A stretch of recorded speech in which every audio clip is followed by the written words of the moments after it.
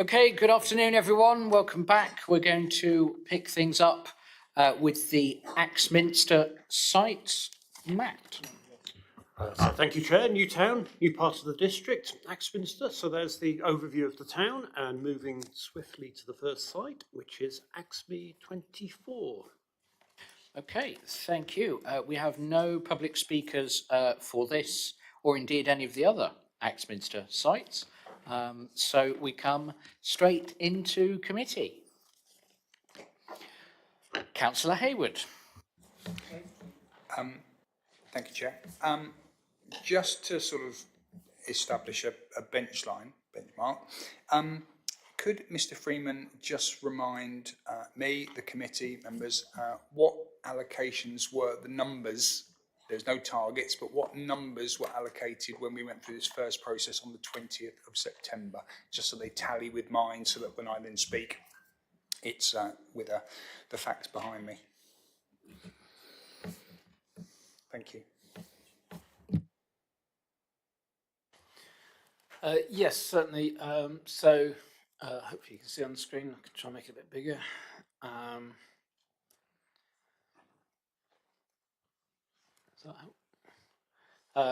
Hopefully you see we've got for Axminster, we've got agreed allocations amounting to 727 homes. You have before you in the report recommendations for a further 354, which would give a total of 1,081 if they're all agreed. Thank you, Chair. So it's slightly dispiriting that there's no one here to speak on this. So I'll hold up Axminster's end of the bargain. I suppose the first thing I would say is there might be an element of predisposition, certainly not predetermination. 3.5 within the report that starts off this debate says total quantum of housing currently proposed in Axminster may be in excess of what the market would realistically deliver, and this issue requires further investigation. Obviously, it's not just what the market can deliver, it's what the town can sustain. And throughout this morning's session, we have heard many speakers from the committee, outside and the public, talk about landscape value, access, flooding, infrastructure, habitat, eco value, all of these things which are important across the board. And of course, all of those equally apply in little old Axminster, the smallest town in East Devon. It's doubled in size in the last decade, but Axminster's infrastructure hasn't doubled. In fact, it's regressed. Transport hasn't improved, our employment prospects have gone down, as have our retail opportunities. But on the 20th of September, we approved allocations of 727, and that was about another 20%. So Axminster's already doubled in size. You've then allocated here another 20%, and then today you're proposing another 354, which we'll go through one by one, and that's 15% of the shortage we have. Axminster is 5% of East Devon's population. So it is a challenge. It's a challenge for Axminster, it's a challenge for the committee, and it's a challenge for East Devon. So really, I'll go through each of these. I mean, certainly, I was opposed to two of them simply because they cannot be reached. You have to go through another allocation to get to this particular site, certainly in terms of 80. The topography is terrible. The flooding issues, Axminster routinely floods, and it doesn't flood where the developments are, it floods elsewhere in the town because Axminster is on the side of a valley. It's the Axe Valley. At the moment, of course, the whole of Axminster is constrained by Natural England and the moratorium on development because of nutrient neutrality, and has been for about 2 years. So really nothing gets built, but this is a local plan to 2042, so we're looking ahead. So it's really for committee to decide, has Axminster done its fair share? But it's against the backdrop, and I'd be a hypocrite if I didn't say it, of what we have to consider. Every town is having to take some, but the question will be, has Axminster taken its fair share against a target that doesn't exist, against a national target that's been imposed on us, and of what the town can realistically sustain with its infrastructure? But we're not allowed to talk about infrastructure and South West Water and transport because they are the domains of other authorities. Thank you, Chair. Thank you, Councillor Hayward. Bit of a roller coaster there to wake us all up after lunch. Okay, members. Oh, very good. Members, what do we think about AXME 24? Councillor Ingham. Chair, based on designation of land green wedge, no coastal preservation area, no national landscape, no. Officers say yes, there seems no good reason to move on with this one. So I'd propose that we approve. Okay, I'll look for a seconder. Councillor Blakey, do you wish to speak? Just a few words, thank you, Chair. Just to say that it's obviously a fairly small potential development, this one, but seems to me to be well placed, just away from the flood zone. I think it's a sensible development for that area. Obviously, we're going to consider others, but to me, I can't see any particular downside to it. Okay, thank you, Councillor Blakey. For my benefit, because at this point all of the sites merge into one, Mr. Freeman, why did we move on from this one previously? Thank you, Chair. So my recollection, and I think what we've said in the commentary in the covering report, is that the main concern seemed to be the access arrangements to the site at the time of your previous meeting. However, there is a current application that's been in for some time, which is for 29 dwellings, which is listed in the report. And the current position, although Devon County Council Highways did have some concerns with that application initially, following the submission of additional information and additional plans, they are now satisfied with the access arrangements. So there is no objection from on the highway grounds, which was the main concern when this was previously discussed. So hence the officer's recommendation is to allocate. Okay, thank you, Mr. Freeman. Do any other members wish to speak on this site?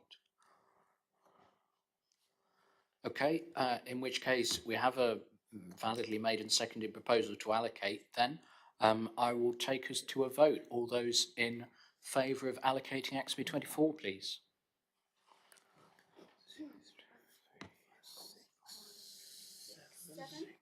Eight.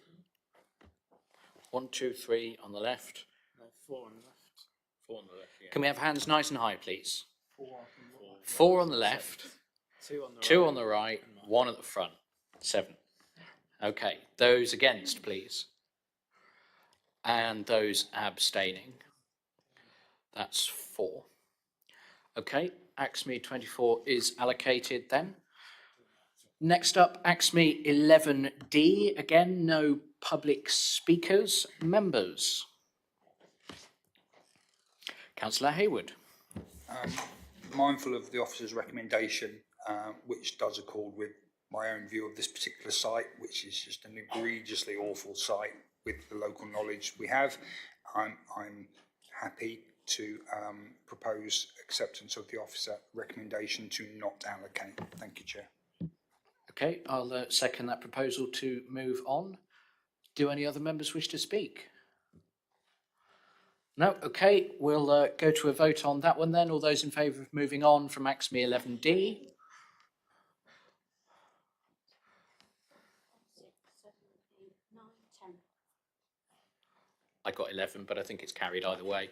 Those against, for the record, and abstaining, 1. Okay, welcome back, Councillor Levine. Next up then, GHED 80. Again, no public speakers, so again, we come straight to members. Councillor Ingham. Yet again, it conforms with the selection process by officers. It's not in a green wedge, it's not a coastal preservation area or a national landscape. I see no reason, as in contrary to Axminster 11D, I see no reason not to propose this, so I propose approval, Chair. Is that seconded, Councillor Davey? Do you wish to speak? Yes, I mean, I was a bit alarmed by the size of this site initially, But having seen the master plan I've got here, which really develops just the southern part of the site, I hope I'm looking at the right one. Yes. Yes, it seems as though it could be actually developed quite well and quite sensitively. And obviously it's well located with access to facilities and so on. Okay. I'm going to pipe up this point actually in defence of what Councillor Hayward said earlier. I think I proposed at the last meeting that we move on from this site because I think this is fundamentally harmful in landscape terms in a way that we haven't seen so far today. And the scale of growth at Axminster of what, 750 houses were we looking at so far? I just think that's disproportionate personally, but there we go. We have a proposal. Do any other members wish to speak? Okay, in which case we will go to a vote on the proposal to allocate GHED 80. All those in favour, please.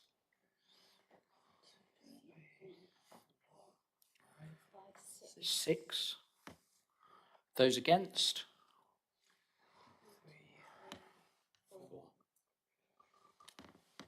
Okay, so GHED 80 is carried, I think. Was that everyone? Any abstentions? Sorry?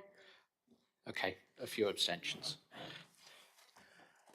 Okay, that brings us then to AXME 22, which has already been allocated. I think officers are asking us here to reconsider the number. Mr. Freeman, perhaps you could fill us in? Yes, so you agreed to allocate this site, but only for 55.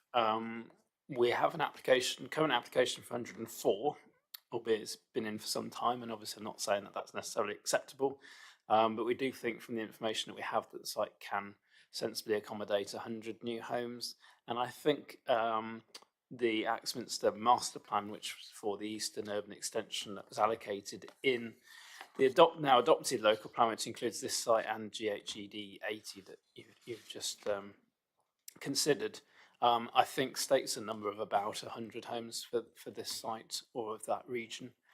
So we think this is an opportunity where a higher density, higher capacity could be accommodated to help assist with numbers without allocating additional land. So this one's here for a recommendation that the allocation be increased to 100 new homes. Okay, thank you, Mr. Freeman. Do any members wish to comment? Councillor Ingham?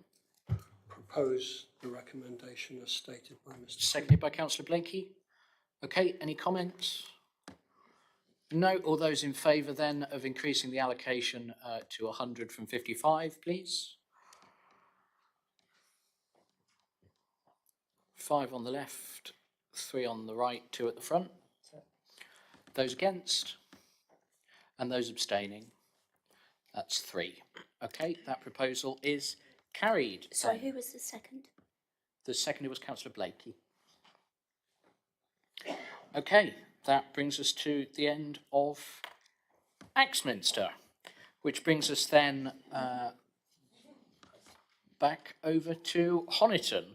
And slight contradiction there. We start with a site in Gittisham Parish, site Gitty 05 on the south edge of Honiton. Mr. Dickens, anything to add? No, suffice to say that you'll see the paperwork in front of you. There's an illustrative master plan from the prospective developer that we've included, which potentially provides some context of help. Okay, thank you, Mr. Dickens. If memory serves, Mr. Freeman, committee asked for this to be brought back, is that right? Yes, so members may recall that you agreed to allocate Gitty 03 and 04 to the north of the railway line as an employment site, which is a carryover from the existing local plan, part of which is about a third of which is owned by the council, the remaining 2/3 by Coombe Estates. Coombe Estates were also endorsing residential development of these parcels 05A and 5B. I think as officers, we were initially recommending just 5B, and then the discussion at the committee was that wouldn't a more comprehensive development master planned across the wider area, so all of those potential sites be a more sustainable form of development that could potentially support delivery of more in the way of services and facilities within the development site. The master plan that's been included in the papers sort of illustrates how that could potentially come forward, and that largely avoids development within the national landscape, retaining those areas as open space within the master plan area. And the commentary within the report looks at the issues in terms of infrastructure and services and facilities and how they could be addressed, but noting that there are some challenges there.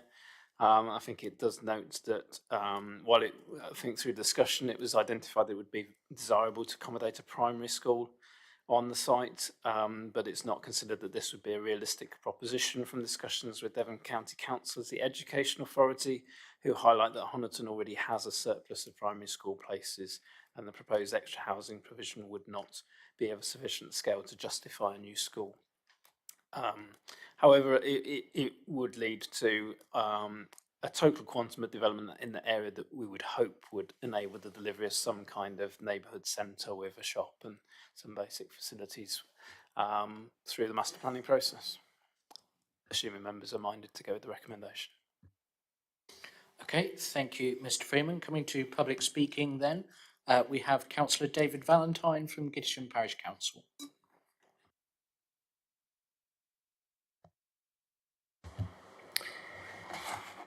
I'm going to be directing the majority of these comments to that part of GIT 5, which was previously GIT 5B, and as such was previously recommended as not to be allocated. Gittisham Parish Council said no, the local ward members said no, the public said no, and most importantly, your professional officers said no. There were good sound planning reasons for this. This land falls to the west into a valley, and as a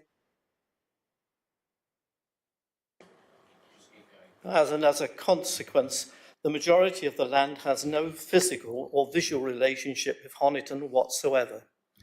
The village of Gittisham is situated in this valley. Gittisham village is one of the finest examples of an estate village in the southwest. The entire village is a conservation area with 90% of property listed. Development of 5B will be visible from the village and within 300 metres of the village. The setting of the village within the valley and the national landscape will be severely compromised. Development of 5B and indeed 5A would fail to meet your sustainability criteria. The town centre services, together with the railway station, the hospital, doctor's surgery, are located both from a vehicle and pedestrian travel distance between 3,300 metres at best and 3,900 metres at worst. Your sustainability criteria advises a distance of no greater than 1,600 metres. The distance to the college is even greater, and the nearest primary school between 2,800 metres and 3,400 metres. The further west you move into the site, the greater the distance becomes. The nearest supermarket, Lidl, will be between 1,600 metres and 2,200 metres. The inevitable consequence of this will be multiple car movements contrary to your sustainability objectives and policies. This is not a sustainable site for residential development and is contrary to those objectives. Vehicle access to 5B and indeed 5A can only be achieved via Devonshire Road through the Heath Park Industrial Estate. It cannot be good planning practice to mix residential traffic with industrial traffic. There are already elements of this dangerous mix along Devonshire Road, as it serves as access to the majority of Heath Park and also to 290 dwellings at Hayne Farm and the villages of Weston, Buckroll and Gittisham. Furthermore, this committee recently endorsed the continuation of the allocation of a further 15 hectares of employment land west of Hayne Lane, which would also have to gain its access via Devonshire Road. to add a further potential 300 to 400 dwelling units, Could I ask you to that wrap is up, please, Councillor 5A Valentine? and 5B, to this increasingly dangerous situation would not be in the public interest. There is no currently safe access to serve this site. And please don't be seduced by an agent's master plan. It never works out. Thank you, Councillor Valentine. Next up, we have Mr. Justin Lascelles.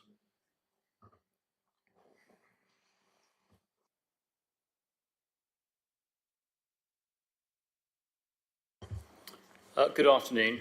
My name is Justin Lascelles and I'm the estate manager at Coombe Estate. I'm here to briefly explain Coombe Estate's position with regard to the potential allocations we are involved with at the west end of Honiton. Coombe Estate are the landowners of Gitty 05A and B. In addition, Coombe Estate is also the landowner for Gitty 04. All of this land lies to the west end of Honiton. Gitty 03, owned by East Devon District Council, and 04 have previously been recommended to the committee to be allocated for employment use in the next planned period. We feel that a combination of these sites offer the opportunity to create a sustainable extension to Honiton, providing a combination of high-quality new homes, high-quality affordable housing, employment and community uses. We have reiterated our commitment to working with East Devon District Council and other stakeholders to deliver any development in a sustainable fashion, having regard to long-term benefits to the wider community. In particular, when looking at the area as a whole, Coombe Estate are committed to ensuring that any development can be held out as an exemplar of delivering integrated employment and housing uses within the community. We would want to ensure that development does not have an overbearing negative effect on the surrounding countryside and wish to ensure that we have regard to the legacy of such development. This will be key to the brief given to our architects if master planning the site is to proceed. The interconnectivity between the employment land to the north and the residential allocation to the south through the use of the existing highway network and the underpasses below the railway will be a feature of any master planning exercise to ensure that residents can sustainably access the employment opportunities and other facilities within the employment allocations at Gitty 03 and 04. In short, we would strive to create a legacy of high quality development which Coombe Estate and the community can be proud of. Our technical reports which we have commissioned confirm that development on the scale recommended is deliverable given the current and buildable infrastructure. We would recommend these sites to the committee as an opportunity to provide the homes and additional facilities to meet the needs of Honiton and underpin its vibrancy going into the next plan period. Thank you. Thank you, Mr. Lascelles. And I believe we have a statement from Ward Member Councillor Alistair Bruce. Thank you, Chair. When considering the revisited allocations for Gittisham, I have raised grave concerns with the Chair over the involvement of the Coombe Estate in some of the material in the report before you today. In my view, the inclusion of a master plan proposed by the agent has no place in this public document. There has been zero consultation with any of the affected parties on this material appearing in the 11th hour of this process. I am concerned at the public perception that this could be drawn by its inclusion. I would urge the committee to strike this part of the report and remove it from influencing your deliberations. I think just as a point of correction, I believe Councillor Bruce wrote to the Vice Chair rather than myself. I certainly have no recollection of that conversation. But there we go. Okay, Mr. Freeman, do you have a comment on that? Thank you, Chair. Well, I think you'll see through in a number of occasions throughout the report we've included information that's come to us through the agents promoting the development that's very much just for illustrative purposes and to help members to understand how the sites might potentially come forward. We're not saying that those plans are acceptable or that they are in any way an excuse for not doing further master planning work and proper engagement with the community through the application process should these sites be allocated. I think it is helpful to illustrate how a site could potentially come forward. And when we've got this information, it seems sensible to bring that to members' attention to help them to understand how schemes are potentially going to come forward if allocated. But they are purely for illustrative purposes and not suggesting that they should be anything other than for information purposes. Yeah, hopefully they're helpful, but I'll leave it to members to give as much weight to them as they feel appropriate. Okay, thank you, Mr. Freeman. With that then, public speaking is done for this site. Members, Councillor Blakey. Thank you, Chair. I seem to remember from the conversation at the last meeting on this one that one of the reasons that we were going to look at 5A and 5B together as a potential development was the notion that there would be sufficient SIL money or 106 money from the development to enable a school to be built. But we now discover that actually Honiton has plenty of primary school places, and that a school building here is extremely unlikely, to the point of no chance. So I just wonder if Mr. Freeman could comment on whether developing Gitty 5A alone would be, in his view, viable.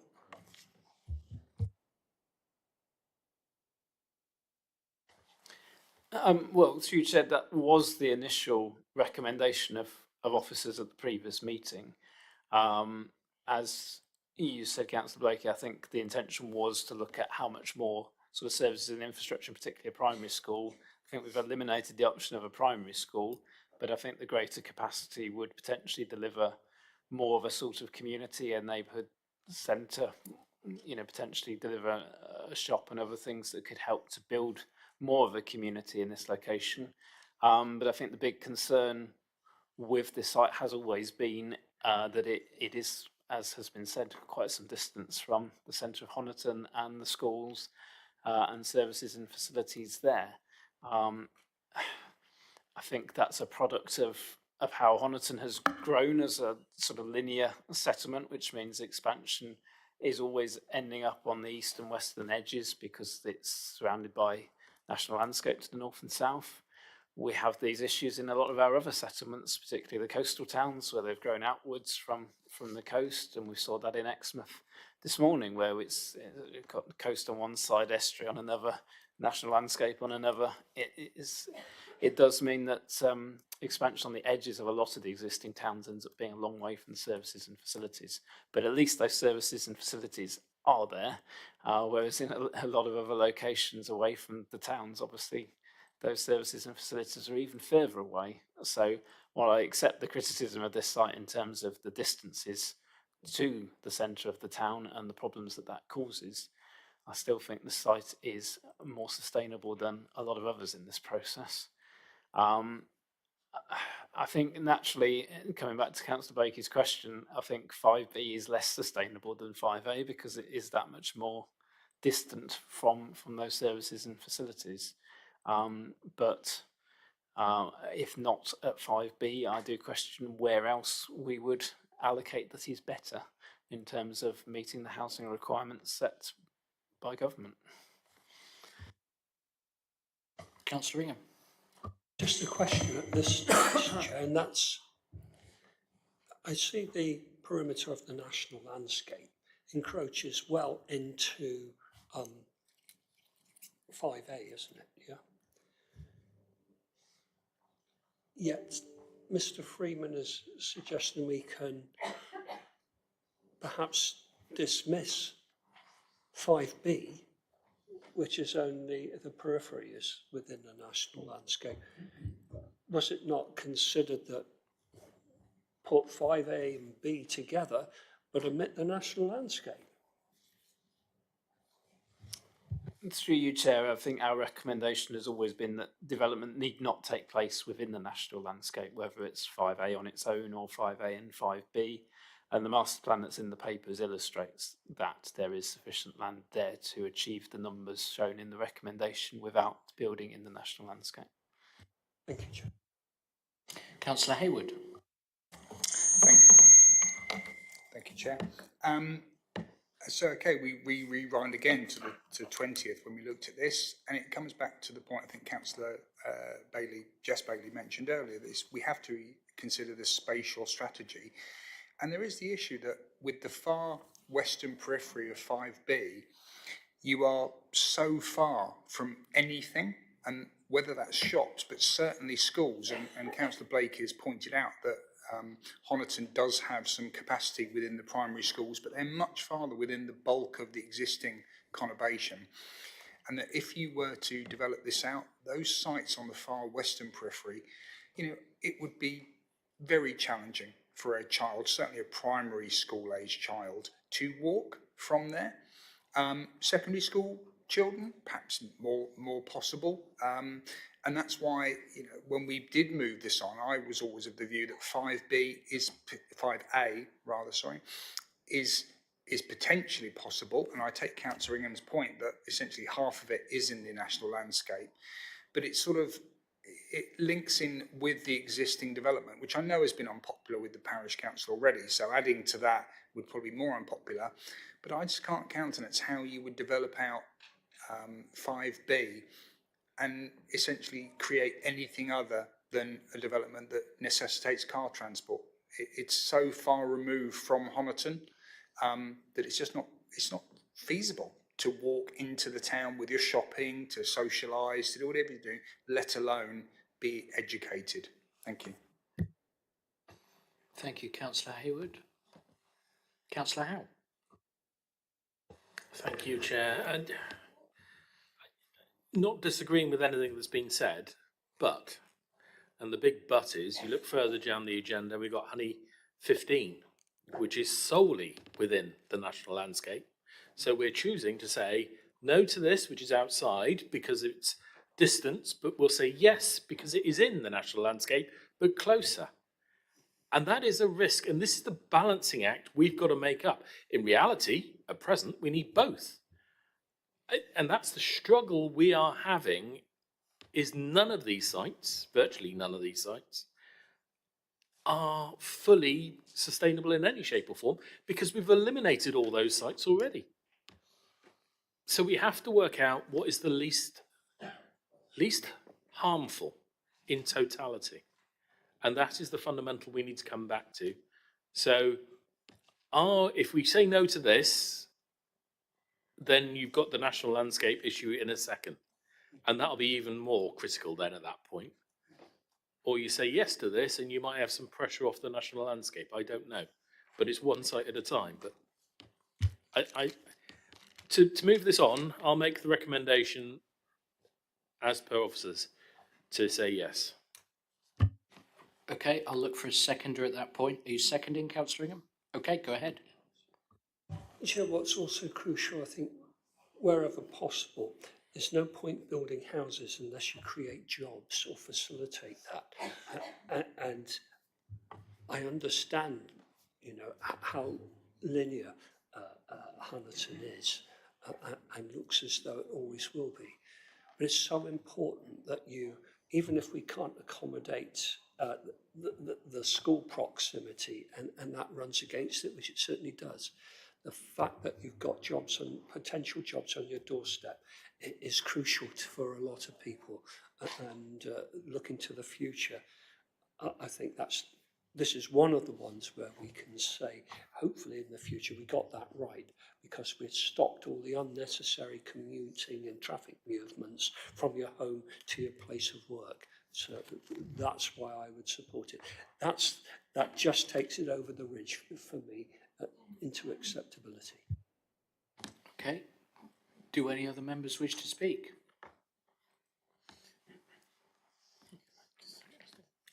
Mr. Freeman. I mean, just one further point, picking up on what Councillor Ingham said, is another point to make about sort of the comprehensive development of 05A, 05B alongside 3 and 4 is obviously the more residential value you have, that will help to fund and deliver the employment spaces and deliver a genuinely mixed use development here where you've got jobs and homes together, which I think helps in favour of the sustainability issues, accepting that the distance from the town centre counts against it in sustainability terms, but it helps to balance those issues out, I think. Okay, thank you, Mr. Freeman. Unless anybody else wishes to speak on this one, we will go to a vote then on Councillor Howe's proposal to allocate all of site Gittio 5. All those members in favour, please.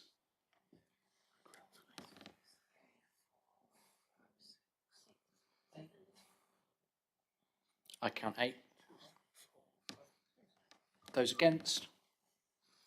3. And those abstaining? 2. That is carried. Okay, that brings us then to Honey 12. Land southeast of Cuckoo Down Lane. Okay, and we have a representative from the Town Council, Serena Sexton. Is it Councillor Sexton or Councillor Sexton? Yes, as you've quite rightly identified, I'm here to represent the Honiton Town Council, who gave all of these sites within Honiton due consideration. Actually, for Honey 12, I've got nothing to add. They didn't have any disagreement with the recommendation. Okay, thank you, Councillor Sexton. We then have 2 ward members with us. First, Councillor Jenny Brown. If you're not logged in, you'll need to use the public speaking mic. I logged you out.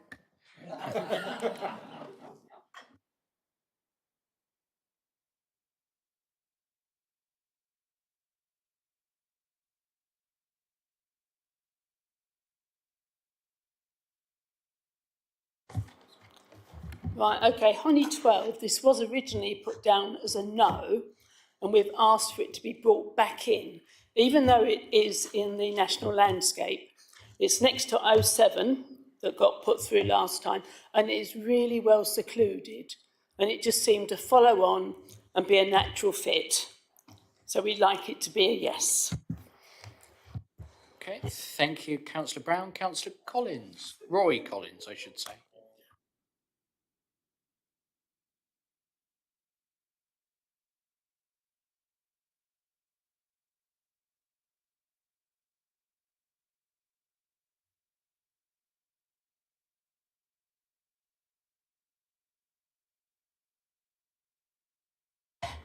You've got the wrong description up there. It's not south of Cocodown Lane. It should be Stony Lane.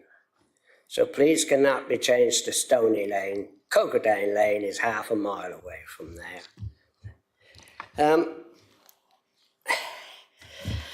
This site, obviously you've approved Honey 7, Honey 13, which is in the national landscape, which is adjoining. And I've spoken to the farmer there who farms this land, and he says it is impossible to keep cattle in there because there's a public footpath and sheep. He can't keep livestock.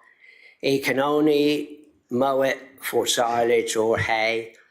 And there's so many dogs in there. You've got a lot of dog mess getting in there, so his feed gets contaminated. But it is sad to see it built on because it is really good farmland. I can't see what else can be done with it other than building on it because of the nuisance of the dogs and things. I only would support it if there's access off of Honey 7, which belongs to Coombe Estate, so access would be using the same entrance. And also, I want to see access put for the land higher side at Malpits Farm, because you may want that for development perhaps in 20 or 40 years' time. I don't want to see any access going down into Higher Bland Lane, where the present field gate goes down, because there's a network of little lanes down through there what the dog walkers use. And we mustn't lose that. The site is very good. It's quite good because there's high hedges there. You need to make sure the hedges don't cut down, and with suitable tree planting, the site could be well screened. Thank you. Thank you, Councillor Collins. Could you? Thank you. Okay, that brings us to the end of public speaking for that site then. Members? Okay, I will move from the chair then, in accordance with officer's recommendation that we allocate Honey 12. Does anybody wish to add anything? Okay, we'll go to a vote on that one then. All those in favour of the proposal to allocate? That is almost unanimous, but not quite. 10, okay. Those against? And those abstaining? 1. Okay. We come then to GHED 39B. My paper just says 39, but okay, 39B. And we have Councillor Sexton again.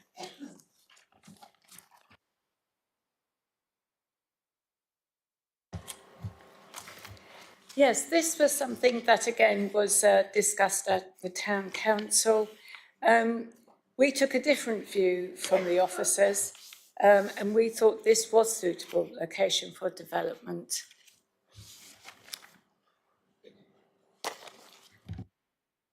Okay, thank you, Councillor Sexton. Coming into committee then, members. Thoughts on this one? I must say I'm slightly floored by that news from Councillor Sexton. Councillor Ingham.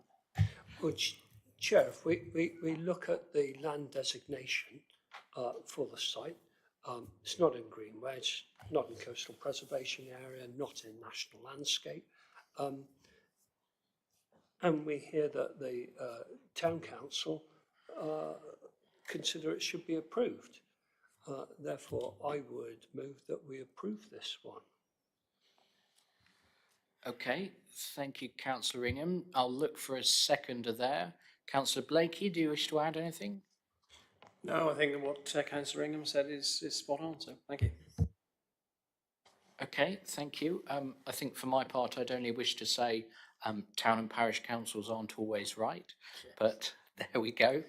Neither are we sometimes. Members. I knew that would put the cat among the pigeons. Councillor Jess Bailey. Yeah, I am concerned about the landscape impact because it's particularly, the officers report it as being particularly sensitive in terms of landscape impact. Yeah, I wonder if we could come to Mr. Frumin or Mr. Dickens for thoughts on this. Well, if I start and Matt can add to whatever I say, but yeah, I mean, it's right to say it's outside of the national landscape, but it abuts it, and we still have to have regard to the setting of the national landscapes, even when sites are abutting them. And I appreciate, some of the sites you've seen elsewhere in this agenda and I've already seen have been actually within national landscapes, and we've recommended allocation. I think the difficulty is sometimes these national landscape boundaries don't necessarily follow the topography of the sites, and actually sometimes are that logical in some places on the edges of them. In this case, I think our concern was that this site is quite prominent from within the national landscape and therefore has quite a significant impact on the setting of the national landscape. And you'll see in the site selection report on page 67 in Appendix 1, it does say that Natural England advised that the site may struggle to meet the NPPF exception test in terms of impact on the national landscape, as better options for development exist elsewhere. And I think this is coming back to the concern that it is quite prominent when viewed from the national landscape and does have an impact on that. But we're obviously struggling for numbers, as you know, and it seems to have local support. So it's how you weigh up those concerns about the impact on the setting of the national landscape against other concerns. Matt, I don't know if you want to add anything to that. Councillor Ingham. Can I point out the obvious? 5 minutes ago, we were debating site completely within the national landscape. And we agreed that that should be approved. 10 minutes ago, we were looking at two, and I asked you, what about the fact that those two sites encroach into the national landscape? And we were told, that's okay, because that may be the part of the site that doesn't get developed. Now we're looking at a site that's not in the national landscape, and we're being told, be careful of the national landscape. I just don't think that stacks up, Chair. I really don't. We've been told that national landscape is really important. We've respected that. We've been told to ignore that and go with the previous application. It doesn't sit well with me that we're now being told that one that's outside shouldn't be allocated. I still hold with my recommendation based on what Honiton Town Council said, Chair.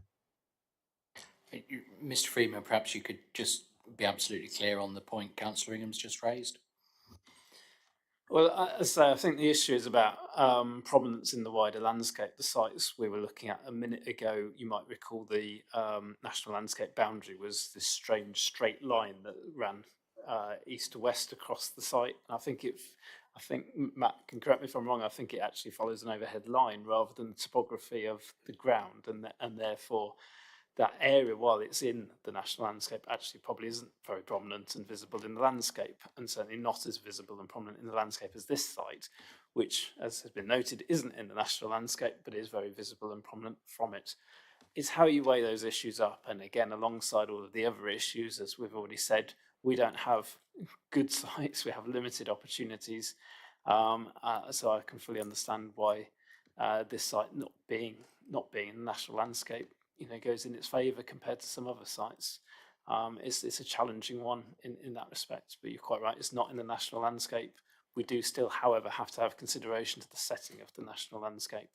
And in this case, it has a more significant impact on the setting, I would suggest, than the sites we were looking at and the parts of those sites that are outside the national landscape, which wouldn't be very prominent from the national landscapes.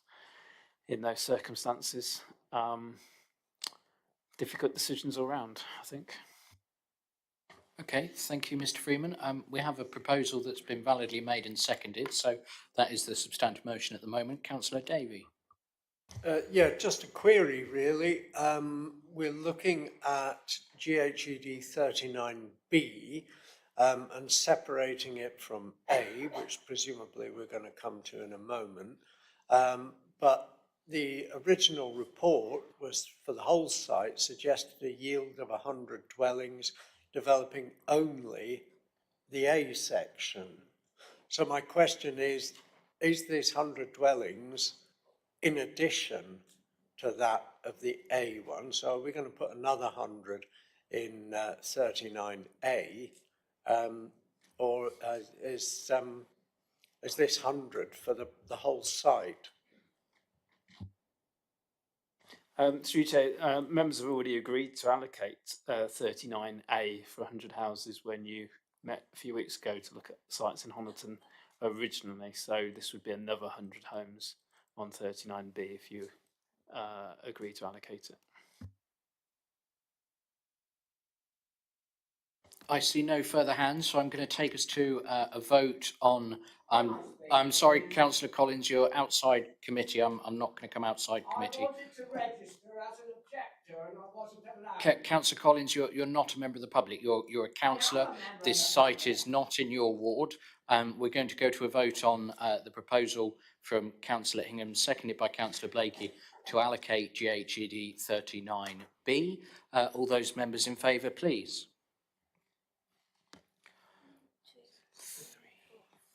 I count 5.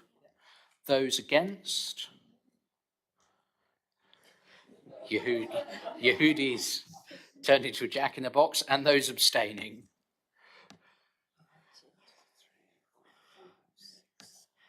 The abstentions have it. Okay, well, that proposal is carried. GHED 39B is allocated then. So next up we come to Honey 15, which I'm aware is a site that's generated some consternation. Mr. Dickens, Mr. Freeman, perhaps you could just fill committee in with what's gone on here, appreciating that it is set out in the paperwork as well, but for the benefit of the tape.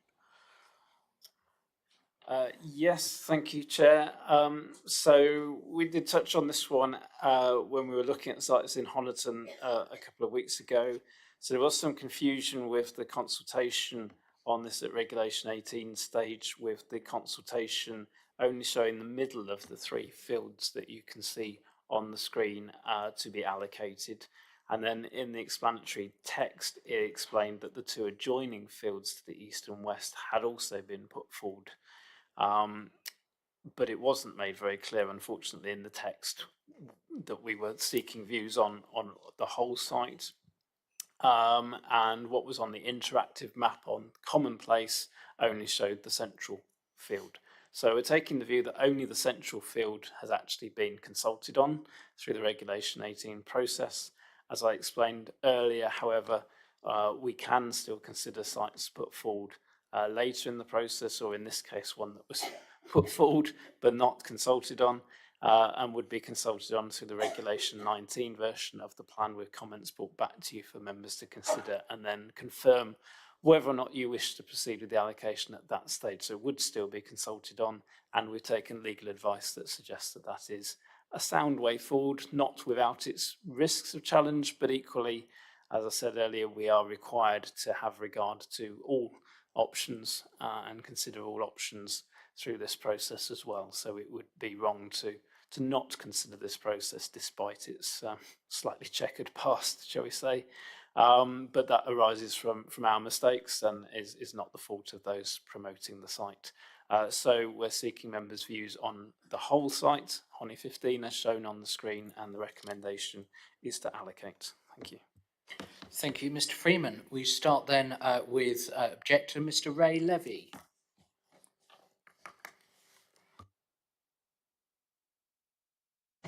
Good afternoon all. Reading the report, I'm generally struggling to see how you can have a lawful public consultation if you ignore process and add sites in at any stage afterwards. When this protected site came to consultation following the public phase, it was only ever a single field. The town council fully objected, and the site had more objections logged on Commonplace than all the other Honiton and Gittisham sites combined, and would have been even higher if the public had been made aware of its current extended scale. Not only did officers not highlight that to members, this huge response, they also quietly allowed the application to triple in size prior to the working group meeting and September strategic planning, outside of NPPF regulations. Now it's come forward again, despite the amount of ambiguity and concern from councillors, as well as an open and partially upheld complaint to EDDC of improper procedure. Add to the council's own admission in February 23 that the Reg 18 section had flaws due to limited facilities for public consultation. How can the public have confidence that their engagement is valued? Now it's returned with a lesser convincing legal summary, which basically reads, we think we can just about get away with it, but it could go wrong at inspection. Well, let's justify it, as we are holding another public consultation via Reg 19, as apparently this has been done occasionally elsewhere. Not with a highly protected landscape with such a large public objection, I would suggest. Further, we understand that requests to see the full legal opinion are being withheld from members and the public. If this site is allowed to proceed, unintended consequences could be severe. The plan could fail from challenge on this. It creates a huge precedent for further development within national landscapes. Developers who've had sites outside protected ANOB landscapes excluded would have recourse to Mr. Levy, do you have any planning objections Yes. to the site rather than procedural ones? Could we get to those then, please? Yeah, we're getting there. Would have recourse to appeal to the inspector as it's permitted, its highly protected site incorrectly consulted on, late additions to be included. The probability of re-examination due to 113 sites with 6,000 plus dwellings on your exclusion list, primarily outside protected landscapes. You can't tell me there's none on that list that couldn't be reconsidered over a national landscape. Planners cannot claim there are no exceptional circumstances not to allocate in national landscapes when you have 113 sites excluded outside, outside it. The public have noticed that, and I'm sure the inspector will. This protected site should never have been allocated. It's the main gateway to our national landscape to and from Sidmouth. Even your report states it's highly visible, elevated, pronounced, and very high landscape value with sensitivity. No amount of sensitive landscaping will mitigate that, especially the 2 and 2.5 story dwellings proposed. Don't let this site's inclusion be the card that brings the whole stack down at inspection. The Appendix 2 list, you have 113 sites that can be revisited for more than to mitigate the exclusion of this protected site. And as the ultimate guardians here, Could I ask prove you to to the finish up, public please, that you Mr. are Levy? running a democratic and proper process and want to protect this highest valued asset we have. Thank you. Thank you, Mr. Levy. Mr. Robert Fowles.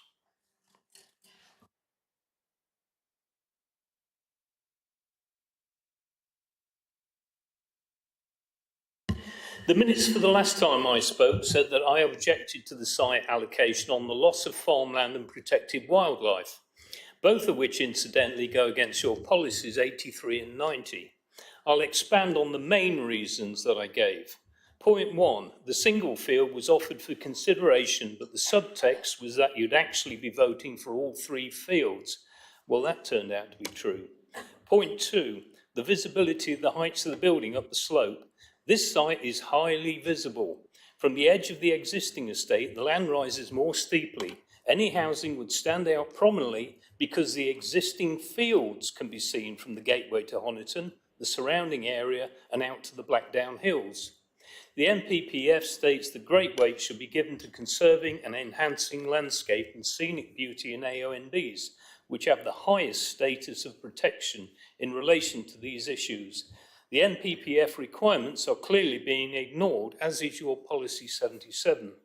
Point 3, houses would not assimilate well into the surroundings and would not be consistent with the landscape character.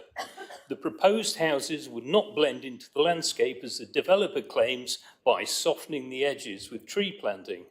Policy 75 on AONB states that development in an AONB, affecting its settings or appearance, will only be permitted where it conserves and enhances the character and natural beauty of the AONB. That's another policy being ignored. Point 4, the proposal would be a major development on the AONB. The NPPF glossary defines major development for housing of 10 or more.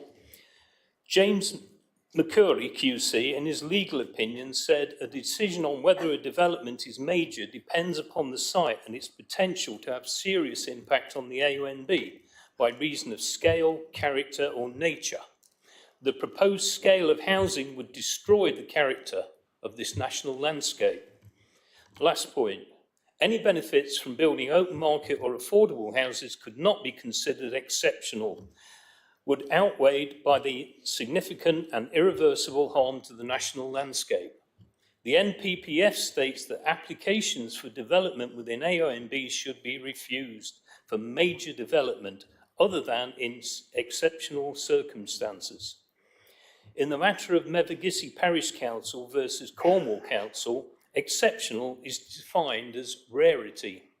The circumstances are not rare or exceptional when there must be scope for building on much of the alternative Appendix 2, 113 sites earmarked for 6,100 houses that have been deselected. This is not a worse choice. Selection of the site would not be sound. Thank you. Thank you, Mr. Fowles. Could you turn the microphone off, please? Thank you. Next up, we have Councillor Valentine from Gittisham Parish Council. Thank you, Chair. Half the site, that's the western half of the site, actually falls within Gittisham Parish. The proposal is considered to represent major development in an area of outstanding natural beauty, and where paragraphs 115 and 116 of the NPPF indicate that such development should only be granted in exceptional circumstances and where there is public benefit. The proposed development would introduce development of a significant scale into the AONB, where any benefits arising from the provision of provision of open market or affordable housing are not considered to be exceptional and would be outweighed by the significant and irreversible landscape harm that would result.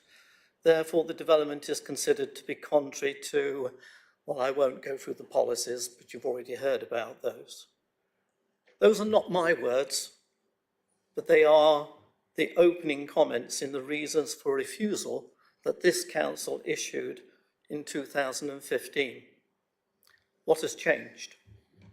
Nothing has changed on the ground. The only exceptional circumstance would appear to be your battle with housing numbers. it would appear that you are prepared to sacrifice all other planning considerations to achieve your statistical target. Does this constitute good planning or bad planning? To be dictated by statistics when everything else says no, clearly cannot be said to be good planning.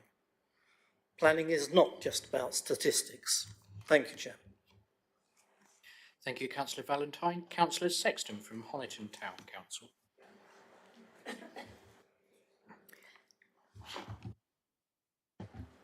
Thank you, Chair. For all the reasons that you've heard today, I'm not going to go through them all again, but I have to say that Honiton Town Council, when they considered this site, were only considering Honey 1, which was the one field. It is therefore very likely that they would come to the same conclusion that they didn't support this application. Thank you, Councillor Sexton. Councillor Jenny Brown.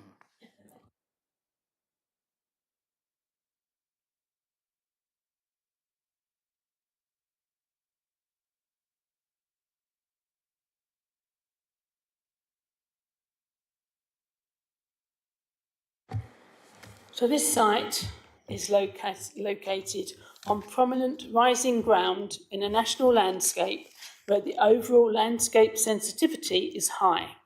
This is the main gateway to Honiton from Sidmouth, an important part of the town's motto, the town in the country. Honiton sits nestled in the valley, surrounded by national landscape and the Blackdown Hills. This development would cause harm to the designated landscape. This would constitute major development in the context of a national landscape for which there are no exceptional circumstances and would cause adverse impact. I ask that you do not allocate this site. Honey 04, which was adjacent on the far right-hand side, was not allocated due to its elevated and landscape prominence, and that was on the other side of the road. The NPPF is not changing. Potential development sites in the national landscape should be carefully considered with regard to this guidance. Some second-best sites are extremely challenging in this context and would only be appropriate if members felt that sufficient growth in the town could not be achieved without their allocation, or allocation is so significant in location or other terms that it outweighs negative impacts. And I don't see any of this happening. I think that we could, after all the hours we've sat here, be upsetting our plan and having it kicked out just for the sake of this one site. I ask that you really, really consider this as not. Thank you, Councillor Brown. Councillor Roy Collins.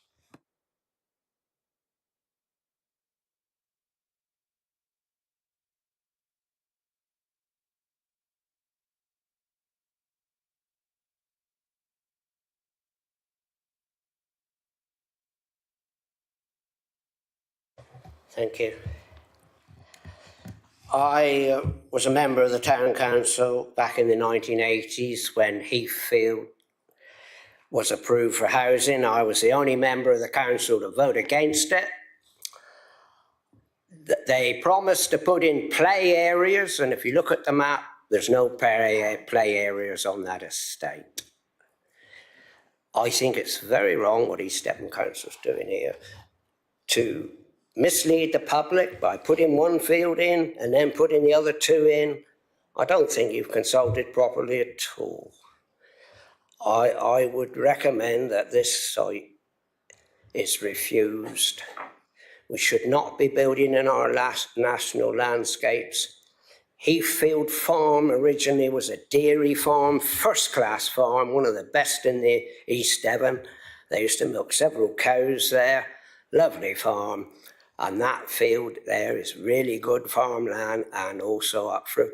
The last plan we looked at, it came up further than that and it knocked down the farm buildings. All the farm buildings were gone.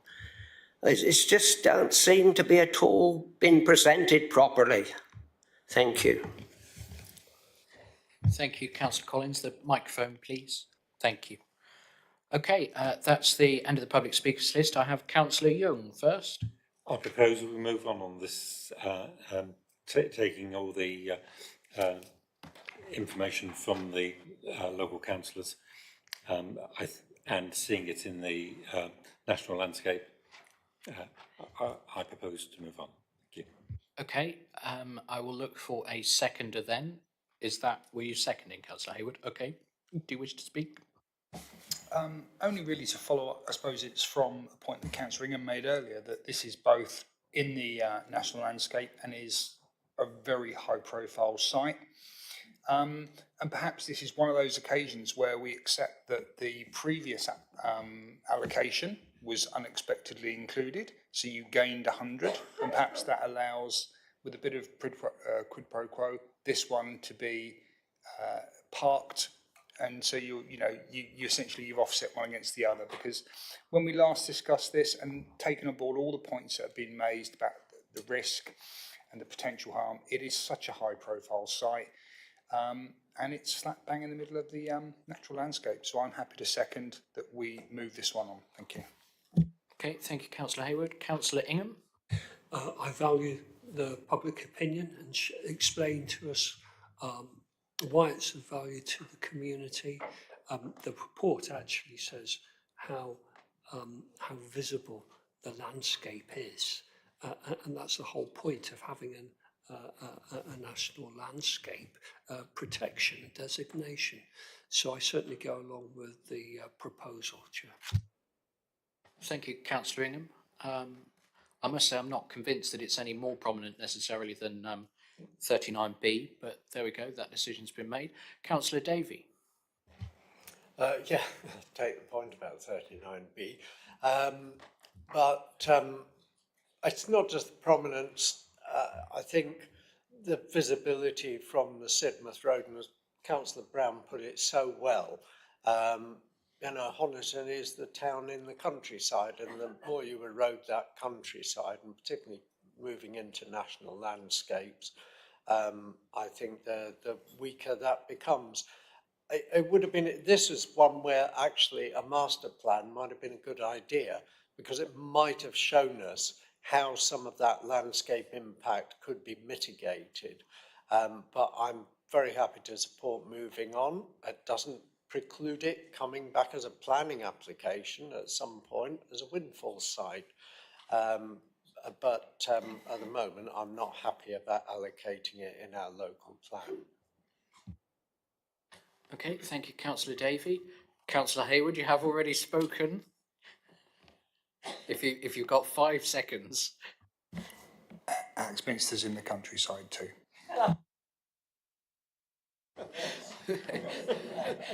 Thank you, Councillor Hayward. Councillor Brown. I think it's working. Yeah, I mean, like my wife said, Councillor Jenny Brown, I mean, it is the gateway in Honiton. You know, you come down to Sidmouth Road, you look to the left, and that site, even with no houses on it, just stands out so prominent.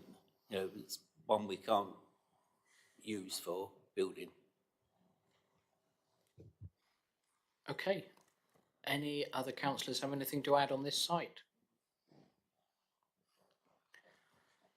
Okay, in which case then we have a proposal from Councillor Young, seconded by Councillor Hayward, to move on from Honey 15. All those members in favour, please.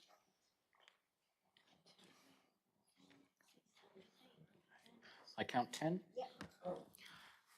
10? Okay, those against? Just me. And those abstaining? That's 2. Okay, well, we were up 100 in Honiton, now we are down 40. Okay, next up then, Honey... Excuse me. Okay.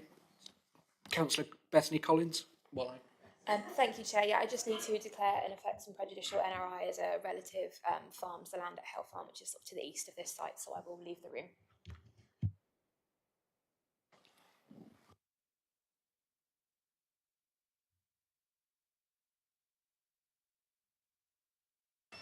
Okay, we come then to members of the public. Councillor Sexton for the Town Council. I'm very sorry, Chair, but this particular one was not included in our discussions at Honiton Town Council, so I'm not able to give you the official line from the council. My apologies. Thank you, Councillor Sexton. I think this is one of those new sites that came up at the last minute. Mr. Freeman will correct me if I'm wrong. Yes, so this is one of the sites I mentioned earlier that came in through the Regulation 18 consultation in the spring of this year. So it is a late addition into the process, which we've included based on the legal advice I mentioned earlier. However, the recommendation is not to allocate because of issues of gaining access onto the highway, which National Highways have currently raised objections with the proposals in that regard. So without an access, it can't really come forward, obviously. Okay, thank you, Mr. Freeman. Mr. Simon Coles from Carney Sweeney. Welcome back, Simon.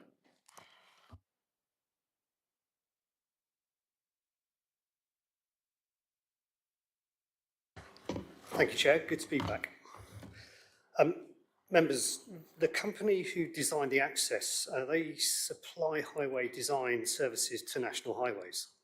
They're reputable and they actually know what they're doing.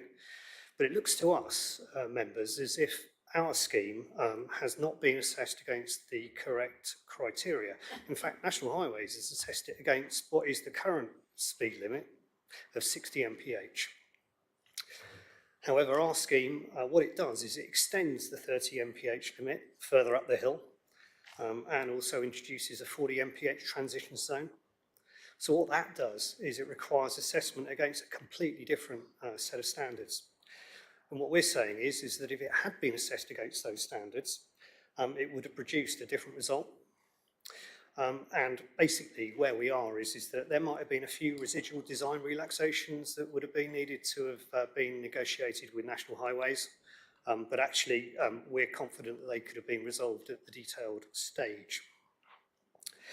All of this is really just part of the normal planning application process, and it would happen at the detailed stage. And what we're saying is, members, is that those access designs create a betterment compared to the existing junction arrangement now.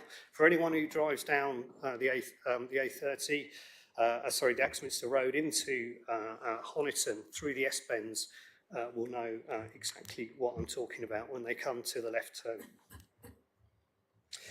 And turning to landscape, well, there's been a lot said about national landscapes. Show me a site in this neck of the woods that isn't either in it or visible from it. Yeah, it's visible, but any effects can be mitigated through master planning, good design and landscaping.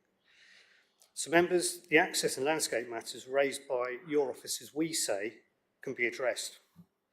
And maybe perhaps it's a case, and it's down to you members, but perhaps give us just a little more time to try and work through those with National Highways. Because this is a site, if you have a look at the others, that is really well related to the town centre, to its shops, services, facilities, health centre, schools. In fact, it's probably better located than quite a few of the sites that you're currently supporting. Thanks very much.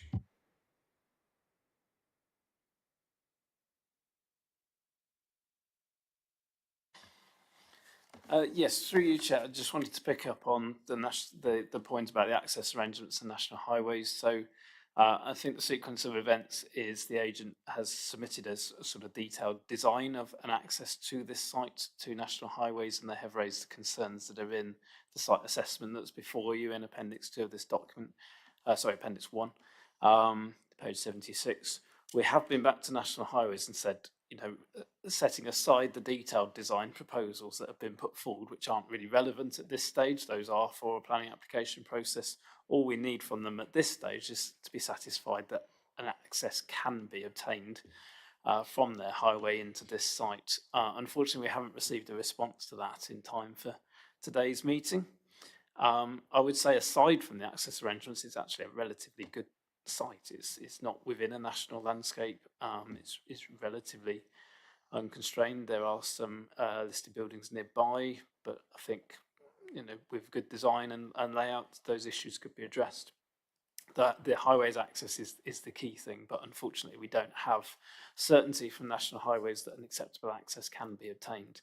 and hence I can't recommend this one for allocation at this point in time. If that were overcome, then that position might change, but accepting that timescales mean that we don't have time to wait for National Highways to confirm their position, unfortunately.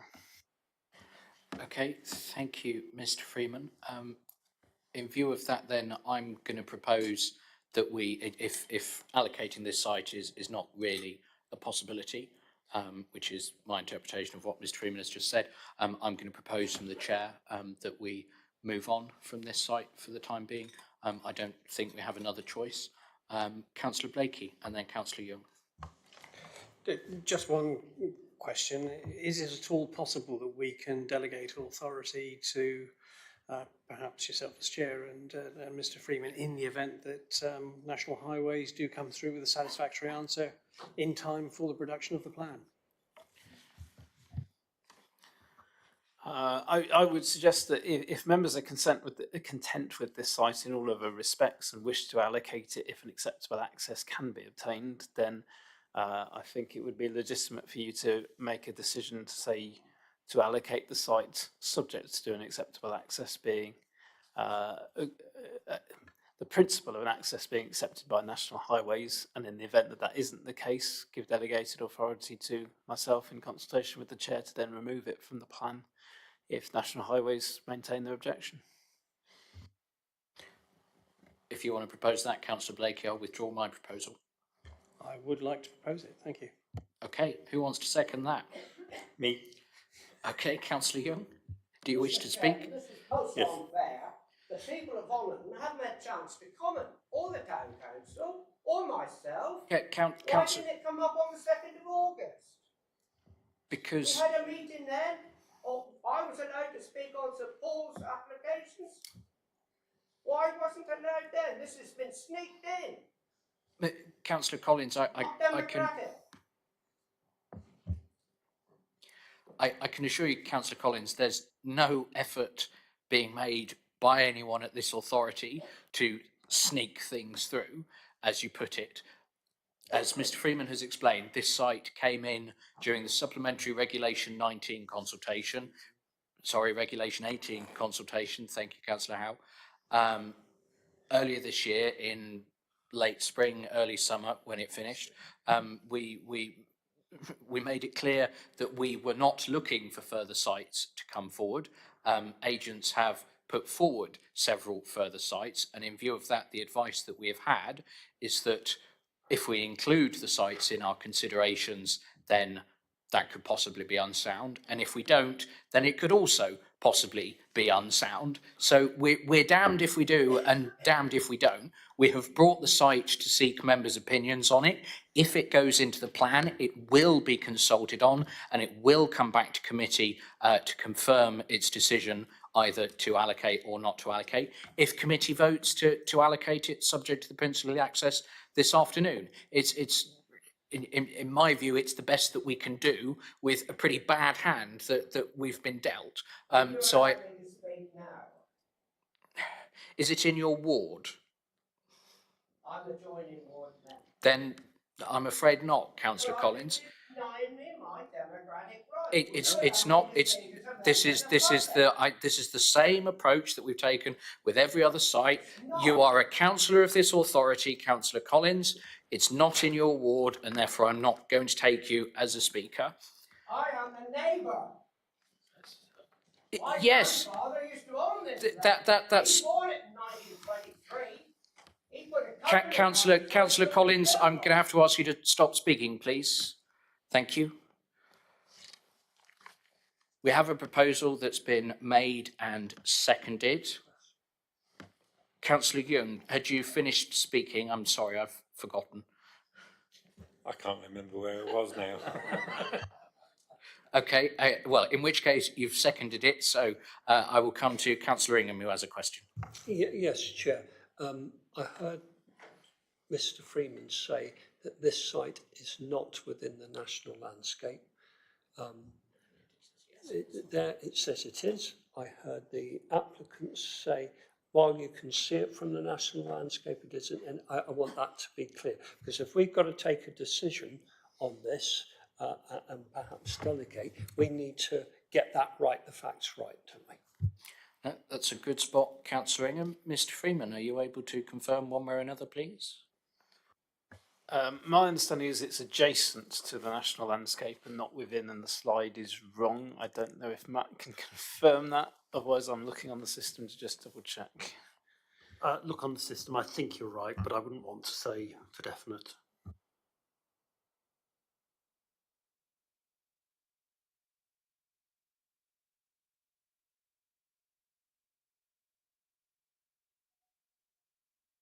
Councillor Collins! Councillor Collins, I will suspend the meeting and or ask you to leave.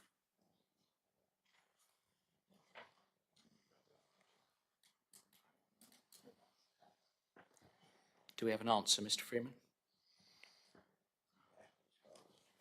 Yes, so I can confirm it's adjacent to the national landscape but not within.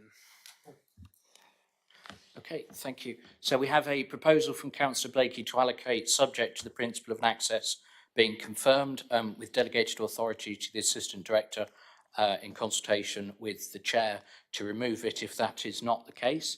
So that's the substantive proposal that's been made and seconded. Councillor Jess Bailey.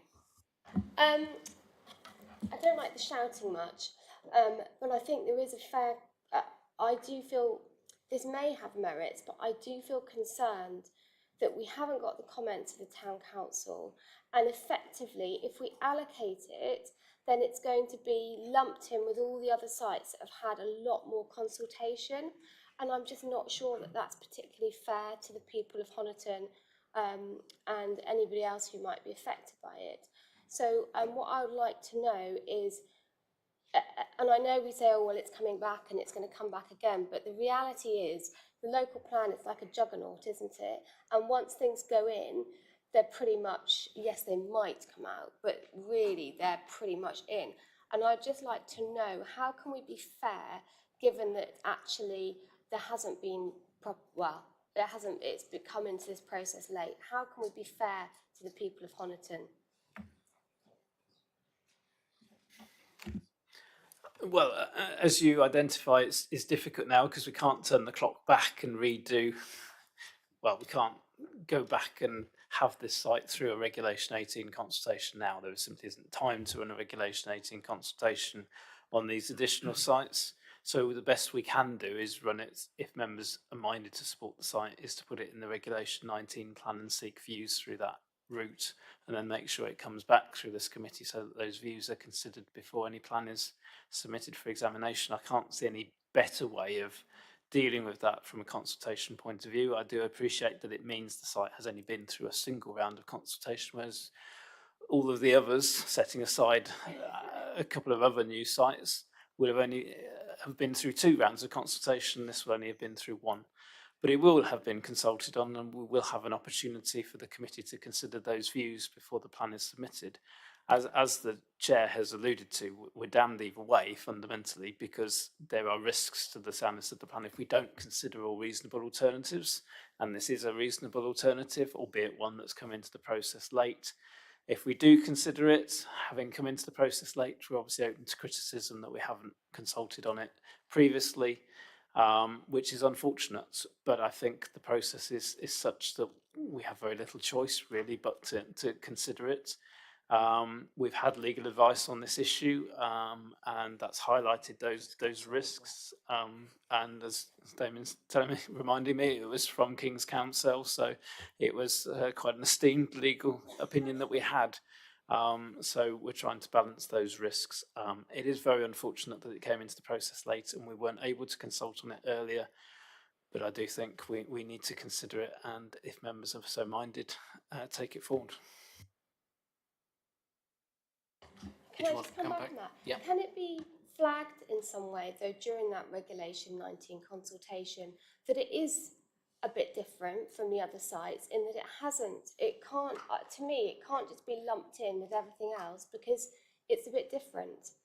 And can that be distinguished through that Regulation 19 process? I'm happy to take away an action to look into that. I don't want to make any commitment without looking again at the Regulation 19 consultation requirements, because the Regulation 19 consultation is technically on the publication draft of the plan, so it should be the plan as we envisage it being. So it's not the stage where you would usually consult on options. We would need to look into whether there's some way where we can present the plan itself as a publication draft, but outside of the plan in the publication materials, draw attention to it and seek views separately. So I'd have to take away an action to look at that. Envisage bringing a covering report when we bring the Regulation 19 plan, setting out how we undertake that consultation. So perhaps if I can take away that fault and we can bring that back and address that issue in that report. Again, should members be minded to proceed with the site. I have Councillor Howell, then Councillor Hayward. It was just to point out, obviously from here, if it's chosen to go forward, Regulation 19 we've spoken about, but it also goes to the planning inspectorate, and that is open sessions. People can raise again at that point any concerns they have with this site, if they believe it is, as we were being told earlier, with one we said no to currently, or move on from, that is wholly within the national landscape. So, although not brilliant, it is correct what Mr. Freeman is saying. We have to consider it. It is better than some of the other options we've seen. So as such, I think a planning inspector would query us if we didn't include it, but the public have the full right at that time to raise issues as well as they do through the Regulation 19 as well. So, yeah, they have opportunity. Councillor Hayward. Thank you. Councillor Howells, thankfully, said some of the things I was going to say. You know, we don't set the rules. Again, I hope this typifies to everyone watching that we have to obey rules that are forced upon us in terms of consultation and how the exact sequence we go through. This, I would class as almost a windfall sign.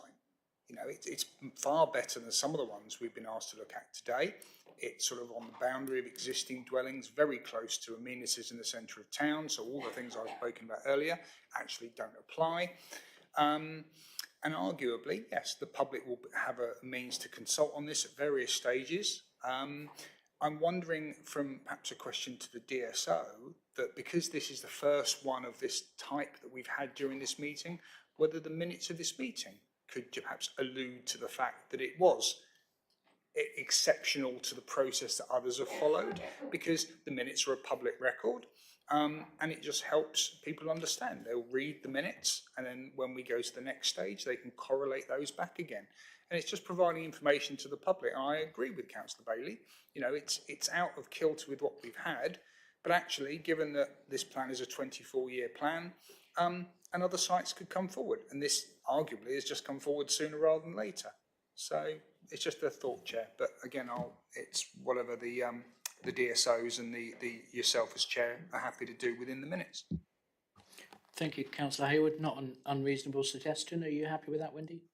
Mr. Freeman? Mm-hmm. Okay. Quickly, Councillor Brown.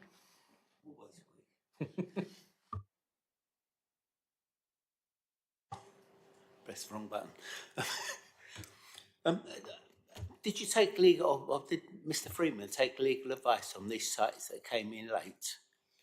I think he put in a letter to Councillor Jenny Brown that he'd done that. And, yes, as I said nobody's seen that advice. No member of this council has seen that advice. Yes, so we did get legal advice from King's Counsel on this issue of late submissions being included in the plan, and that advice is summarised in the covering report. I don't have a page reference to hand, but it is in the covering report, a summary of the advice that we were given. I mean, I think our usual process is to summarise legal opinions that we've had in reports rather than publish or make them available, but I think we've said in the past that we can make them available to members if they specifically want them. I don't know if Damien wants to say more on that, but we don't publish legal advice generally. Are the members entitled to have it?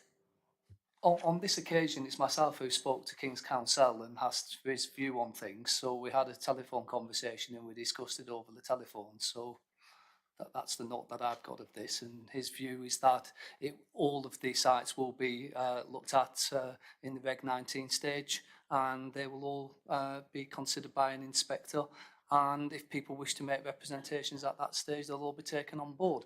So he said, in his view, it was fine to proceed, bearing in mind that there were only at that stage, I think, 3 potential sites going forward, and now I think there's only potentially 1. The 2, sorry. So he said, as far as he was concerned, it was quite proper for us to take them forward. Okay, thank you, Mr. Hunter. We have from the distant dark depths of time, we do, I think, have a proposal to allocate subject to the principle of highway access being confirmed, and with that delegated authority point. So I'm going to take us to a vote on that one. All those in favour, please.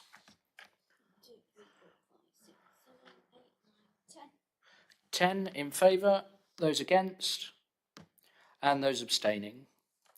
I count 2. Okay, that is carried then. We're going to do one more. Sorry, Mr. Hunter. Oh, yes, Bethany. Well remembered.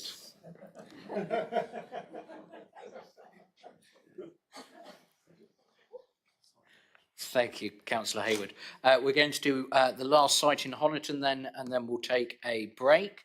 So Honey 05, and we have Councillor Sexton.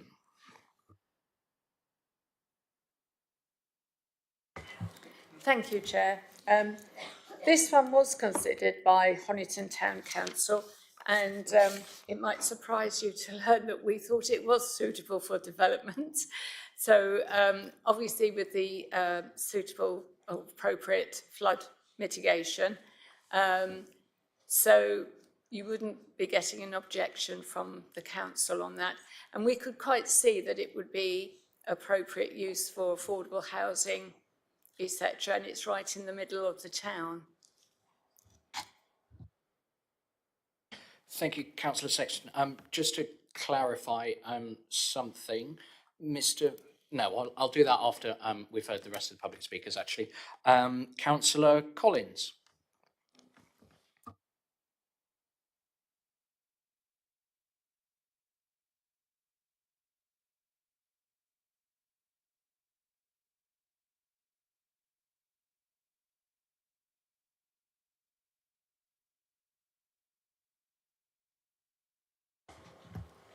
Thank you. I'm very disappointed that you're not recommending this one. I have implements on the farm that were made in that foundry, cast iron things, going back centuries, I suppose. As you remember, I spoke this morning about the loss of agricultural land. Here, we have a brownfield site which seems to be ridiculously recommended to be refused. I can't understand why. I would like to see flats or apartments built here. You could get an awful lot in that site. There's a bus service in the high street, 2 stops, just opposite. One stop's opposite, one's just slightly down the road. Loads of buses stop in there. People wouldn't need cars. They're not very far to walk to go to the railway station either. Lots of people don't want gardens anymore. You get young couples, perhaps they're divorced and there's just a single person looking for somewhere small to live. This site would be ideal in the centre of the town, and then you go and refuse it. Seems stupid. There's no flooding ever happened there since 1968. It's never flooded. There was a large sewer put down through there 20 odd years ago. All the facilities are there to develop it. It's just so crazy not to. Thank you. Thank you, Councillor Collins. I think there'll probably be a lot of sympathy from committee for that particular viewpoint. So, Mr. Freeman, I wonder if you could clarify why this site is not proposed for allocation, please. So the issue is one of flooding. The vast majority of the site is flood zone 2 and 3, which is the highest risk of flooding. I hear what Councillor Collins says, but flood maps are drawn on historical flooding. And while I think there has been a defence scheme since then, it still shows us being in flood zones 2 and 3. And under our own policies and government guidance, we're obviously directing development away from areas at greatest risk of flooding. In order to allocate the site, we'd need to have done a lot of additional work through level 2 strategic flood risk assessment, which hasn't been done. And that is partly because this site is within the settlement boundary of Honiton, could come forward as an application anyway. So there's little to be gained really from allocating it anyway.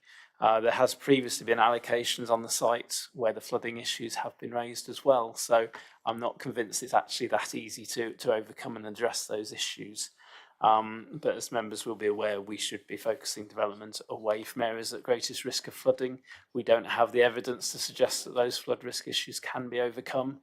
But if someone wants to make an application and progress it through that route, then the site is proposed to be within the settlement boundary and will remain so. So there are opportunities for it to come forward as a windfall if those issues can be addressed. But we don't have sufficient information to make an allocation at this point, I would suggest. Okay, thank you, Mr. Freeman. I have councillors Howe, then Hayward, then Young. Happy to propose the recommendation to move on. It is what it is, and excluding Councillor Collins, there's nothing to stop this site coming forward through a planning application because it is within the built-up area boundary, and that's the fundamental. Okay, I will look for a seconder. Councillor Hayward. Happy to second. I happy to share Councillor Collins' views on this. I think this is one of those sites that we were asked as a planning authority to find sites within a town centre that are brownfield that could be reused. And I'm sure with a creative solution, I just throw in the word stilts or whatever, you could do something here. But Mr. Freeman's quite right. This is perhaps one that we park and it comes back as a windfall site at some point in the future. And some beautifully designed, aesthetically pleasing and a conservation area houses are developed at some point and Honiton gets the benefit, but just not now. Thank you. Councillor Young. Yeah, the Environment Agency would object to this. We'd have to demonstrate it would, when it comes to a planning application, that is, we would have to demonstrate that we can overcome the flooding problem. It would also affect the people's insurance if it was built, because the insurance companies would see that it is in the flood zone. And as Mr. Freeman said, it can come forward at any time in the planning application because it's in the built-up area boundary. So, yeah, I agree we move on from the site. Okay, thank you. Councillor Brown. I think you find that the Environment Agency had done a flood alleviation scheme on this a number of years ago, and the site nowadays doesn't flood, but it does show up a flood zone because the Environment Agency haven't changed their website or whatever they put their notices on. But the flood alleviation has been carried out here. It may well have been if the Environment Agency haven't amended the statutory boundaries, then there's little to nothing we can do. No. Anyway, anything to add further on this site? No? Okay, in which case we have the proposal from Councillor Howe, seconded by Councillor Hayward, with regret to move on. All those in favour, please.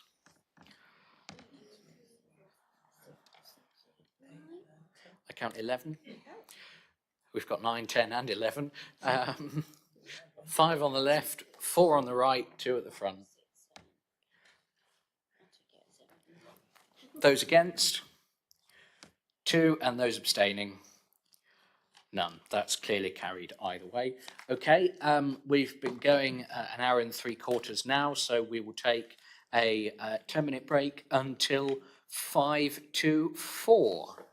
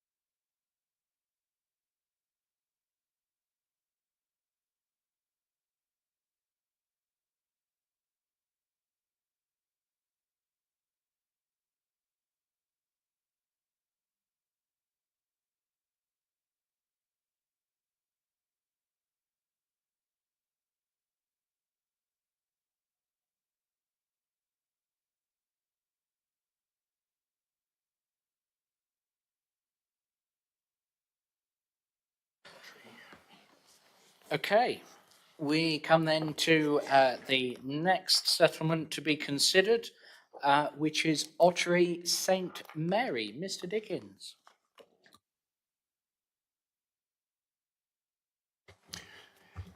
Thank you, Chair. So, Ottery St Mary, and you'll see some sites on the western side of the town that we are visiting this afternoon, starting off with Ottery 10, north and south of Salston Burton. Okay, thank you, Mr Dickens. And we have 2 ward members registered for public speaking, starting with Councillor Faithfull.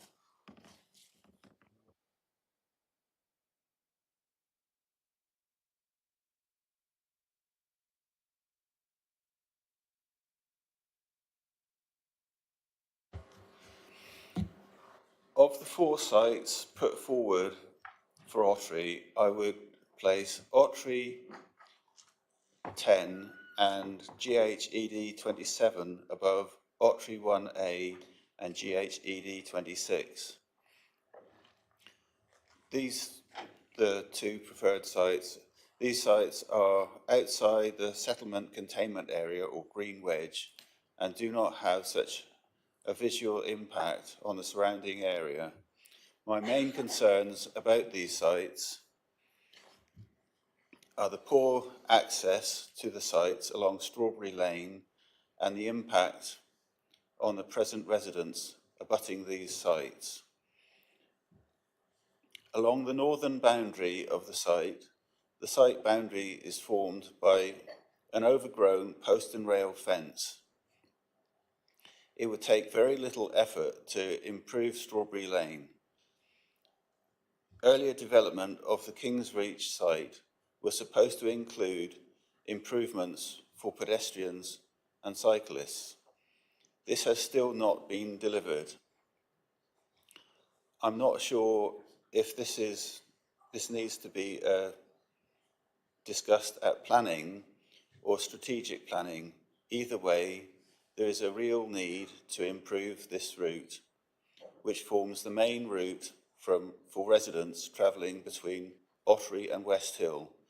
I support the officer's original recommendation for this site, but with reservations. Okay, thank you, Councillor Faithfull, and I believe we have a statement to be read out from Councillor Johns. Yes, Chair. The land currently has a remote feel and would require a path/cycleway between the site down through Strawberry Lane, which is not wide enough to ensure safety of pedestrians, cyclists, or any other road user. Historic findings as nearby fields have shown architectural finds. Accessibility shows the site is within 1,600 metres of all facilities except for a train station. However, this is only safely assessed via a vehicle as there is currently no footpath provision, and as stated above, this would be very difficult to put in place. The lower part of the site is proven to flood and so has been excluded. However, by building on the upper part of the site, that would lead to more flooding at the lower sites, including a detrimental effect to the houses currently already near the site. Ottery may be in a top-tier site, but it is already severely oversubscribed in every way that matters: education, doctors, dentists, etc. The roads to and from Ottery are narrow and has a distinct lack of pavements. The roads be widened due to the nature of interest. That doesn't make sense. Hang on, let me start again. The roads to and from Ottery are narrow and has a distinct lack of pavements. The roads be widened due to the nature of the infrastructure of this historic town. Okay, thank you. We don't have a representative from the town council, or anybody else for that matter, because that's the next site that I'm looking at. It helps if I read the right line. So we come into committee then, and I see Councillor Jess Bailey, then Councillor Bethany Collins. Thank you. Yes, I'm the county councillor for Ottery, and I'd just like to flag some issues with, well, first of all, I know Councillor Hayward said that Axminster is the smallest town, but I think Ottery is, and according to the census, it's grown by 3,000 people since 2011. And that is why we're left with these sites that are just hugely challenging to, and this one in particular, they've drawn a pretty red line suggesting how access can be safe access into the town, which is a massive diversion west when actually the centre's on the east. And what this hasn't addressed is the fact that there's currently a live planning application for, I think it's site 23 immediately to the west of this one. And the owners of the estate to the north have already flagged up that this red line, it involves their land and they don't actually give consent for it on that straight bit along the unnamed road. So potentially you're allocating a site with a route that's not achievable. So it's dangerous to go east along Strawberry Lane, and I slightly disagree with Councillor Faithful. I think it's impossible to deliver a safe route along there because the either side of the road is owned by third parties. And here, the line that's being drawn is just not deliverable because it's land which is in the ownership of the estate to the north, and they've already said they don't give consent. So I don't see how that's achievable. And my comments also apply to number 23. So in terms of road safety and access, this is concerning, and I don't think I can support it. Okay, thank you, Councillor Bailey. Could you turn your microphone off, please? Councillor Collins. Thank you, Chair. I'm really conflicted about this site because, on the one hand, I mean, I supported moving on from it last time because of all the comments that Councillor Jess Bailey has made about sort of the safe access and the lack of safe access. But on the other hand, it is an additional 20 homes to meet our housing number, and I'm just really concerned that if we don't meet that number, then someone is going to be less sympathetic to Ottery and sort of just plonk them in other parcels of land that I definitely object to. So I'm quite conflicted about that. But I think on balance, I would propose that reluctantly propose that we accept the officer recommendation on this. Okay, I will look for a seconder. Councillor Ingham, do you wish to say anything? Yep. It's not in the Green Wedge. It's not in the coastal preservation area. It's not in the national landscape. The gallery isn't packed with people objecting to it. Therefore, I second it. Okay, thank you, Councillor Ingham. Do any other members of committee wish to speak? Councillor Hayward. Just for the sake of factuality, Councillor Bailey, Ottery does have 24 more houses than Axminster. Thank you. Thank you for that clarification, Councillor Hayward. Shall we put that in the All Councillors Christmas quiz? Okay. Any other comments from committee members? In which case then we have a proposal from Councillor Bethany Collins, seconded by Councillor Ingham, to allocate site Ottery 10. All those in favour, please.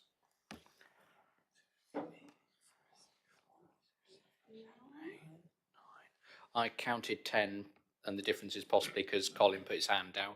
Yeah. So 10 in favour, those against, 2, and those abstaining, none. Okay, that proposal is carried then. We're going to slightly shuffle the order of the agenda then and do the site next door, which is GHED 27. So we have next Mr. James Coleshaw, the land promoter.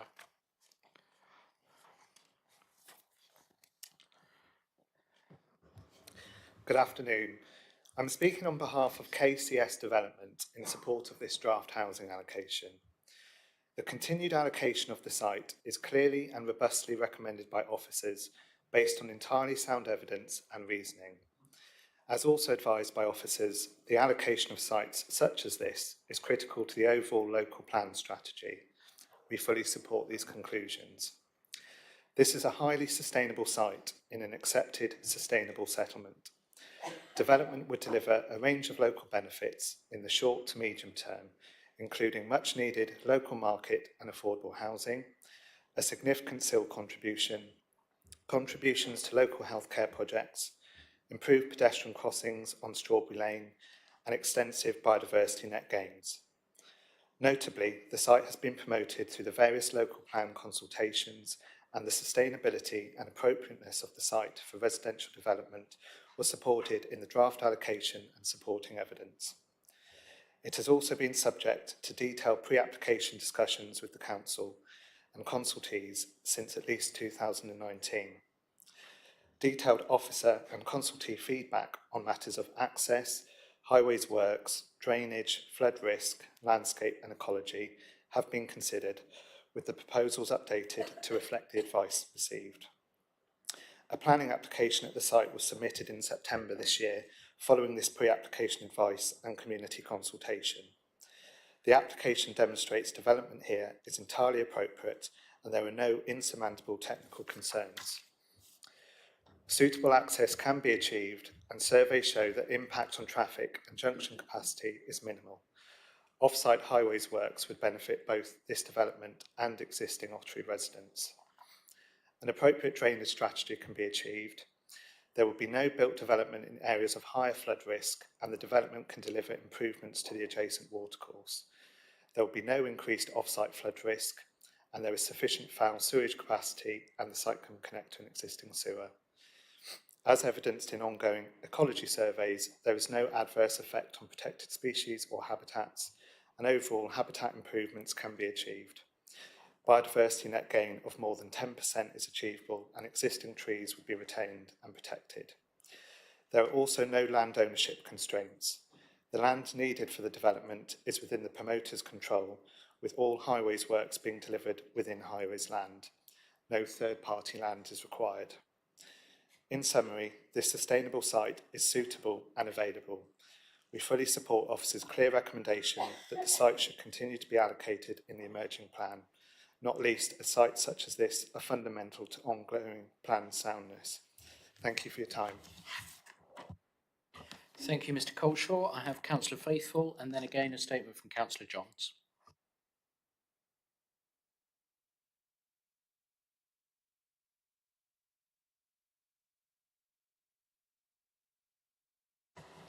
Thank you, Chair. This site is lower lying and outside the green wedge between Ottery and West Hill. If this site is to be developed, I would want to see improvements to Strawberry Lane, which this site abuts. As with Ottery 10, the northern boundary of this site is formed by an overgrown post and rail fence, making improvements to Strawberry Lane easily achievable. I am concerned about how any development would impact the present residents of Salston Barton and Salston Ride. Any development on this site would need to have minimal impact on the surrounding properties. I also comment about the need for improvements in Strawberry Lane is particularly on the section abutting these two sites, which is single track width, single vehicle width. Most of the rest of Strawberry Lane is possible for two cars to pass along most of the length, but this particular section is particularly narrow. Thank you, Chair. Thank you, Councillor Faithful, and a statement from Councillor Johns. Thank you. I object to this site due to loss of Grade 3 agricultural land during a time when we have called a climate emergency and should be actively encouraging farming. Land which is highly visible from a long way and would cause a severe visual impact. A planning application for this site has already been submitted and has raised various issues from residents and consultees alike, including lack of safe access from the site to town. The answer put forward is wholly flawed and raises more concerns than it than it answers.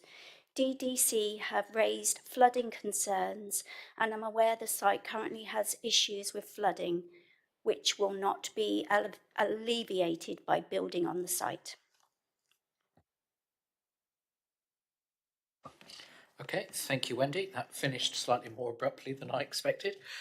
We come then into committee, and I have Councillor Jess Bailey. Yes, I will not support this because there's no safe walking route into Ottery St Mary. It's 65 houses, and I don't believe it's sustainable development because everybody will drive because they're not going to walk along that circuitous red line route. And also, I contest what the developer's spokesperson said, that no third-party land is required because of the letter that's been posted on the current planning application by the owner of the estate to the north. So I don't believe that that red route is achievable anyway. Thank you. Thank you, Councillor Bailey. I have Councillors Howe, then Davey. Okay, I'm happy to move the officer's recommendation to approve this. It would be virtually impossible to say no to it, being as we just said yes to the site right next door, on any grounds. I hope all the problems are sorted. It has to be sustainable, in that the best we can do anyway at this point. So wish. Councillor Davey. The purple line running across the site is a footpath which comes out admittedly onto the road at Strawberry Lane, but at the end. So it seems to me there are footpaths into the site and across it, and presumably that's a public right of way, so it can't be built on. I think that there could be sustainable access created here. With apologies, I forgot to look for a seconder for Councillor Howe's proposal. Do we have one? Councillor Levine, I saw your hand first. Do you wish to say anything? No? Okay. Do any other members wish to speak on this site? Okay, well, in which case we have a proposal from Councillor Howe, seconded by Councillor Levine, to allocate GHED 27. All those members in favour, please. 3 on the right, 2 at the front, and 5 on the left, so 10. Those against? 1, 2, and those abstaining? 1. Okay, so that's clearly carried then. Which brings us back to the original running order then, and to Ottery 01A. Ms Freeman, Mr Dickens, could you clarify exactly what officers are recommending for this site, please, before we go to the speakers? Yes, certainly, Chair. So I think the concern here that officers had, and I think members also had when this came to you previously, was that the further to the west you go on terms of this relatively long sort of linear site alongside Exeter Road, the further away from the centre of the town you get, so in terms of walking distance to services and facilities, and also the more sensitive in terms of the landscape. But when we were looking at this again in light of the discussions at the previous meeting, obviously by that point members had agreed to allocate Ottery_09 to the northern side of Exeter Road, which extends further to the west than Ottery_01B that was also agreed for allocation at the same meeting. So the thought occurred about a compromise position in terms of Ottery_01A in terms of allocating part of that site to align with the western boundary of Ottery_09, thereby creating a sort of a new western extent of the town that would accommodate additional homes within Ottery_01A without extending too far west such that they were too remote from services and facilities within the town. So that was the thought process. So therefore the recommendation is that an additional 75 homes could be accommodated on 01A in the it's not actually indicated on there, is it?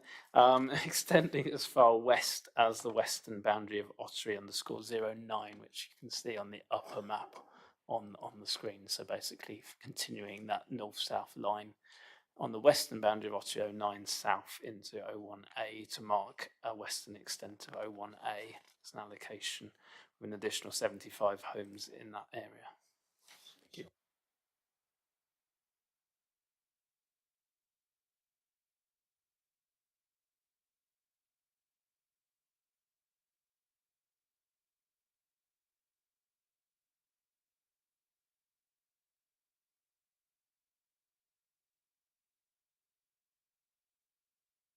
Yes, that's right. Okay, public speakers then. I have Councillor Peter Faithful, followed by a statement from Councillor Vicky Johns.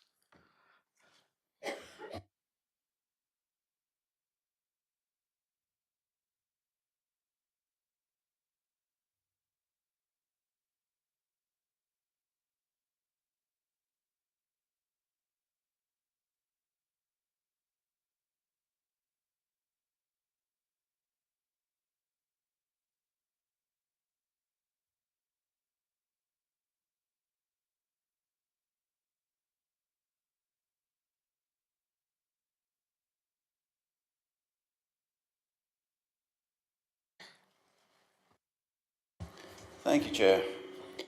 I do not support development of Ottery 01A, which is in the green wedge for Ottery and West Hill. The site is in open countryside to the west of the employment site, leaving the new residents in isolation from the remainder of the community and facilities of Ottery. This site is also very open and highly visible from the town and national landscape of where we are, East Devon. Development of this site would undermine the buffer between Ottery and West Hill. At the last full council meeting of Ottery Town Council voted to rescind the vote to support development on Ottery 01A.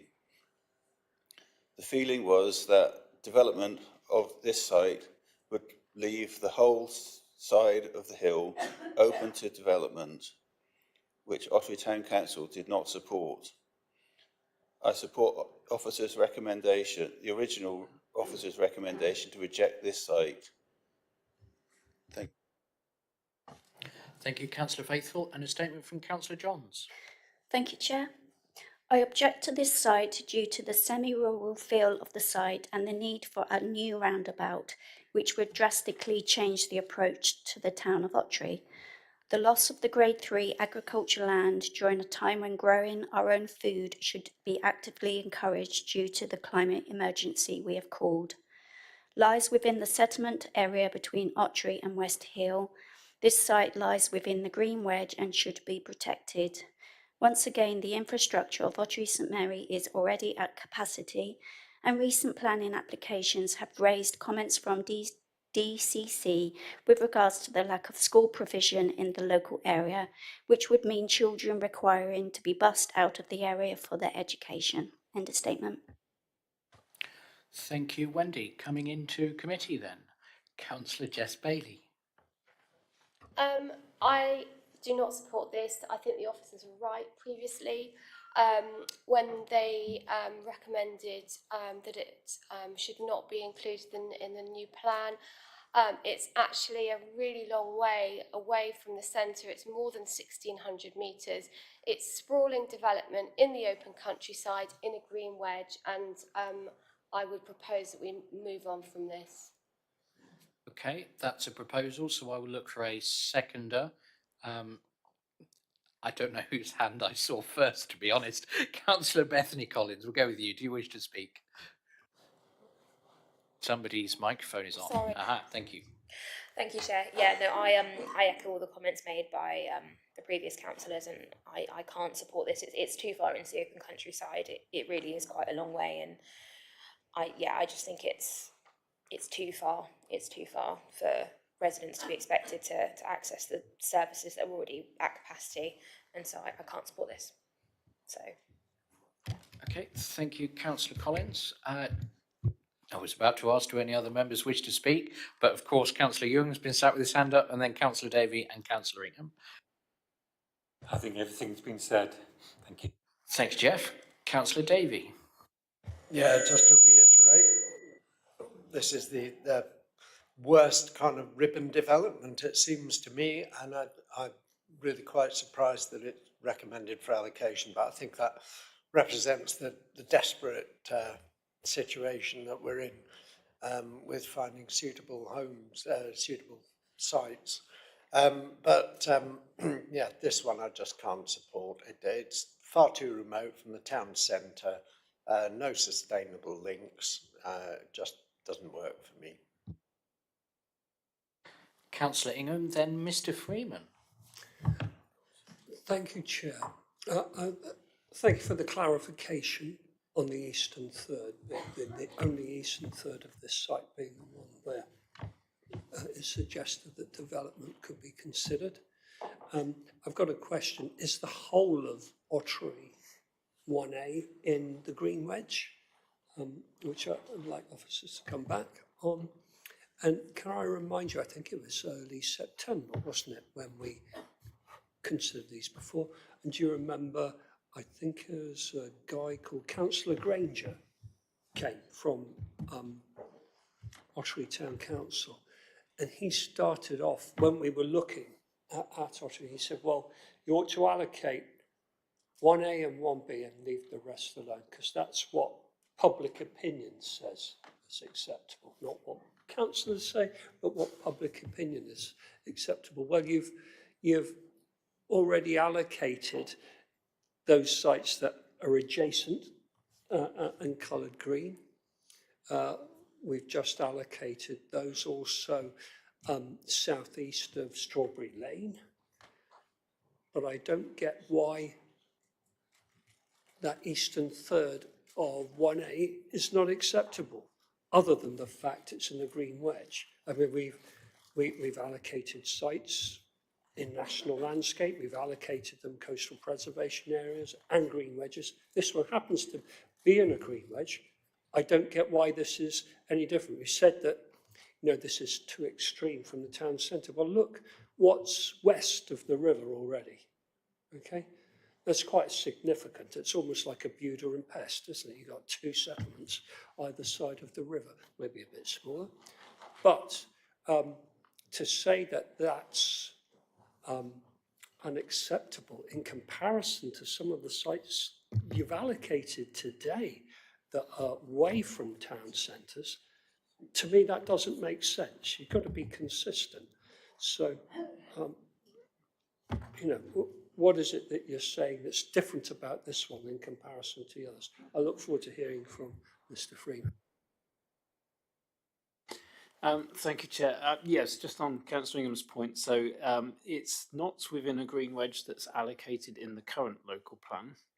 It is within a green wedge that's in the neighbourhood plan for, it's not called a green wedge, I can't remember what it is called, it's called something else, but effectively serves the purpose of a green wedge between Ottery St Mary and West Hill in the neighbourhood plan, and it is in the proposed green wedge for the new local plan, which identifies the same area as the neighbourhood plan. In terms of distances from services considered, I've just measured it. The western extent of O1, of the area of O1A that we are proposing to allocate as officers, is almost exactly 1,600 metres along, if you walk along Exeter Road, Barrack Road, and into the town from Sainsbury's. As it's been pointed out to me, will be slightly shorter distance when the bridge over the river is reinstated and they can walk through Landercanan. So obviously it would be slightly further than that once you've walked the roads through the site to get out to Exeter Road, I should say, but not much in excess of 1,600 metres. So I think it is, you know, on the boundaries of our distances in terms of sustainability, but conceivable that people would walk from there into the town, I think. Okay, thank you, Mr. Freeman. I have Councillor Howe next. Yeah, I find myself in an awkward situation. I can't understand how we can consistently and easily say this is unsustainable when we've already said Ottery 09 on the opposite side of the road is sustainable. Any planning inspectorate is going to think we're mad. And we have to be sensible. You cannot say one side of the road is sustainable and the other is not when everyone's walking down the same road. So anyone that thinks this is unsustainable, please think long and hard about what you're about to vote on, because that is quite critical, to put it mildly. I don't like it. That's a different question. In planning terms, I think we've got to say yes. I don't really want to come back round again. Is there anything that you're going to hate me forever, Councillors Bailey and Young, if you don't get to say? Okay, we'll go Councillor Bailey, then Councillor Young. So, Ottery 09, that's a DCC site, isn't it? So I won't talk too much about that, except to say that that was only allocated, that entire site, for 90 houses, but also for education. So it's a bit different. So if we're looking at being consistent, it's a bit different allocating a mixed-use site to allocating yet more houses. And I don't think you can rely, much as I am concerned about Coleridge Bridge, I'm not sure that you can rely, given the issues with the erosion, that that's going to be reinstated anytime soon. And we should be making our decisions based on facts as they are today. And also, I've measured it on Magic Maps, DEFRA's website, and to the very east, I've measured it from the start of A underneath B, and that is 1,600 metres to the very east of the site. So that's before you get into any of the rest of it. So I think it is really beyond the realms of what's acceptable, and I think it is sprawl, and I think you can't rely on the bridge being, I mean, who knows when, I mean, I hope it will be reinstated soon, but I'm not sure that that bridge actually reduces the walking distance very far. So, yeah, I'll just leave it at that. Okay, thank you, Councillor Bailey. Councillor Young. I would just say that it's the green wedge that is swinging me on this one, rather than the distance from the town centre.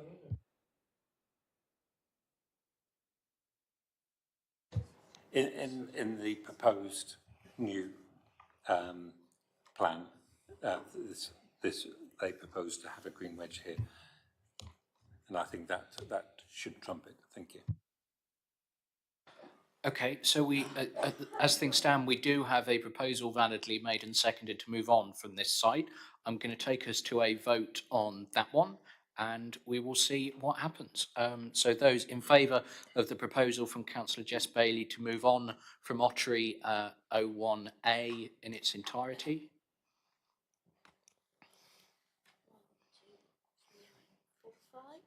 No, it's more than that, 7.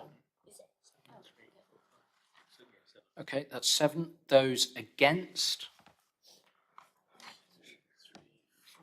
5. So the proposal's carried, and we move on from 01A in its entirety. There's only 12 of us here, but are there any abstentions? Okay, 1 abstention. Maybe I can't count. Either way, it's clearly carried. Okay.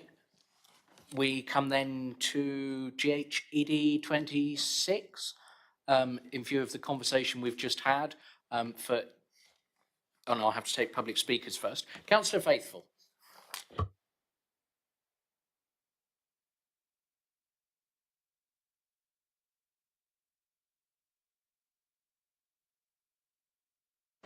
Thank you, Chair. I very strongly object to development of this site. This protrudes a long way into the green wedge between Ottery and Westhill settlement containment area, which forms an important buffer between Ottery and Westhill. This site is very open and highly visible from many directions. Development of this site would have a detrimental impact on the views around Foxen Hole and Salston, as well as further afield. This valley needs protection from development for benefit of future generations. I support the officer's original recommendation for this site to be refused. Thank you, Councillor Faithfull. Statement from Councillor Johns. I object due to lack of footpath and so no link into town.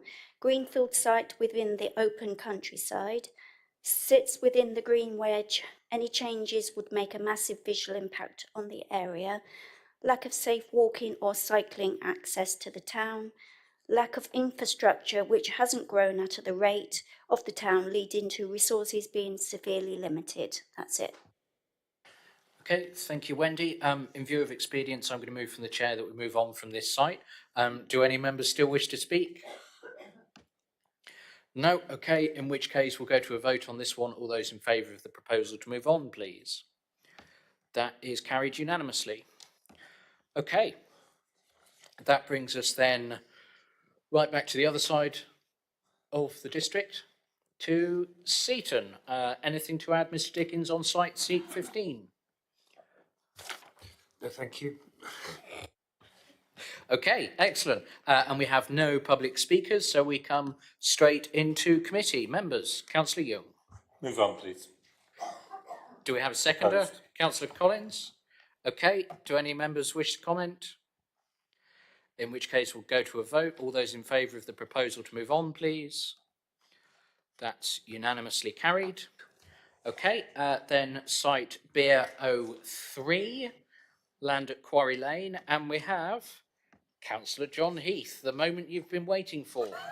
All day. I wouldn't say that.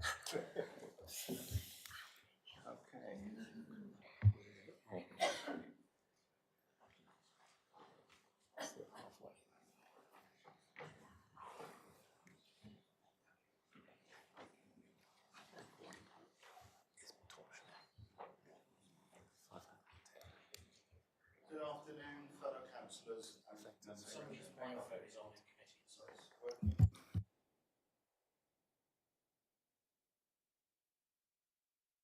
Yeah, it is now. Thank you very much.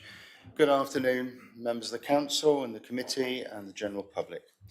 I will explain why the proposal for 35 new dwellings in Quarry Lane, Beer is unsustainable.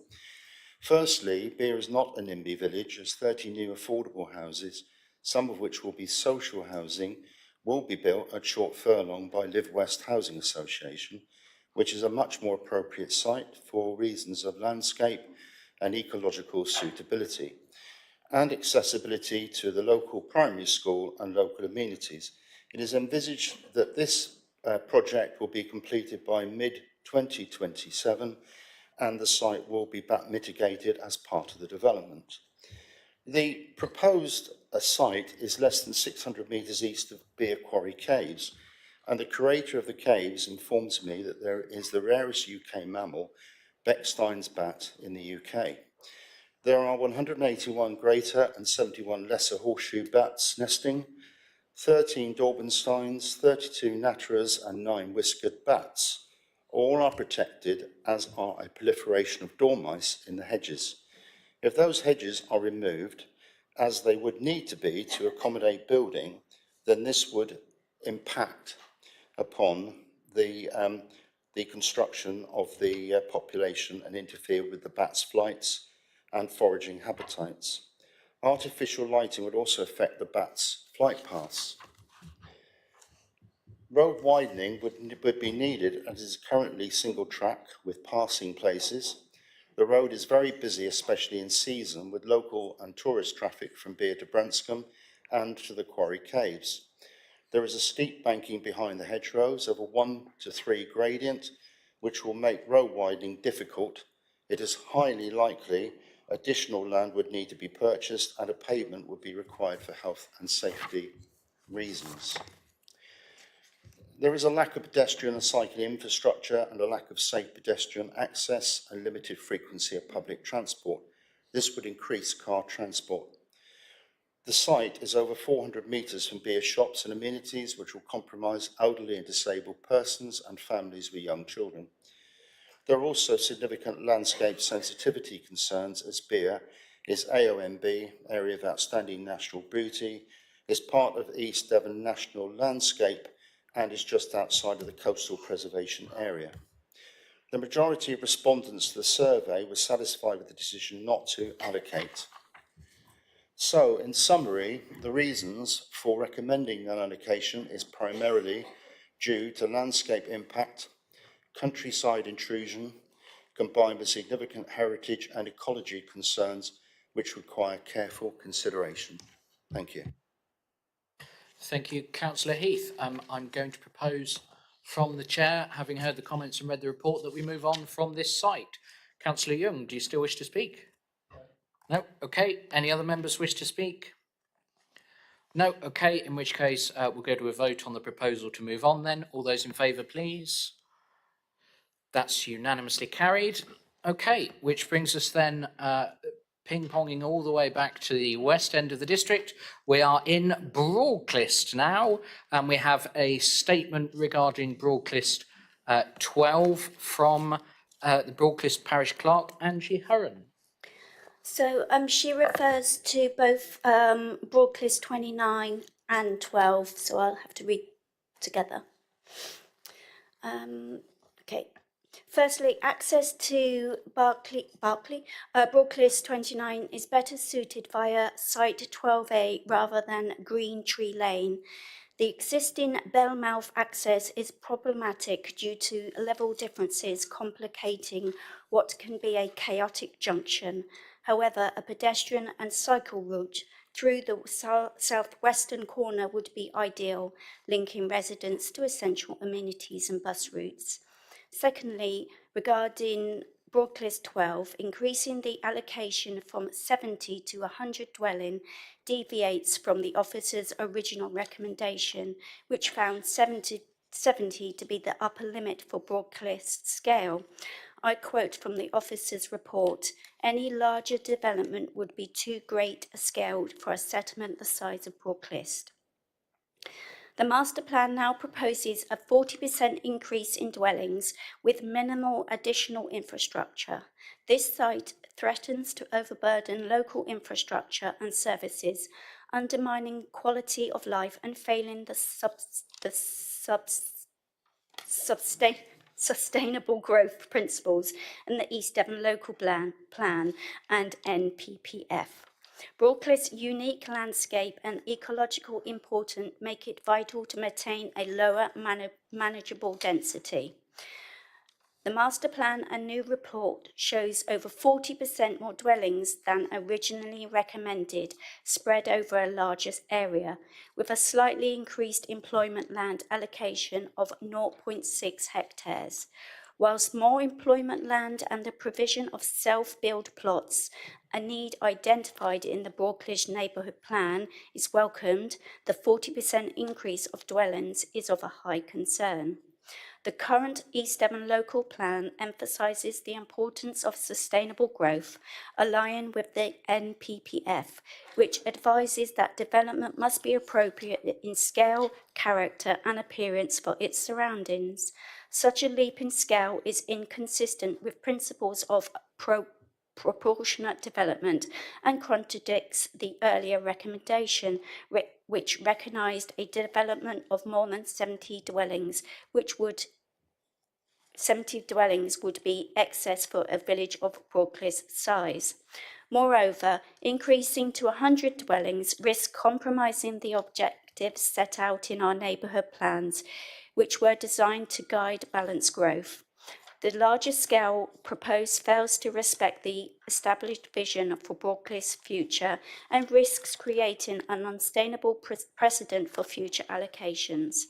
Should the committee be mindful to allocate, we request separate access to the employment area so that works-related traffic does not pass through residential areas. Connecting foot/cycle links to the village to prevent residents needing to walk along Wimpole Road. Improvements to the existing footpath. Strong local connection required for affordable units, protection of land allocated for self-built plots to meet local demand. In conclusion, I respectfully urge the committee to uphold the original recommendation of 70 dwellings to ensure any development remains proportionate, sustainable, and aligned with the community's long-term well-being.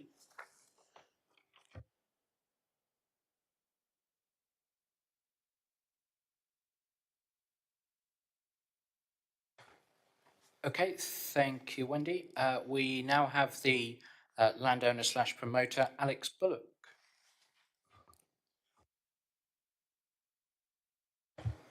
Members, thank you for the opportunity to come and speak today in favour of the proposed allocation of land in Broadcliffe to provide 100 dwellings, 0.6 hectares of employment land and significant public open space. Hopefully you will have had time to review our emerging concept layout, which was submitted over a year ago as part of a pre-application to East Devon District Council. This shows the provision of 142 homes, a policy-compliant level of affordable housing and custom and self-built plots. This is critical to meeting existing and future housing need in this locality. The master plan also shows the provision of a site for employment purposes, which is a key aspiration of the neighbourhood plan. This would provide for office space and potentially light industrial use, and therefore create jobs in the village, which we understand is a critical issue for local people. This development is unlikely to be viable without the cross-subsidy provided by the housing element of this scheme. In addition, significant areas of public open space are included, well in excess of what would be required by policy. This includes an equipped children's play area, extensive public parkland, as well as informal natural and semi-natural green space, which would include a new trim trail, walking route for both existing and future residents of the village to enjoy. Of key importance is the delivery of the access from Wimple Road, as opposed to that previously shown from Town End, which we note was a key concern raised by previous speakers at the last Strategic Planning Committee in relation to this site. This is shown in our master plan, and the highways officers have confirmed that our access design is acceptable and is sufficient to accommodate this number, i.e. 142, number of homes, as well as the employment use proposed. In addition to this, a pedestrian cycle access is proposed within the north of the site to connect to the existing public right-of-way, at least the Town End. As members will hopefully have already noted in previous reports, there appears to have been much enthusiasm for such growth within the Working Party. See paragraph 3.4, proposed housing and employment allocations, West End and surrounds, when considering this site, and we quote, "There was a general feeling that the entirety of Broadcliffe 12 was feasible, providing sufficient employment land was included as part of a mixed-use allocation. The committee may feel it appropriate that a larger site area should be allocated. This holistic approach to the planning of this site will allow a significant amount of benefits to be realised, and we understand that the planning policy team are generally supportive of how our current master plan is evolving. We consider that this is an optimal solution for the delivery of housing in Broadcliffe that would see a multitude of benefits being delivered, and we are therefore pleased to see the revised recommendation to allocate the majority of Broadcliffe 12. We respectfully urge the committee to support this wider allocation to ensure that this well-planned scheme can be delivered holistically and deliver much wider benefits than which would be secured via the reduced scheme previously discussed. Thank you." Thank you, Mr. Bullock. I would observe that feasible is not the same as supports, referring to the Working Party minutes there, but there we go. Members, Councillor Fernley. Thank you, Chair. It's my turn to despair as a ward member. When we first saw these sites, it was only 12A that was going to be allocated. And because of access, we asked if we could get something through 12B. And all of a sudden, we have 100 extra houses that you want us to accommodate. It was in the officer's report the first time through that we couldn't accommodate 138 houses because it would swamp the size of Broadcliffe Village. It seems to, give an inch, take a mile. There's also plans by the National Trust, which I have got here, of wanting to bring a safe walking and cycling route down Town End and Green Tree Lane, and yet we're shown access to through 29, wanting to be accessed going through, which is exactly what we asked the officers to look at, so that didn't happen. So I absolutely despair of of the amount of houses that you're now wanting to put in this area. And I don't support it. Okay, Councillor Jess Bailey. The numbers do seem very large, and going back to a spreadsheet, according to that, you're recommending 124, but then this is 70. So it seems like the numbers are just kind of getting bigger and bigger, and actually that is a huge site, and I'm always nervous about huge sites where you might allocate a few houses, or in this case 70 houses, and that could grow beyond that. So I do have concerns about this and the scale of development. I think Broadcliffe, is it tier 3 or tier 3? But even so, if you look at the size of that site compared to the existing footprint of the village, it's not that much smaller than the entire footprint of the village. So, and I think that, you know, that's not really sustainable development. Councillor Ingham. Chair, I can't understand how we can make one rule for one and then break it so quickly afterwards. It's not in the Green Reg, it's not in the coastal preservation, it's not in the national landscape, it is in close proximity to a settlement. What are we saying no to this for? I can understand the nervousness of the ward member on the size of that, but you know, how can we say no to this site when you've passed other sites? I don't see how you possibly can.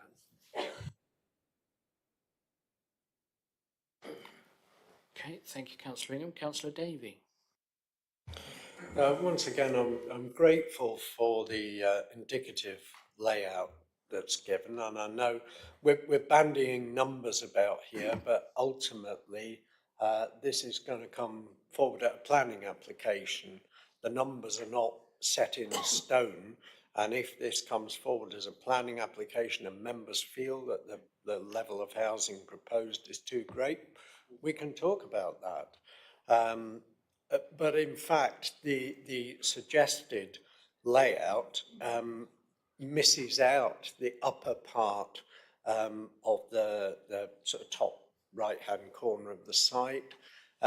What I can't make out is, because the text is too blurred, is just above the 12A, there's another sort of wedge going up. And is that the suggested employment land? I can't actually make out what the proposal there is. Though, just to be clear again, this is illustrative. Yeah, so this is illustrative. It's also for 142 dwellings, whereas the proposed allocation is for 100. And I think, as the recommendation says, we need to look again at sort of where the boundaries would be in terms of how much of 12B, I think it is, we would include within the allocation, bearing in mind Councillor Furley's points about what is a reasonable scale of growth in this location. But just looking at the master plan, obviously this shows the through routes coming through to Wimpole Road, which I think was the concern that was expressed. You've got an area of self-build plots they're proposing there, and some employment units down in this area down here. I think the rest is residential if I go across to the quay, but hopefully this is clearer than you've got in the papers, although I think there was a link to open. And there's some attenuation and parkland areas they've shown to the north, informal public open space, as well, an ecological area in that central area coming through here. As I say, I would stress this is indicative, so it doesn't necessarily mean, but it gives you an indication as to what the site promoters have got in mind at this point in time. I mean, I hear the points about the scale of growth in Broadcliffe, and I suppose there are opportunities here to allocate a smaller area you know, advise us what members think is an appropriate scale of growth in this location, and for us to then tailor the site boundaries accordingly. But I think as soon as you're seeking a road through to Wimpole Road, there obviously needs to be some kind of frontage onto Wimpole Road and development around that for that to make sense as a place. So it's difficult to understand where you would draw the boundaries if we're seeking to achieve that. Thank you. Thank you, Mr. Freeman. I'm going to make an intervention at this point to propose officer's recommendation for an allocation of 100. I take Councillor Fernley's point about the extent of growth and Councillor Bailey's that indeed this is quite a large site. If you allocated all of it, maybe a third, maybe half the size of the existing village. Equally, if we want to secure access onto Wimpole Road for the dwellings that are proposed on 12A, then there needs to be some houses to help pay for that. And I think an uplift then from 70 to 100 is probably an appropriate scale. I would like to see a policy requirement for interconnectivity for vehicles between the two sites and for pedestrians through onto, is it Town Lane on the eastern side of the village? Or Green Tree, yeah. One of the two. So I would like to see those reflected in policy, but otherwise I will propose officer's recommendation from the chair. Councillor Young.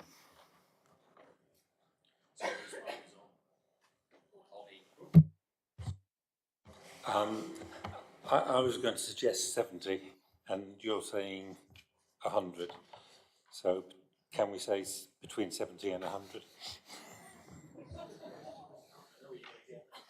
Well, officer's recommendation originally was to allocate 12A on its own for 70.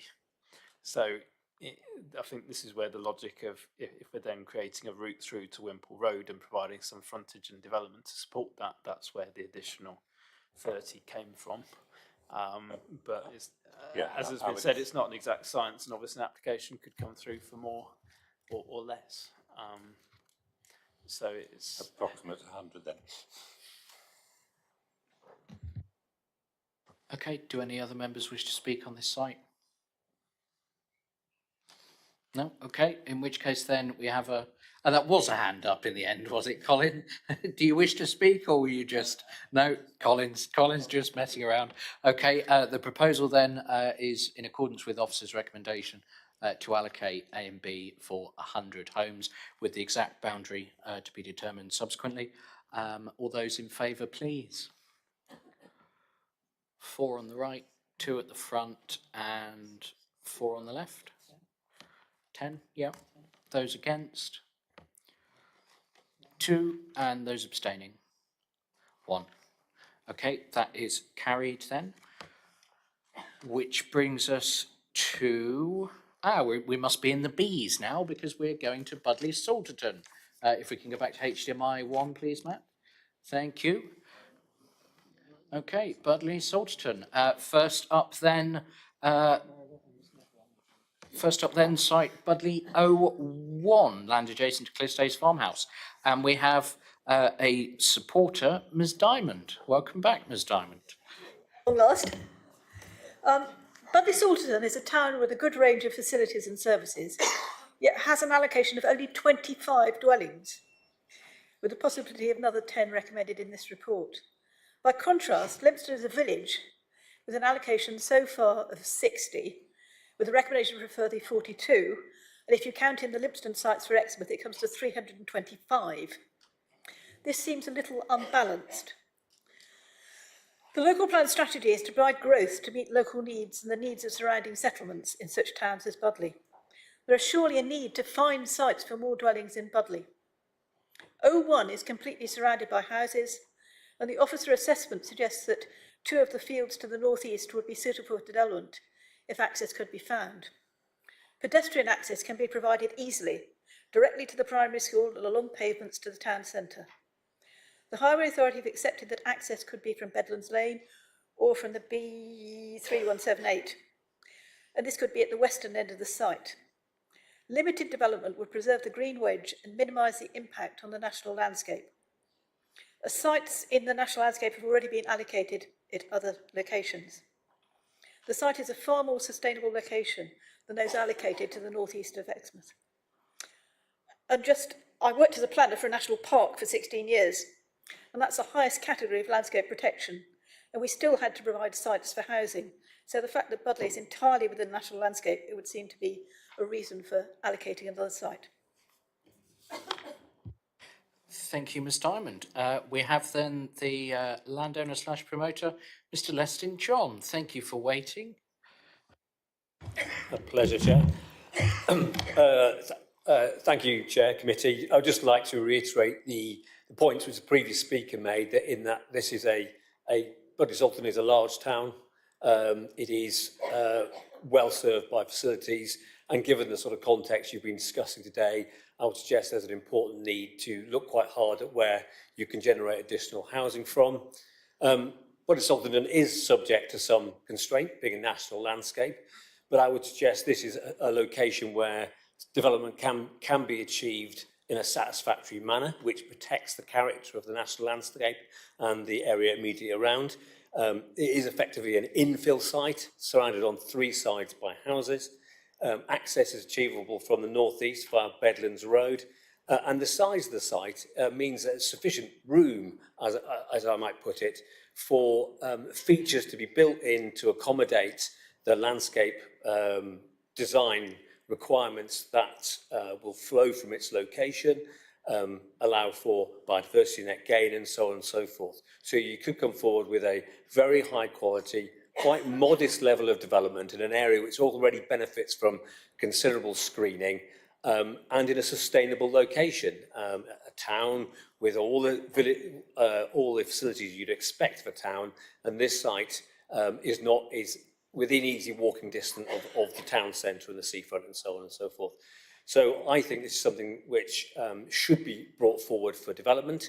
It can be brought forward in a careful and well-considered manner, commensurate with my client's approach, Clinton Devon's approach to doing development in this area. And I would therefore ask you to seriously consider the allocation and the benefits of allocating land for 50 new dwellings. Thank you. Thank you, Mr John. And the ward member, or one of the ward members, Councillor Melanie Martin.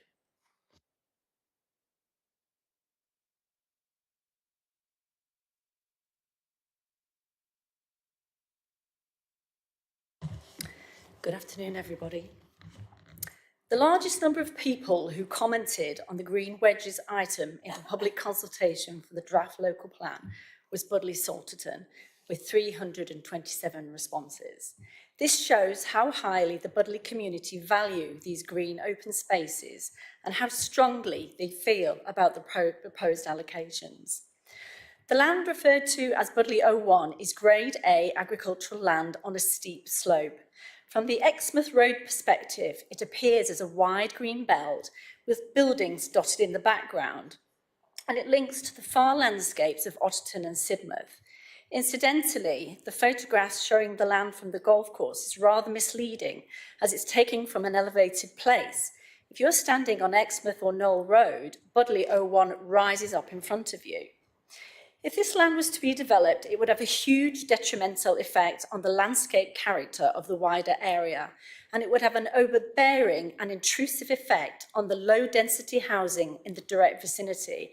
It would, in effect, swamp them. If this designated green wedge land is built on, there is a real danger that Knoll Village would lose its rural character and become an extension of Budleigh. Budleigh 01 is walking distance from the Pebblebed Heath National Nature Reserve, and you can see the heath when stood at the top of the slope. If you look back at a housing site from the heath instead of the open space, you'd see a built-up landscape, thus diminishing the effect of having this highly protected heathland for human enjoyment and as a habitat for wildlife. Budleigh residents have watched tankers going down their high street all year, and they know that the sewage infrastructure is inadequate for development on this site. The one medical centre in the town is running at capacity, serving 5,240 residents. The only school of St Peter's is oversubscribed and in great need of repair and modernisation. They have a Just Giving campaign to fund replacement of its inadequate classrooms. The Budleigh community are concerned about flood risk. 60% of the site is at a high risk of groundwater flooding, and the residents on Knoll Road have already experienced flooding when water runs down the steep slope. I was at the Budleigh Town Council meeting last night, and I asked the committee if there were any other further comments they'd like me to make. One comment that stood out was regarding our land and its classification as part of the national landscape, which gives it the highest level of protection. Developing this land undermines the policy and sets a dangerous precedent. Paragraph 182 of the NPPF states that development in the national landscape should be designed to avoid or minimise adverse impacts on the area, and the building of 50 to 350 houses would have a significant effect. It's worth noting at this point that there have been suggestions that this site could potentially be considered for a school in the future, which could have a more diminished impact on the Could I ask you area to than finish up, houses. please, Councillor Martin? I will. The Budleigh community do want to see affordable housing in their town, and they support the officer's recommendation that Budleigh O2 is allocated with the increase from 25 to 35 houses, but that Budleigh O1 is not allocated. Thank you. Okay, thank you, Councillor Martin. In view of the points that have been made about the site's proximity to services, everything all right, Councillor Bailey? I think we're all getting to that point. What was I saying? In view of the comments about the site's proximity to services, I'm going to come to Mr. Freeman and or Mr. Dickens to give us a bit of insight into why the site's not recommended. As has been noted, the site's within the Green Wedge that seeks to separate Knoll from Budleigh Salterton. So obviously that's a significant constraint to this site. I think the other aspect is that large parts of the site are quite sensitive in landscape terms as well, and obviously the whole area is washed over national landscape, as we know the whole of Budleigh Salterton is.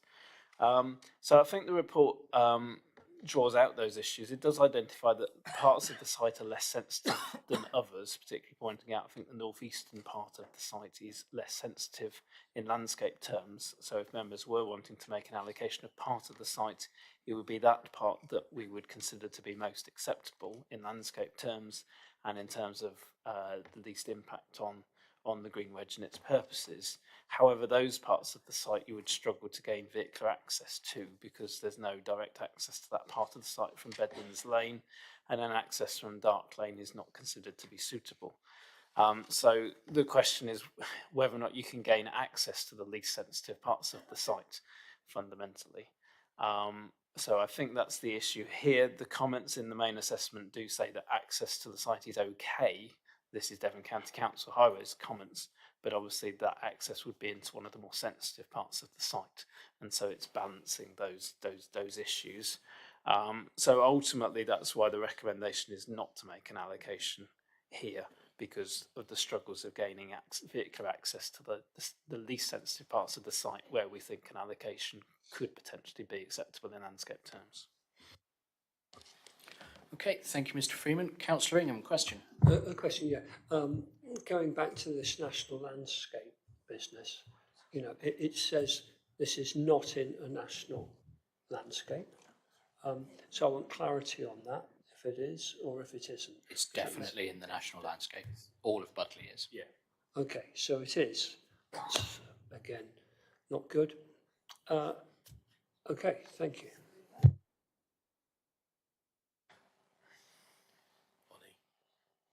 Was Ollie before Jeff or Jeff before Ollie? They're fairly close together. Oh, should we toss a coin? Go on, Councillor Davey. Oh, all right then. Yeah, it's another area I know well. In fact, I should be at Knoll Village Hall about now. If I'd gone there to play some music, but that's not to be, quite clearly. Thank you, Chair. No, that's all right. Yeah, this attracted a huge amount of opposition when even the suggestion that it might be allocated came forward, and actually what was being consulted on was the Green Wedge, and whether that should be included in the Green Wedge or not, but it did get people extremely exercised. It's been suggested, I've heard it suggested that Knoll isn't really a separate settlement and could easily be swallowed up by Budleigh. I think the people of Knoll might tell you something different, actually. I think it's quite important to them that it is a separate village. So it would lead to really coalescence completely. I also know that it's grade 1 agricultural land. We don't get many developments where it's grade 1. I mean, sometimes we're talking about grade 3 and we're arguing about that. Grade 1, you know, that is top quality land. You can grow some nice stuff on that. It's in the Green Wedge. It's part of the national landscape. It's had huge opposition from the public, and I cannot support it, but I do support officer's recommendation. Was that a proposal or? Yep, I'll propose that we don't allocate this site or Okay. move on, whatever you prefer. That we move on? Thank you. Councillor Young, are you seconding? No. No? Okay, I need to look for a seconder. Councillor Collins, do you wish to say anything? No? Okay, Councillor Collins wants to go home. Councillor Young? I'm struggling with Budley. It's in the national landscape, and it's so we shouldn't be building in the national landscape, but the whole town is in the national landscape. So that's a bit bizarre to me. The Green Wedge, what's it separating what from what? I presume from Knowle to Budley, but separates Budley from Knowle, yes. Yeah, but a lot of people consider that Knowle is part of Budley, so I'm a bit confused there. Yeah, I'm not the representative there. It said it's open land, but I understand it's farmland and there's no public access. I hear the issue about the school. I believe there's a lot of problems with the school, and it's in need of a rebuild. And it would be, if we just thought a bit strategic sometimes and think, hang on a minute, there's a school there that needs rebuilding. There's an area there that needs, there's land there that we can put a school on. Right opposite, where it says path, that is a cemetery, so it wouldn't upset too many residents. So you could put a new school there and put some housing there, and then you've sorted the school out, and you've got some more housing, and the amount of housing that is in Budley is minimal to the amount of the size of the town compared with all the other towns we've been discussing today. So I would like to see some development in O1. Thank you. Okay, thank you, Councillor Young. We do have a valid proposal to move on, so do any members wish to speak further? Councillor Jess Bailey, then Councillor Blakey. It's a question really for Ed, if I can. So Budley's obviously tier 2, and yet we've just allocated 100 houses for tier 3 for Broadclist, 100 plus, and it's already been allocated however many on the previous round. So how does that impact our spatial strategy, and does it leave us open to challenge at inspection that we're allocating far more houses for lower tiers than for some of the settlements in our upper tiers? Yes, I mean, I can see what your point. There is a contradiction there in terms of the strategy. I think the counter argument would be that Budley Salterton is a bit of a unique case in that it is washed over national landscape, and so in terms of that designation, it's difficult to find acceptable sites at the town that are not harmful in the context of the national landscape, whereas lower tier settlements such as Broadclist in this instance don't have those limitations in terms of nationally important landscape designations. The issue there is more about issues around what's a suitable scale of growth for that community, I would suggest. So I think that would be the logic. But yeah, I certainly appreciate that in terms of our strategy, we should be looking to allocate more as a settlement, a tier 2 settlement, and a town of the size of Budleigh Salterton, but it is so constrained by the national landscape, it's difficult to see where and how we can accommodate that. And I fully hear what members say in terms of this particular site, but it is difficult to see how you could allocate a part of it that's not sensitive or not as sensitive in landscape terms, because the parts of it that I think you could potentially allocate that wouldn't be, well, would be less harmful in terms of the national landscape and wouldn't undermine the purpose of a green wedge, you can't provide a vehicular access to, as far as I can see. So we have looked quite long and hard at this about how we could potentially make an allocation in here, but we are really struggling. Thank you, Mr. Freeman. Councillor Blakey. Thank you, Chair. Budleigh is a tricky one, but I think it has to pull a bit of weight for the rest of the district. It seems to me that Budleigh 01, I accept that access is difficult, but would it not be possible to develop part of that quite substantial area while still leaving a bit of a wedge, if you like, between Knowle and the rest, and perhaps most importantly, provide some affordable housing for the many young people being brought up in Budleigh who simply cannot afford to live there, and who are leaving in droves. So for me, I would like to see that site allocated, at least in part. Thank you, Councillor Blakey. Councillor Ingham. I can't help agreeing with Councillor Blakey on this one, because, you know, wanting to stop coalescence is impossible. You want to perhaps consider any further coalescence that stacks up, and, you know, preserving the landscape around Budleigh Salterton completely, putting it in Aspic, you know, it's just not on.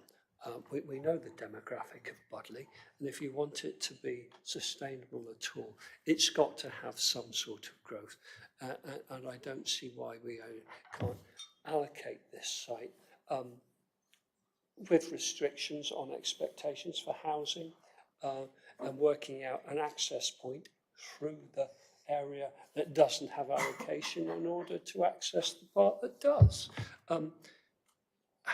I see that as possible, and I just don't think it's reasonable to allocate left, right and centre for other towns and significant villages and not do so here. It doesn't stack up for me, and I'm minded that we have been listening to a planner from the public, admittedly, who explained that to us, you know, and I think it's right.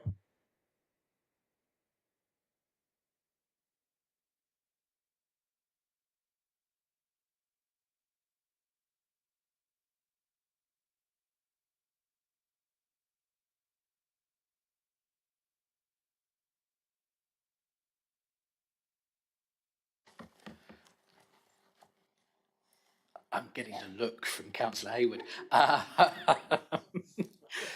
Okay, members, so we have a proposal on the table to move on from this site. Do any other members wish to contribute to the debate before we take that to a vote to see what happens? No? Okay, then in which case we will do just that. Perhaps somebody could remind me who proposed and seconded?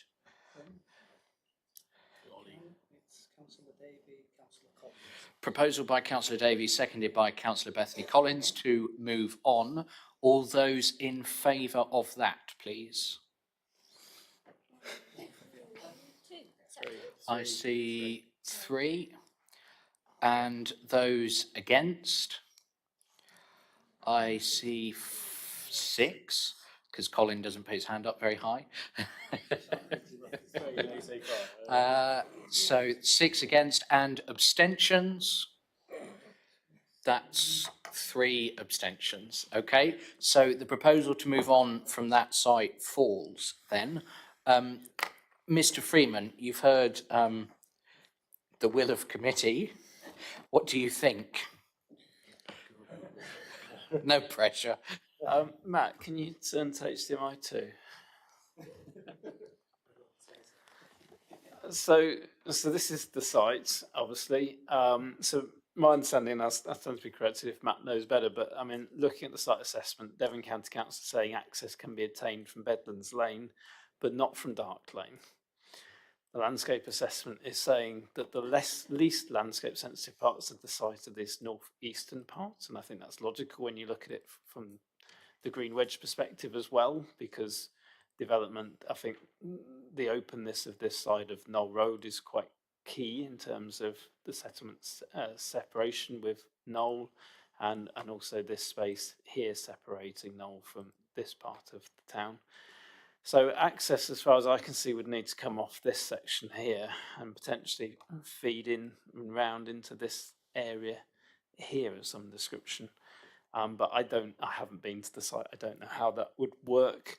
I don't know if Matt's able to comment in more detail in his understanding of the assessment site. He says dropping him in it, but that seems to me from the constraints that if members did seriously want to make an allocation, that's the only way it could work. But you're putting quite a lot of road in, I would suspect, before you get to housing, which would be a significant cost.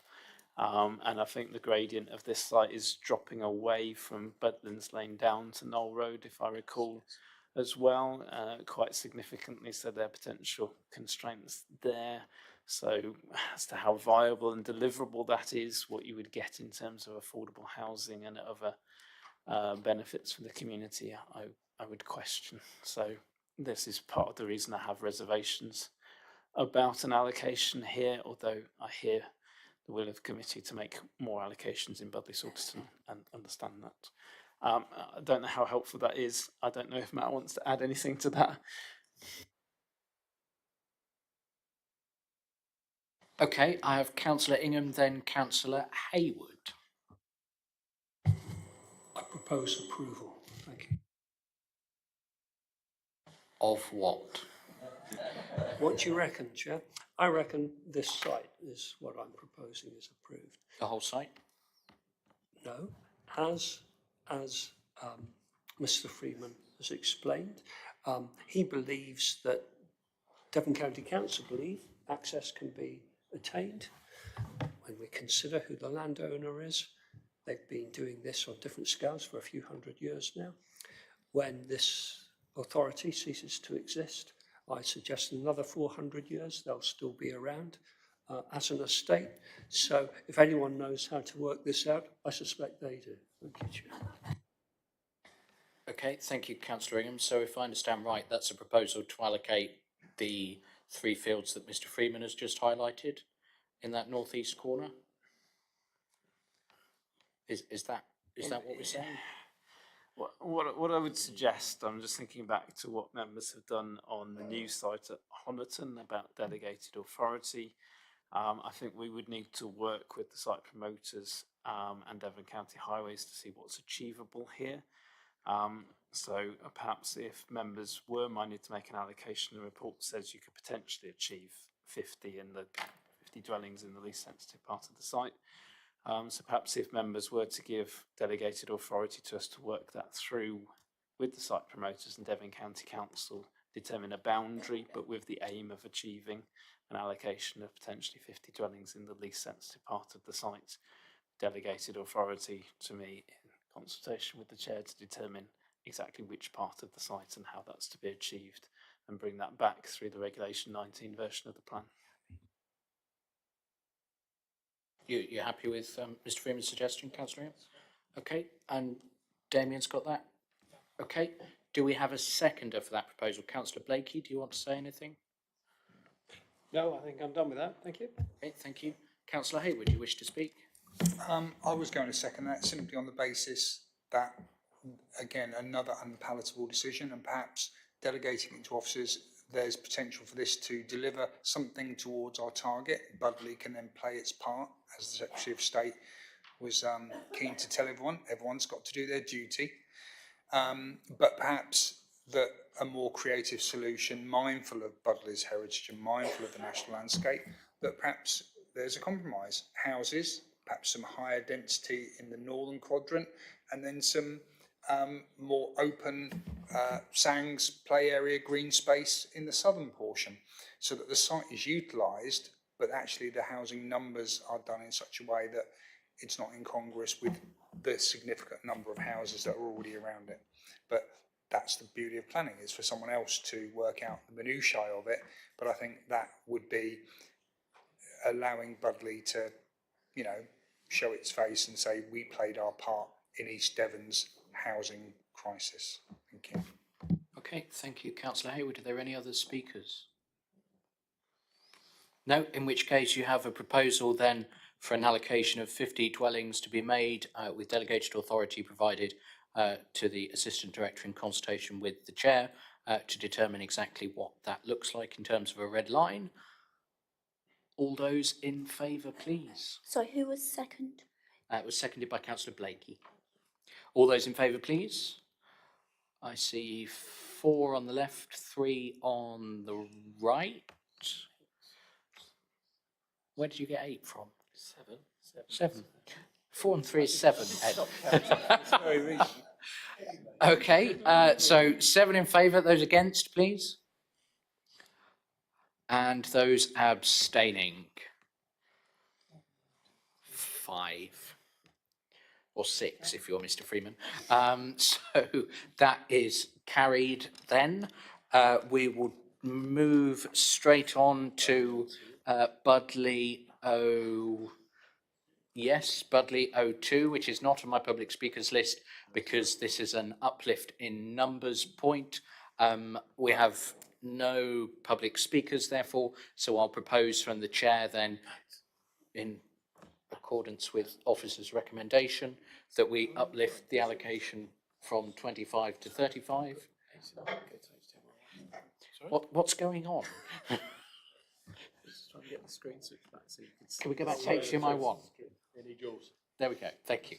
Okay, Budleigh 02, the recommendation from officers is to up the allocation from 25 to 35 after review. I will propose that from the chair. Do any members wish to speak? Can I just check, is that right? No, it is in the national landscape.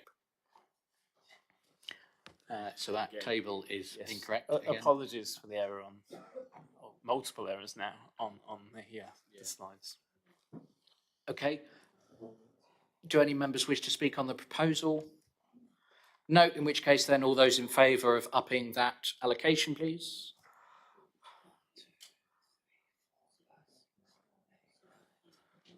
$11, yep, those against. Those abstaining, that's 1, okay. That brings us then to Budleigh 03, immediately next door, and Ms Diamond has anticipated what's happening next. Oh, right, okay, fine, I'll start actually, basically. Well, Oku, as you say, has already been allocated. It suggests this is for 35 rather than 25. If this was developed with 03, I think they both could be served by an access of the B3178. And it would give a much better scheme with footpath access to school and town, which is not possible if 02 is developed alone. It's able to be screened from Tidwell House. I don't think that's a significant heritage consideration. And it would also provide a better opportunity for biodiversity net gain within a larger site, which would help within the national landscape. Thank you, Ms Diamond. Mr John.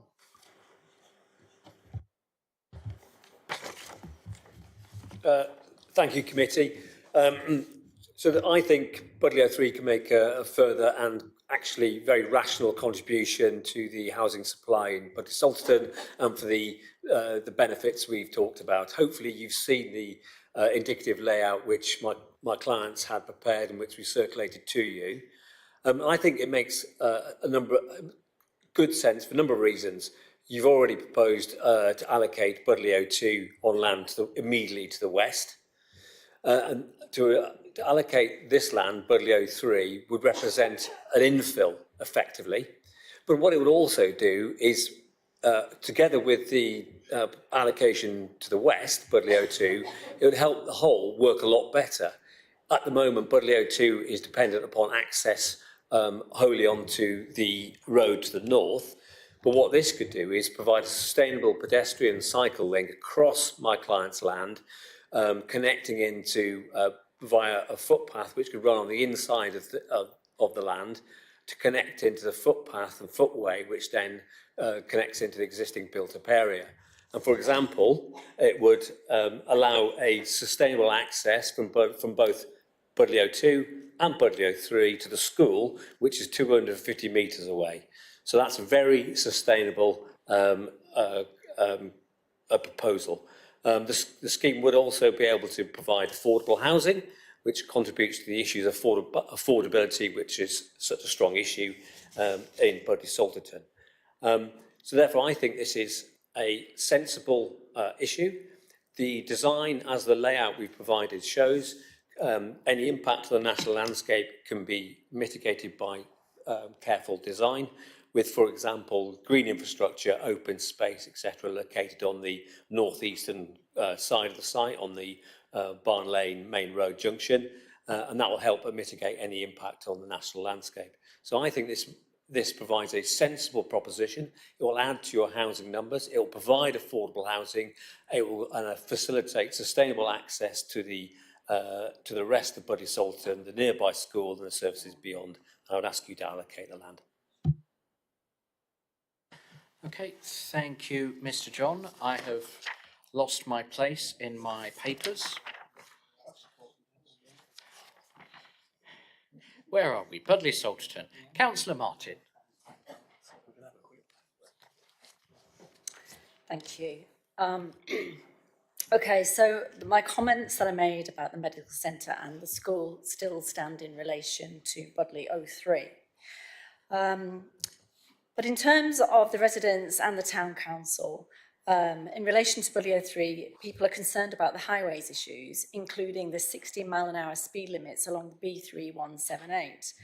And I think, you know, to propose an access onto a 60-mile-an-hour limit road, it's going to cause some problems. As it stands, access to the proposed site could either be from a single track lane or the aforementioned B road. There is currently no footpath to the existing Evans Field development 2 fields along. The officer report states that Budley 03 is a prominent site and would adversely affect and impact gateway views. You have to visit the site to see this. Travelling from Otterton to Knoll, you pass fields, farmland and the historic Tidwell Farm. The existing and unfinished development of Evans Field and the proposed site, Budley 02, are screened currently by trees and hedgerows, but Budley 03 is on a corner and highly visible. Again, I was at the Budley Town Council meeting last night and I asked if there were any further comments they would like me to make regarding this site. Again, the open space and its classification as part of the national landscape came up, which gives it the highest level of protection. Paragraph 2, which I mentioned earlier, 182 of the NPPF states that the development within the national landscape should be designed to avoid or minimise adverse impacts on the designated area. The concern is that developing this prominent land undermines the policy and sets a dangerous precedent. Another comment was regarding the submission of land for allocation, and we touched upon this earlier today. There was a suggestion that other sites are more suitable than the ones we've talked about today, but they have not been submitted to date. Lastly, it is considered, this was brought to my attention by a town council member, that the proposed site is isolated.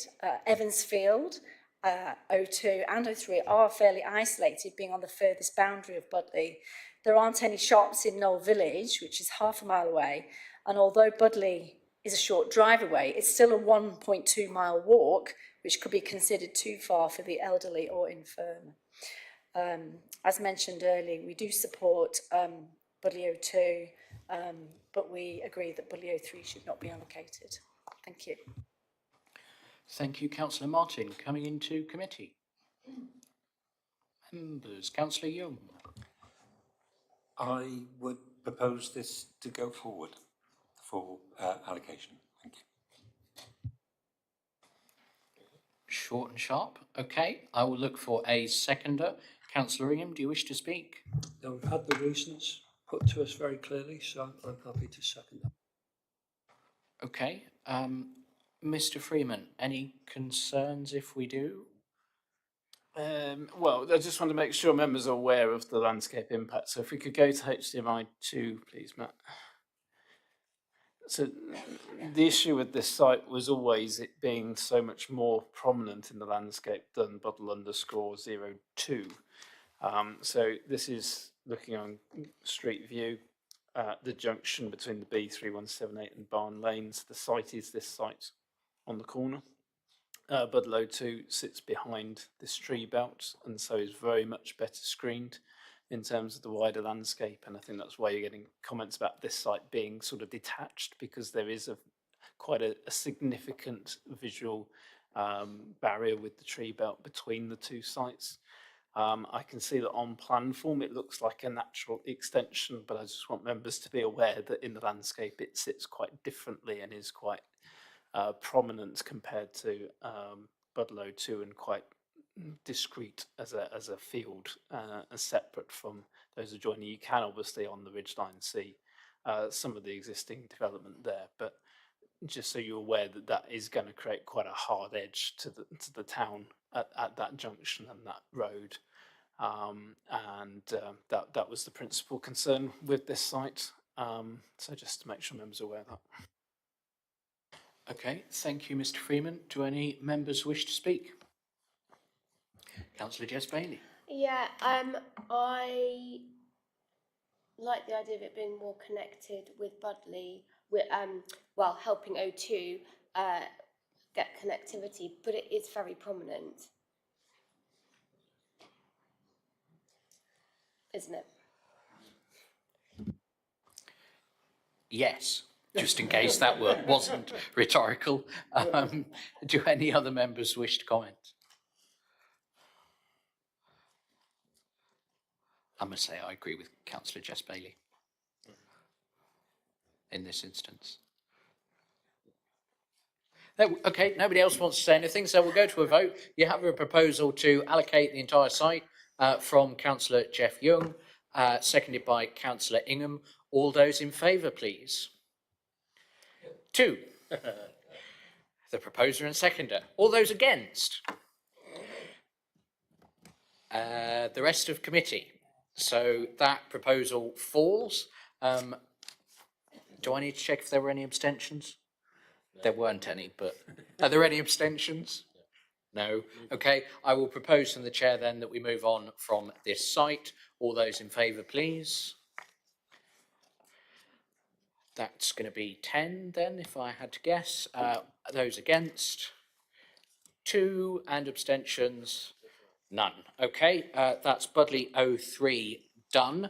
We're going to take a short break now, and for the benefit of members of the public, in terms of what we're going to do when we come back from that break, unless I hear any groans of pain from committee that engender any sympathy, we are going to go through the 2 sites in Colliton, the 2 sites in Limpston, all of the sites in Woodbury, and the 2 sites in Chardstock before we call it a day. Yes. The other ones would then be deferred to the provisional backup date on Friday. Sorry, Councillor Loudon. Is anybody going to take out a hit on me if we do that then? Okay, well, there we go. That's the decision that's been taken. So we'll take a 10-minute break until 1:45.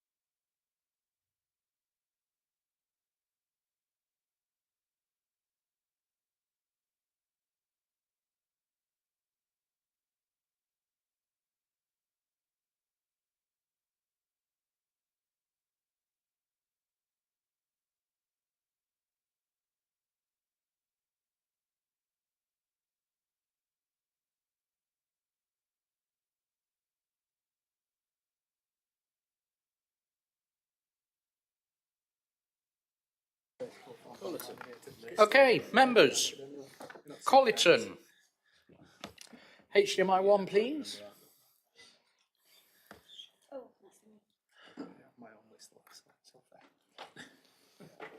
Okay, starting with Collie O2B, Land at Hillhead. We have 2 members of the public to speak. First, Councillor Alison Stenning for the Parish Council.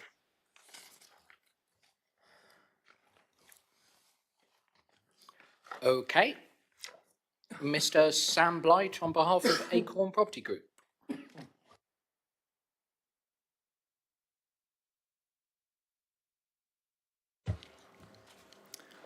As stated in the committee report, officers have recommended Collie 2B for allocation alongside the adjoining Collie 2A portion of the site.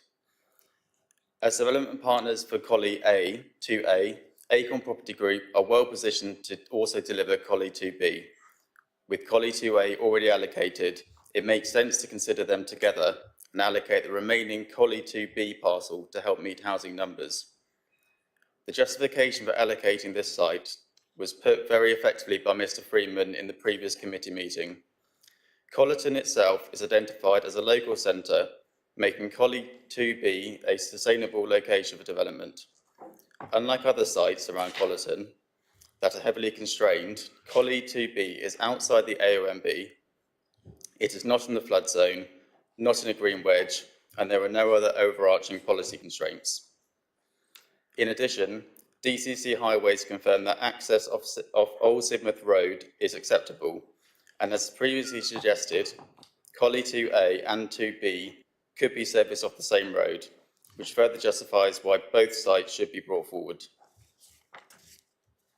Subject to suitable Section 106 contributions and a detailed drainage scheme, Collie 2B, alongside Collie 2A, is a demonstrably deliverable site.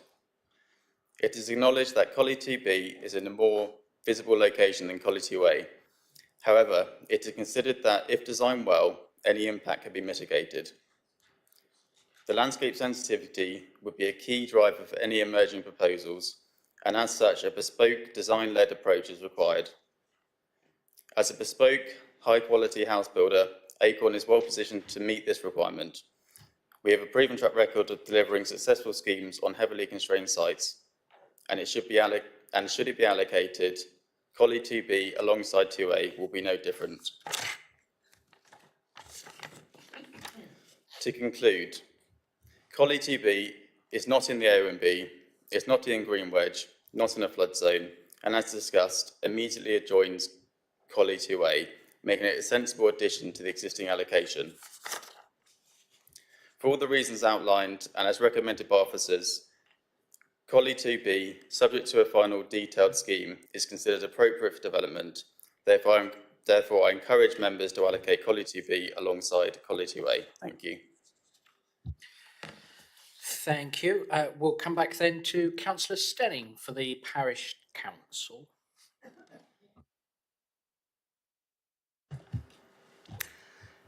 Good evening. I've forgotten why I'd come here this morning.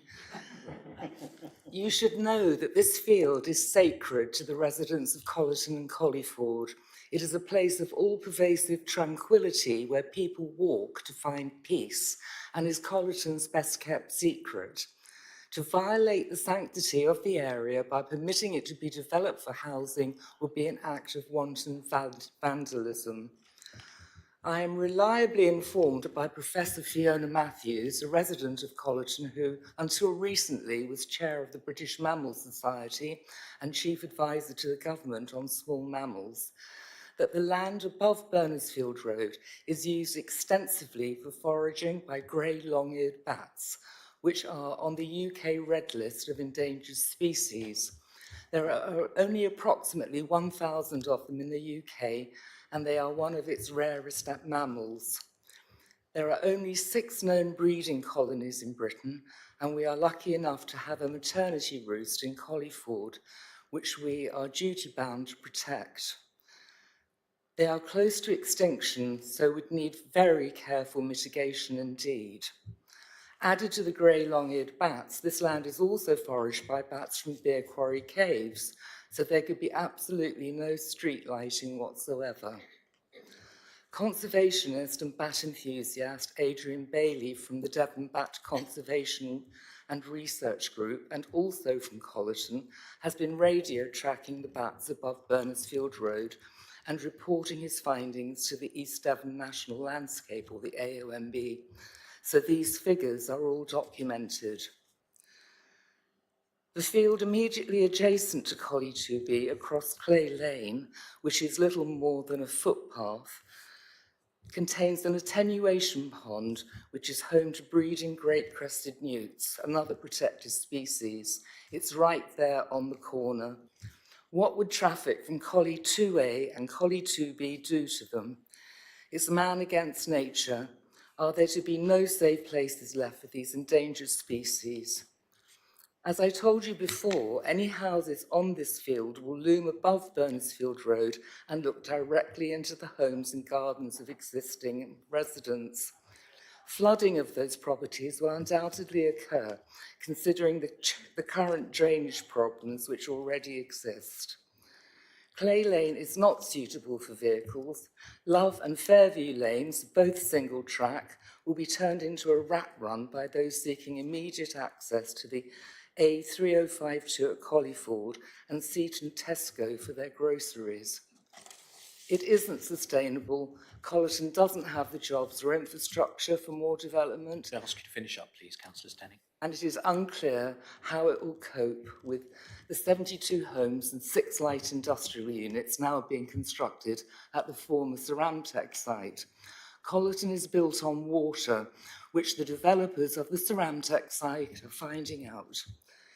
They have already flooded one of the houses at Prospect Terrace on Sidmouth Road Could you finish week. up, please, Councillor Stenning? Sorry? Could you finish up, please? You've had your time. Okay, with filthy silt water and have yet to come up with a solution. All of this muddy water will end up in the access estuary, a situation the District Council is trying to avoid. The level of upheaval, should you permit development on Collie 2A and 2B, would be catastrophic for both humans and wildlife alike. I implore you to leave this quiet, idyllic nook alone without raining destruction on the natural world. I rest my case. Thank you, Councillor Stenning. That's all the public speakers, so we come therefore into committee members. Councillor Parr.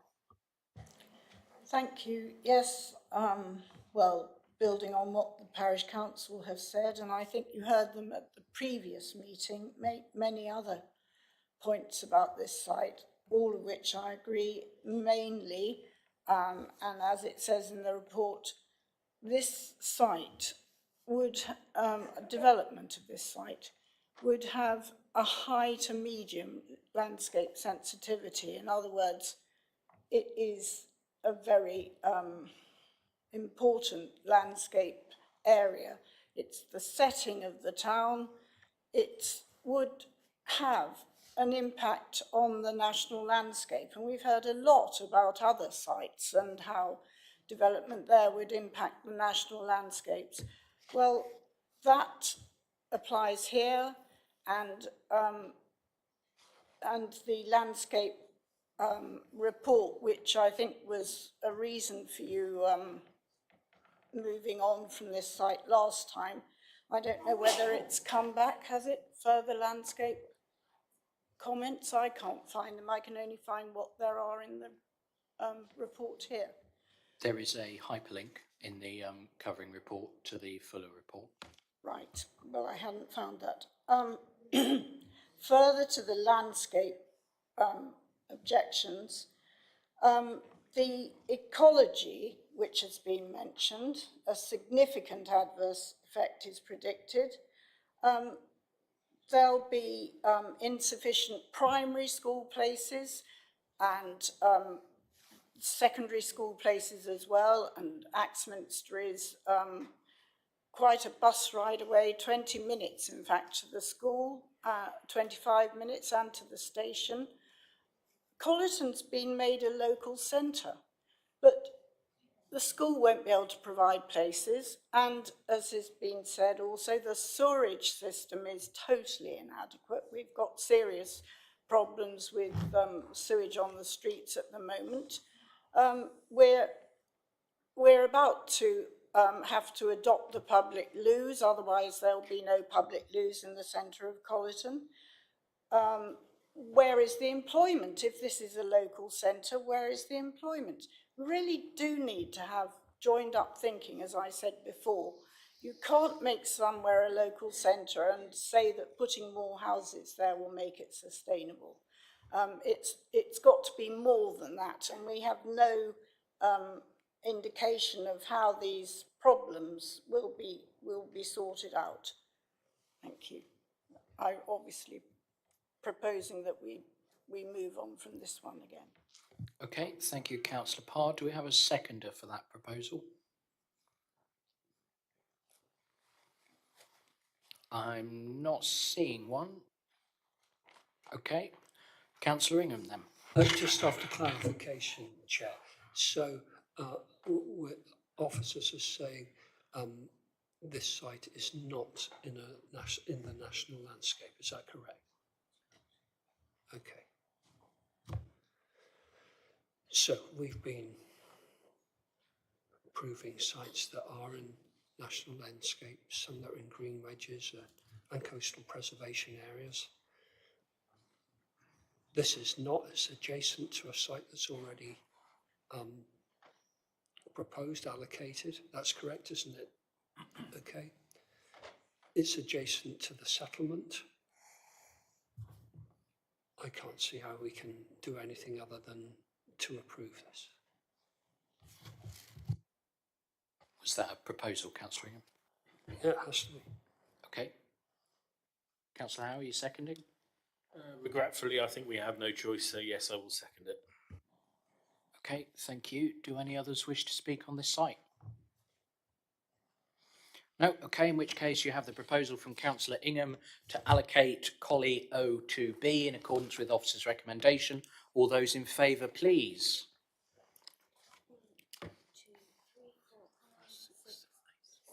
I count 8. Those against? 1, and those abstaining? 2. Okay. Next up then, Collie 06A, which I believe members asked to come back following seeking some clarification, from Devon County Council. Did we receive that clarification regarding its potential use as a school, and was it helpful? Yes, so we did contact Devon County Council Education. If you look in the report, there is a response verbatim which says the primary school currently sits on a very constrained site and is undersized when compared to government guidance, so having a site identified would be welcomed. I understand there is a community desire to retain this land for the school should there be a funding stream in the future. This is a position that Devon County Council would support given the constraints of the existing sites and the demographics in the area. So that's their comment, but I think through discussion we've established that there are no current plans to build a replacement school in Collyton, so it's a community aspiration, and then Devon County Council are saying, they would welcome having a site identified for that in the future, but they have no current plans to do that. Thank you, Mr. Freeman. Councillor Stenning.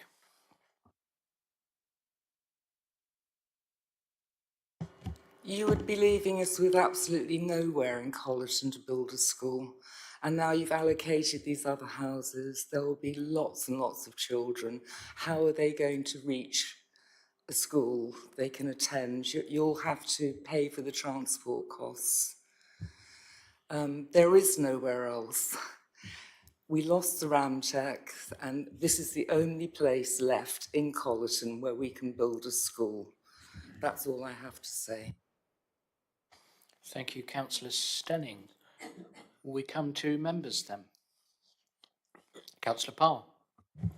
Thank you. Well, my reading of the comments from Devon County Council was in the final sentence that this is a position, in other words, the wish of the community to retain the site. This is a position that Devon County Council would support, given the constraints of the existing sites and the demographics in the area.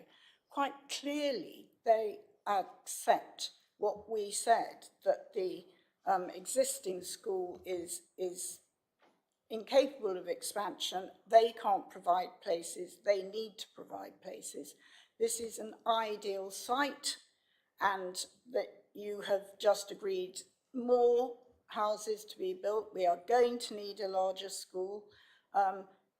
The owners would not have put it forward for a school, would they? Because if they can get housing on this land, obviously that would be preferable to them. But it is the community wish that this be retained for a possible primary school, and the county is supporting that wish and saying that they are going to need another site in the area. So for that reason, I do not think this land should be allocated. I think it would be quite wrong to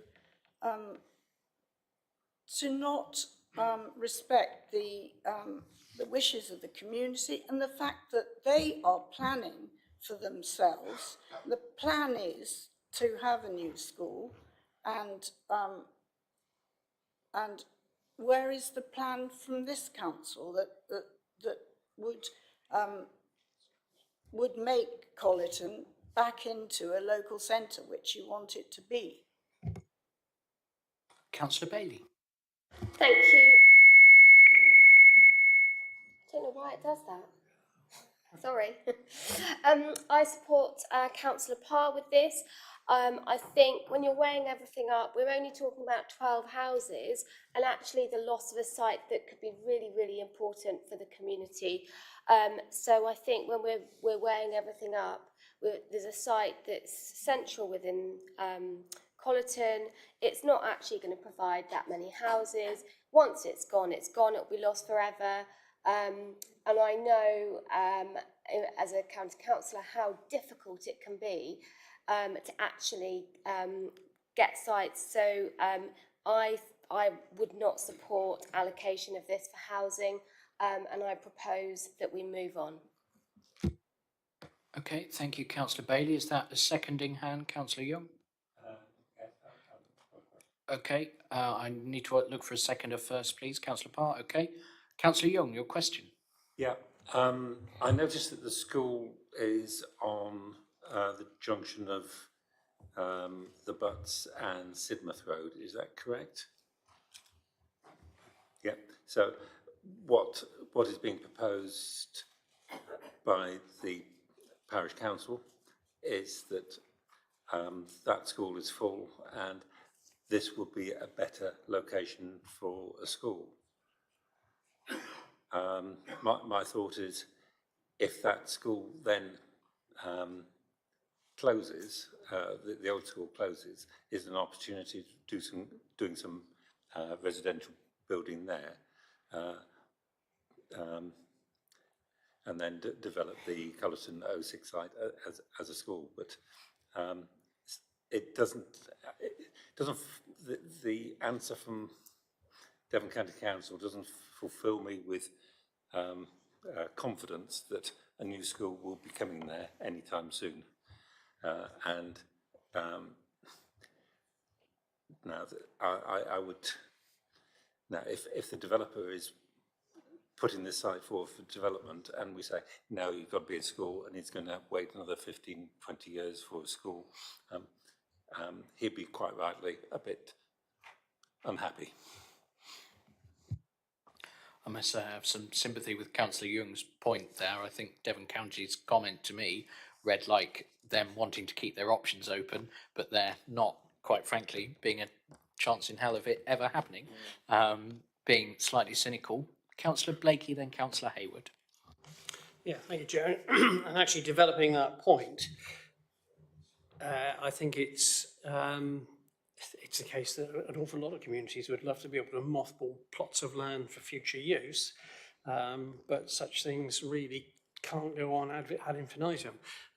So I have a suggestion. I do have sympathy with the idea of keeping this site for an enlarged school, but if we accept that position, can we put a time limit on it?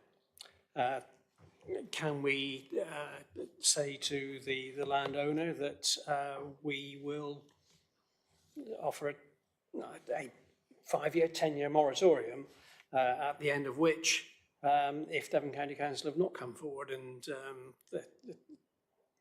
got to building a school, that we could then look at it as a windfall site at that time. Are we even allowed to do such a thing?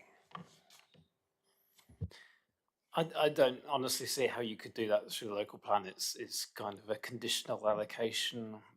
I can't see that you can do that. That would just lend itself to not allocating it, to my mind, and then, you know, see what happens during this plan period. But I mean, I come back to, I mean, if you look at the report, education are saying that there is some capacity at Colleton and Seaton primary schools, but not enough, is the point.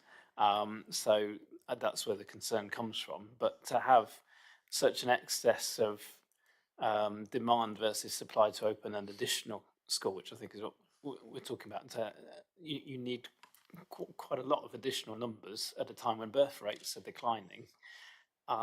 It just seems unlikely to me that the need is likely to be there in the near future. And then there's, do we even know if the landowner's willing to pass the land at an agreeable rate to the Education Authority to deliver a school here? The owner has put it forward for housing through this process. So I think we should be considering whether or not it's acceptable for housing. That's what the owner has asked us to do through this process. I understand the community's aspiration and have great sympathy for it and recognise that they're trying to do the right thing by their community and look ahead. But fundamentally, the landowner has put it forward for housing, and that's what the question we're being asked to answer is this a suitable site for housing in the local plan? Thank you, Mr. Freeman. Councillors Hayward, then Howe. Thank you. Yeah, I mean, I suppose if we look on the positive side, a land swap, it's been done many times before, and you swap a piece of land that appears to be quite prone to flooding, and with the experience of Tipton, we should be careful what we wish for. But for a site within the centre of town, you know, perhaps an apartment block in there, you know, town centre living, where the school is. So, but we can't force their hand on this, so all we can either do is say no or say yes. You know, Devon is going to have to cooperate with us as a planning authority, and who knows, in some point in the future, CPO powers might be improved and it will be taken out of their hands. But for the time being, I echo what Councillor Bailey and Councillor Parr have said. I think let's keep our options open on this one. It's only 12 properties. We've just agreed, you know, an exceptional site to the south of town. So I'm happy to support moving on from this one, Chair. Thank you, Councillor Hayward. Councillor Howe. It's one of those hard ones, isn't it?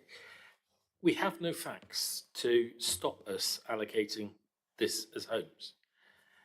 So we go to the inspectorate, you know, whenever we've published on Reg 19, the developer turns up and says, well, I've offered 12 homes here, and yet you're allocating in National Landscape, in Budley Salterton, in all the other locations. This isn't a National Landscape.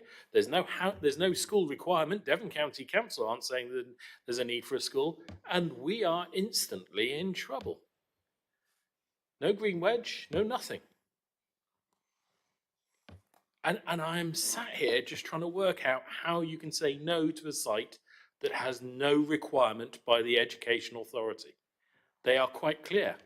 Lovely, if you want to gift us a school, fine, it seems. But, you know, we're not going to commit to making one. Yeah, I get what the local aspirations are, I really do. But without the statutory authority, Devon County Council, saying, oh God, we've got a desperate need for a school, we need the site reserved, we have not got a leg to stand on. And I'm trying to understand that, but that's my view. Councillor Davey. Most of the site is shown as being in a flood zone. And I read the report and say, well, the easternmost part of the site is flood zone 3, this is flood zone 2, and therefore that's okay. So my question is, how is this different from the one we looked at in Honiton that was allegedly in a flood zone? And yet we said, well, we can't build there because it's in a flood zone. So I'm just confused now. Do we pick and choose our flood zones, or how significant are the numbers? Of course we do, Ollie. We only decide, to build in places that have flood zones where it's going to wind up the local community. Would like to. Could somebody shed some light on that for us, please? This is a site that has been subject to assessment under the strategic flood risk assessment. So the consultants specifically looked at this site and their conclusions was that the flood zone mapping on the screen is not as severe in reality as the picture's depicting. So they said you can accommodate housing on this site, but they've done the detailed work to justify that, and that's the comparison with Honiton. In that case, could we do the same in Honiton, please? I'll look to Mr. Freeman, but I think the problem there is that we're now at the stage where we don't have time to do that. Yes, there's that issue. The other issue is the specific site modelling. In some cases, very expensive, as in tens of thousands of pounds.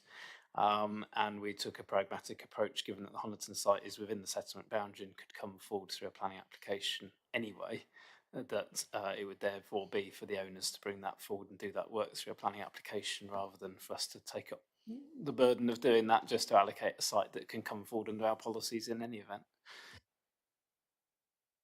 And that decision about which to do the level 2 on came to committee, didn't it? If I remember right. Yes, it did. Okay, good. Could somebody remind me where we are with the proposal? We have a valid proposal to move on, do we? Okay, thank you for reminding me. Do any members wish to add Councillor Bailey? I just wanted to respond to Councillor Howe about the difficult position that we might find ourselves in an examination for allocating this as a school. And I think what we could validly say is that Devon County Council have expressed their support for allocation of this as a school. So I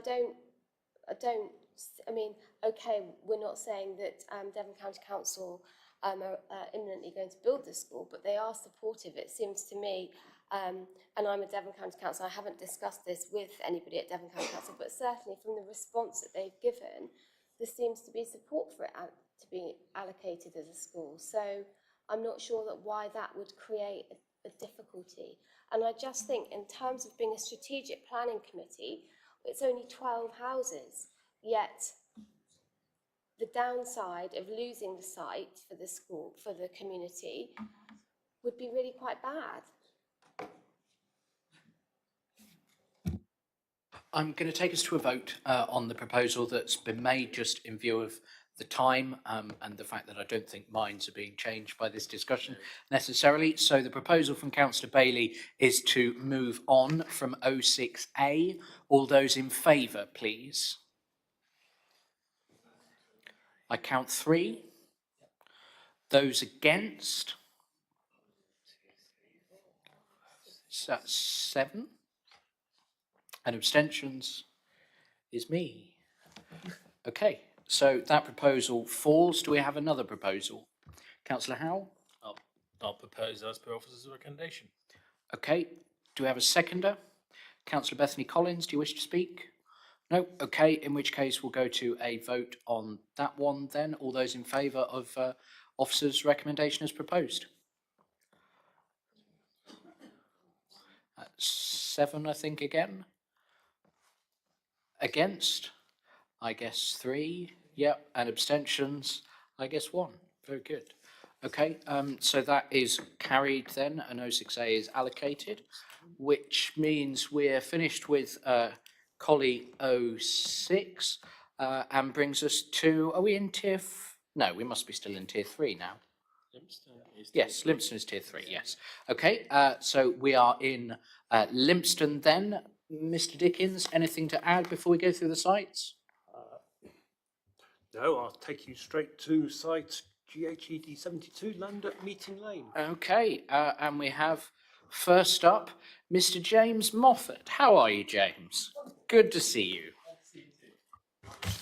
Councillors, Councillors, I am pleased to see that the larger field on this site has now been rejected.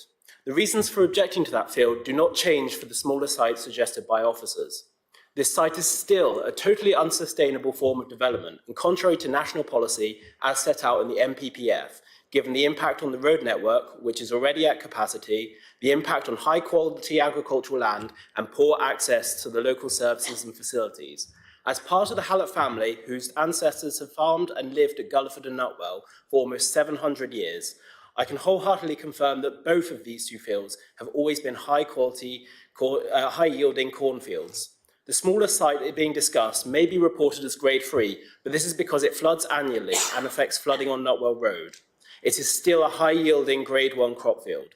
Unlike most villages in Devon, there is little road access to the village as it is cut off by the ex-estuary on one side and the A376 on the other.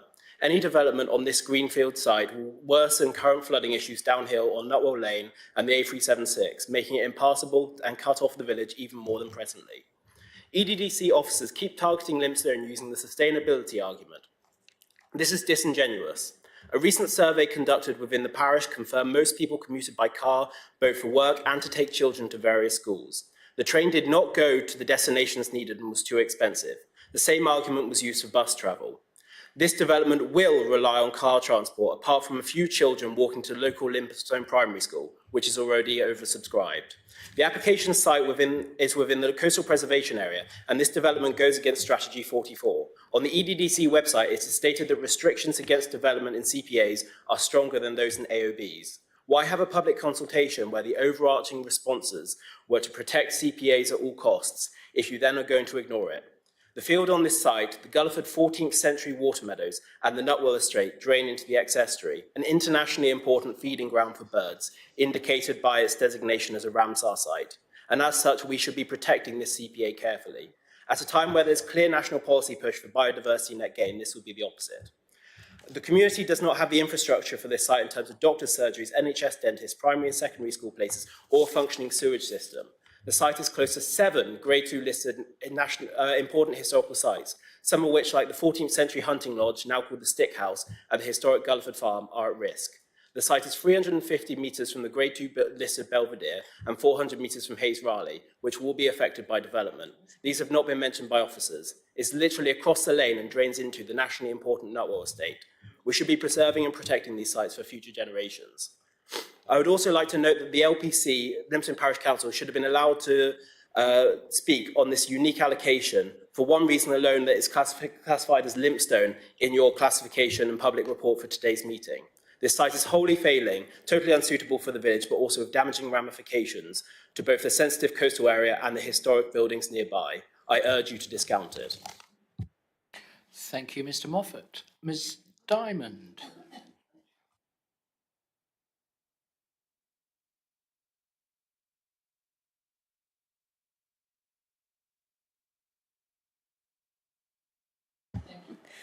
I'm pleased to see the officers rejected the larger development site, but this smaller development suggested still has the same arguments for rejection.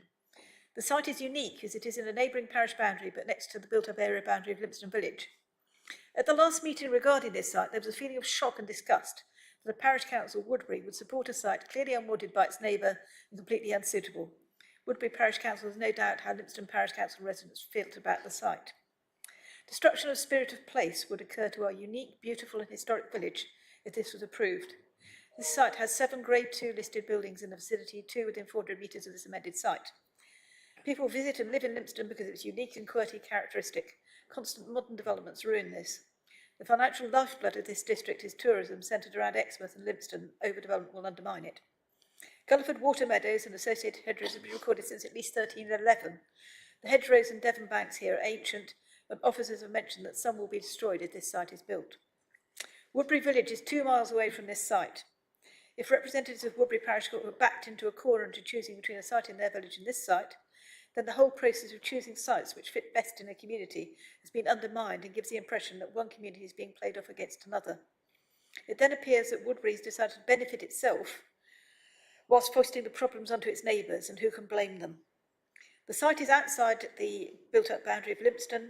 It's within the coastal preservation area, and the built-up boundary for Lympstone has been quietly altered by EDDC with no consultation. The amount of development targeted for our village feels to residents like an attack that will destroy the spirit of place of our pretty little fishing village.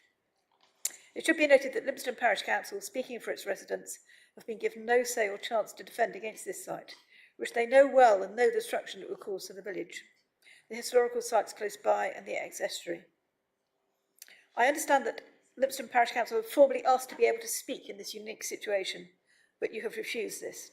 It seems wrong that Lympstone isn't allowed to speak where Woodbury, one of whose councillors is a relevant landowner, is allowed to speak on a site 2 miles from their village. Is this how democracy works in this district? I implore the committee to listen carefully to the arguments, particularly those which have been put forward by James Moffat, to oppose this site, and even though Lympstone Parish Council has not been allowed to defend their own village, those speaking today hope you will listen to our arguments and support not allocate this site. Thank you, Ms Diamond. And just addressing the point about which parish council is allowed to speak, we've had to be, we've set out a rule and we have had to stick hard and fast to it. I have sympathy here, really genuinely I do, but there are a lot of sites across the district. We've seen a large number of them today that are adjacent to one settlement and in a parish that does not include that settlement. We had a large number of those this morning on the edge of Exmouth that were in fact in Lympstone Parish, and you know it's you've had the Lympstone Parish Council has had the opportunity to speak on those, whereas if we were being, you know, taking a pragmatic approach, we might have given that to Exmouth instead. I understand the frustration. Please believe me, I do. It's the only sensible approach that we have been able to take. Yeah, I don't particularly want to get an argument, but I would argue that this is a very different situation for Lympstone and Exmouth, because we're actually in Lympstone Parish. So basically, whereas this depends on Lympstone, this site. It's nothing to do with Woodbury. And I think the Parish Council should at least be allowed to say something about it. I appreciate the point, and as you say, not going to get into a back and forth here. We come then to Woodbury Parish Council.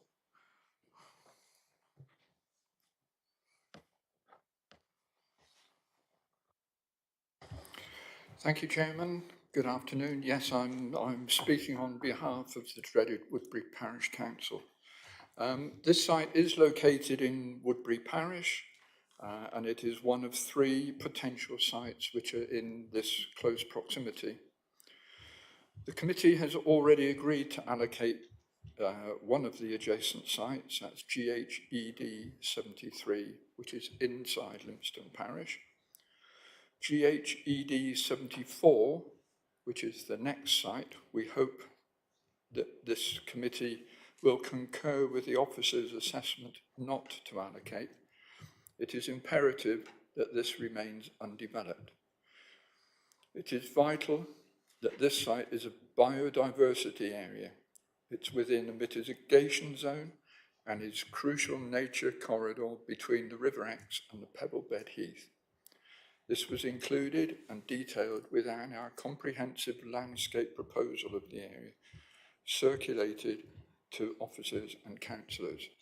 And that was a landscape proposal which was discussed with Lympstone and Exmouth. Exmouth Town Council, Lympstone Parish Council and Woodbury Parish Council want and hope that East Devon District agree that it is important to prevent coalescence and urban sprawl and to protect landscape and the identity of villages. This, the third site, as the committee has recently agreed to allocate the adjacent site, GHED 73 for potential development, Woodbury Parish Council would support the allocation of GHED 72 as it appears to meet the same criteria under the methodology for the revised number total of 42 dwellings. Thank you. Thank you, Councillor. I have next up Mr. Oliver Keats.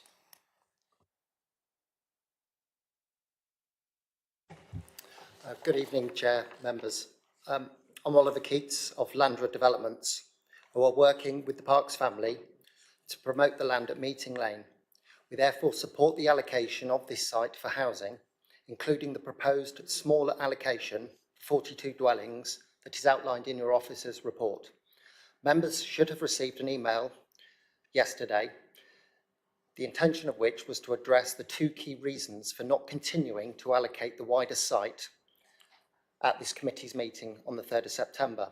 Firstly, landscape and visual considerations. As members are aware, the site is not within or in close proximity to the East Devon National Landscape. It's 2.4 kilometres away. The site is not the subject of any neighbourhood plan, designation and policy, and nor is the site within a green wedge. The principal landscape consideration that has been used to criticise the site's credentials is that it is situated within the coastal protection area. In this regard, I think it is important to note that a lead consideration in the local plan policy, Strategy 44, for this designation is sites are, to quote, defined on the basis of visual openness and views to and from the sea. As I'm sure many of you are aware, the site has an urban form to the south, and it has no visual connection with the sea or ex-estuary. The site is discrete, as seen from the adjoining settlement, and we are of the view a landscape strategy can be crafted that mitigates its introduction. Moving on, secondly, to heritage considerations. The Council's heritage reasons for not allocating the site appears to be predicated entirely on proximity between the site and the listed buildings, and it does not appear to have considered in any detail whether setting contributes to their significance. Initial appraisal work undertaken by Landra Heritage Consultants suggests that the site is not a primary part of the setting of these assets, and that there is good scope for landscape enhancements that would reduce any visual impacts. It should be further noted that the parkland associated with Nutwell Court is not a designated heritage asset. There is no reason to suggest that with appropriate mitigation, housing cannot be accommodated at this site, having regard to heritage impact.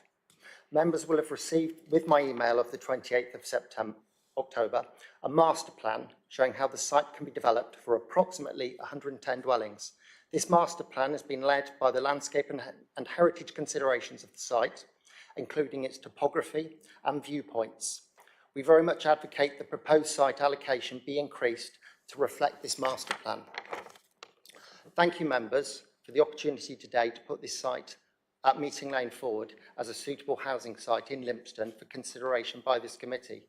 An opportunity to find additional dwellings if you are minded to allocate this site for 110 dwellings. Thank you.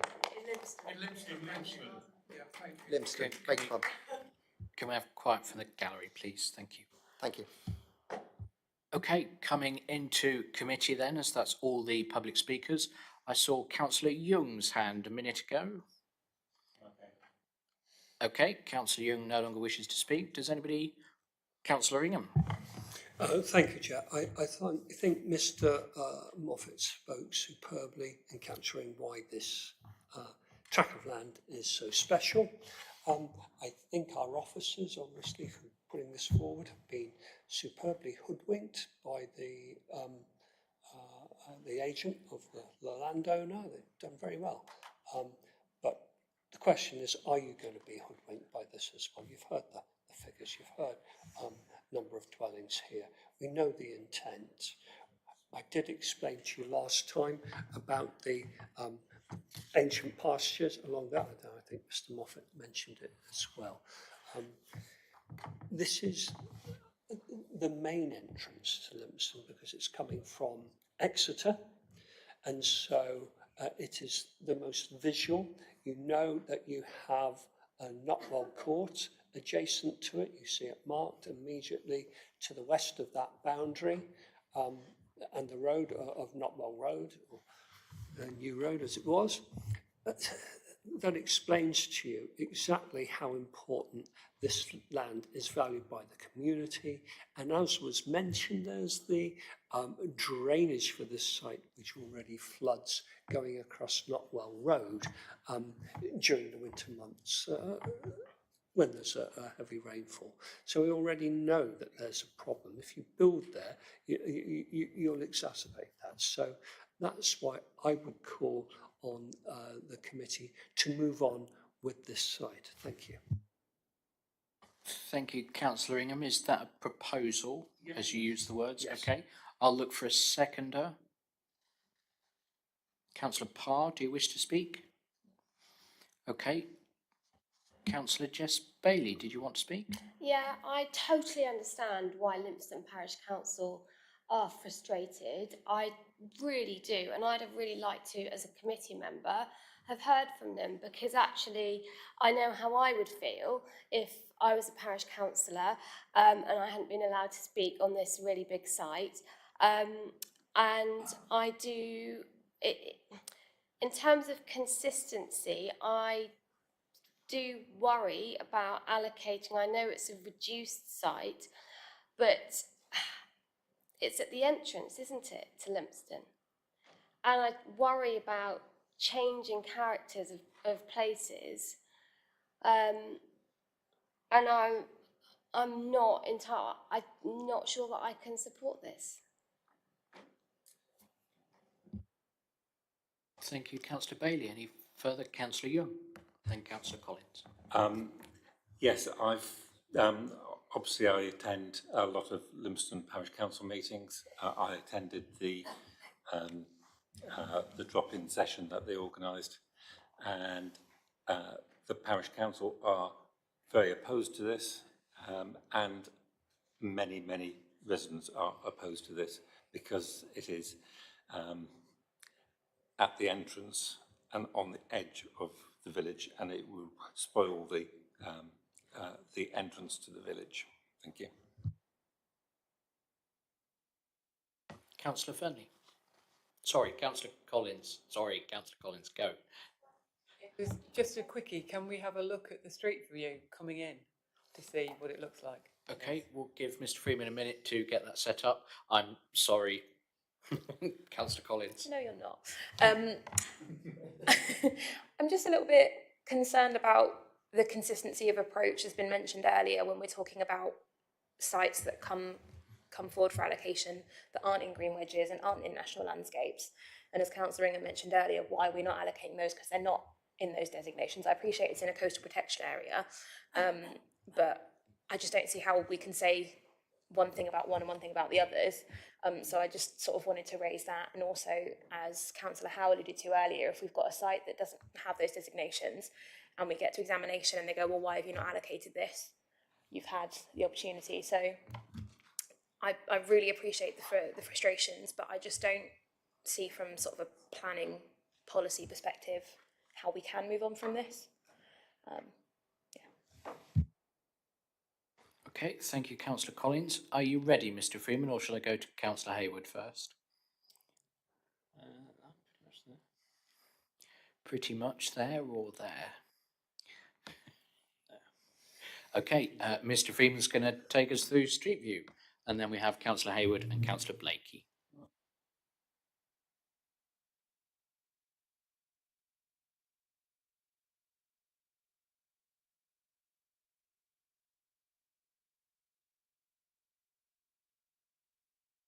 Yes, so it is land, this is to the north of Meeting Lane.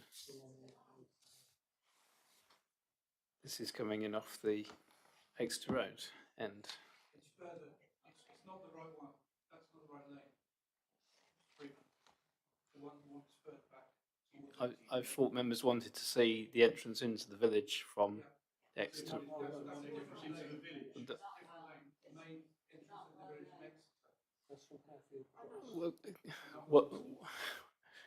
What the members want to see, this is the entrance from Meeting Lane.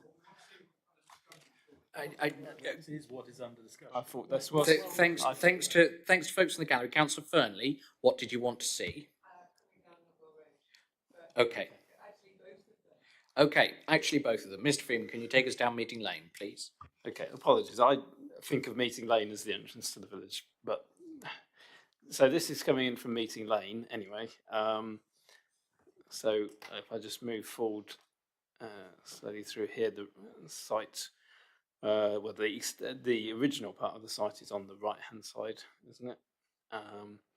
And as we move forward, we're coming into the land on the left, which was previously agreed for allocation, which is GH/ED 73. So that is already allocated. If I move far enough along here, I will come to the junction with Nutwell Road.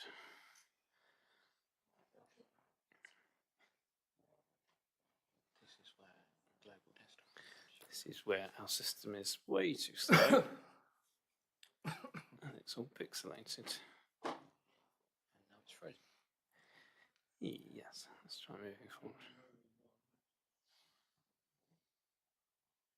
Do you want to come back to me? Okay, thank you, Mr. Freeman. We will come back to you, Councillor Hayward. Thank you. I'm going to echo what Councillor Collins has said. So if we cast our mind back, you know, this committee has approved 400 dwellings in a green field that you'll see off the A35 in Axminster. It's natural beauty.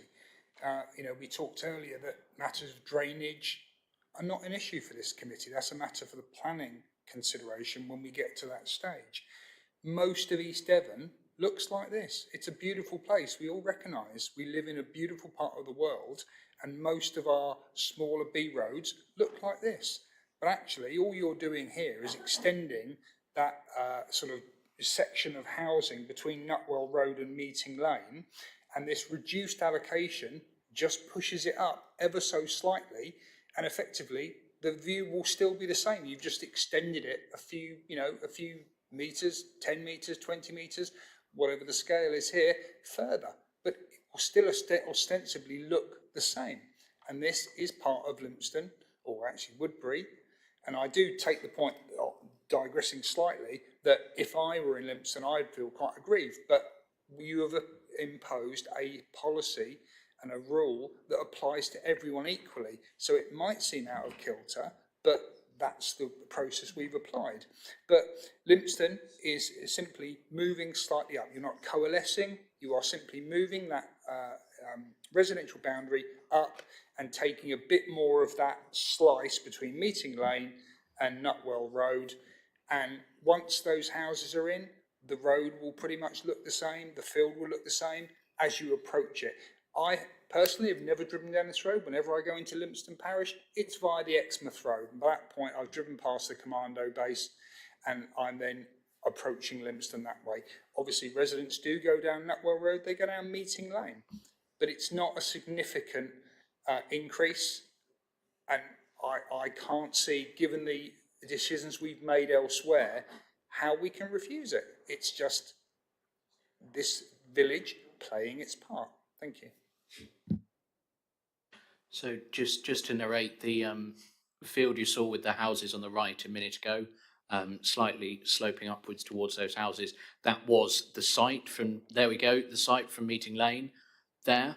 And then Mr. Freeman is just taking us down Nutwell Road, which is the other branch.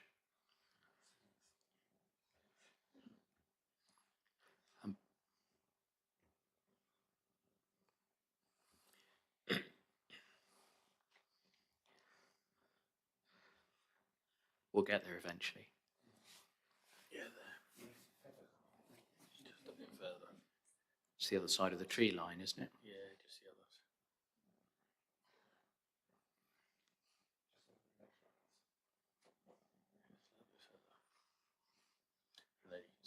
There you go, you can see it on the left.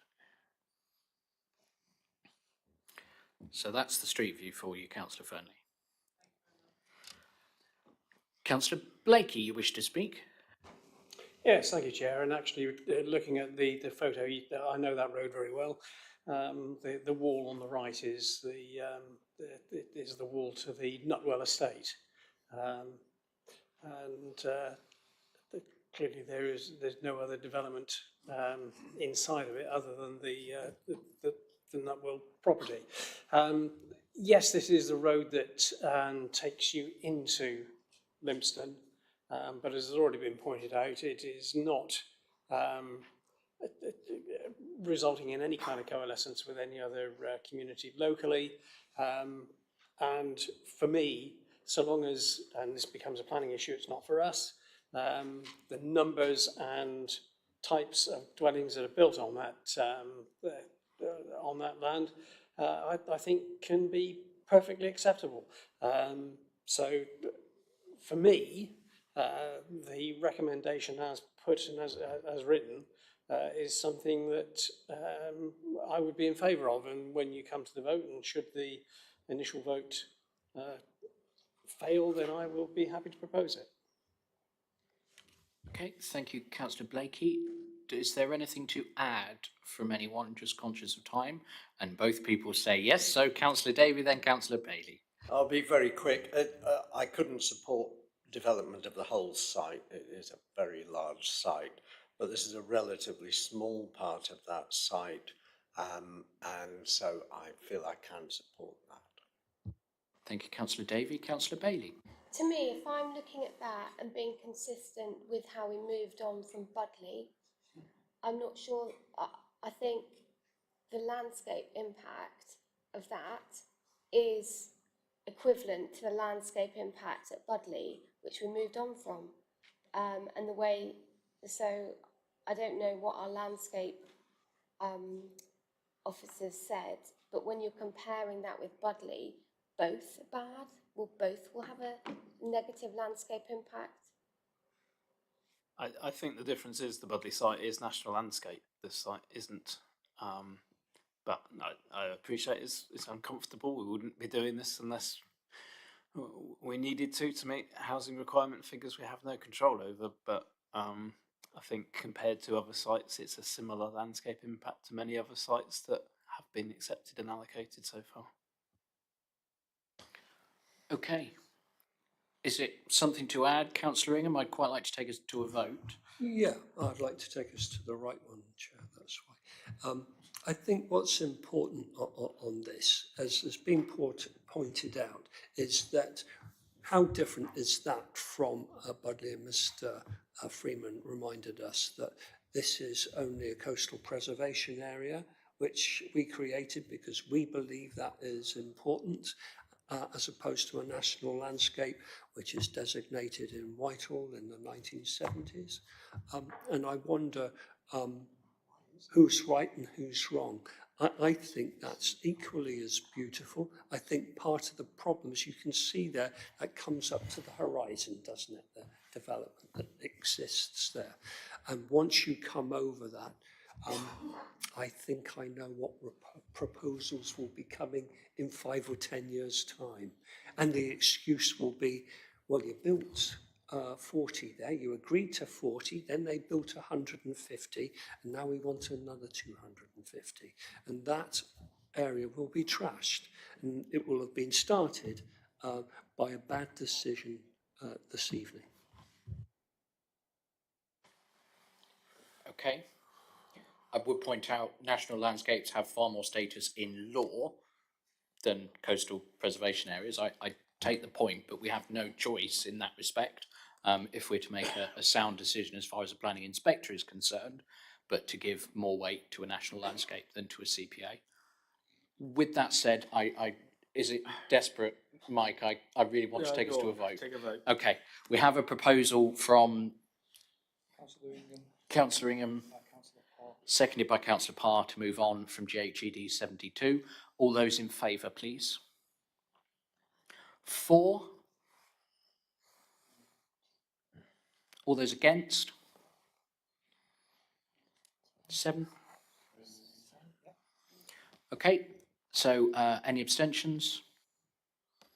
Okay, in which case then that proposal fails. Councillor Blakey, did you wish to propose? Yes, please propose as written. Is that seconding, Councillor Hayward? Okay, does anybody wish to speak? Okay, we'll go to a vote then on the proposal to allocate GHED, or the part area of GHED 72 before us today, in accordance with officer's recommendation. All those in favour, please. 7. Those against? 4. And any abstentions? Okay, that proposal is carried then, which brings us next on to GHED 74, I believe. If we can go back to HDMI 1. Wonderful, thank you very much. Land at Strawberry Hill, and Ms. Diamond, the lectern is yours once again.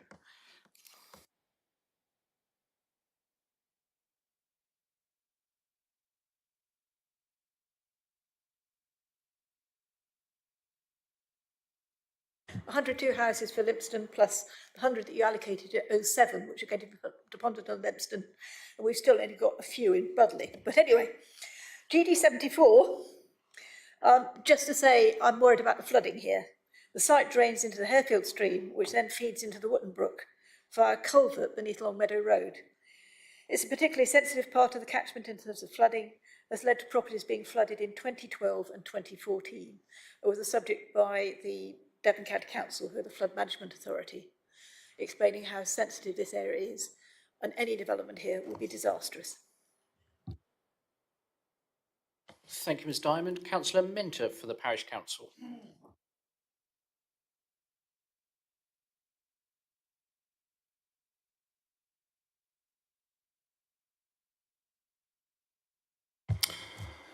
This site was proposed for the initial draft plan consultation, where it had a 66% opposition from those who attended and submitted responses.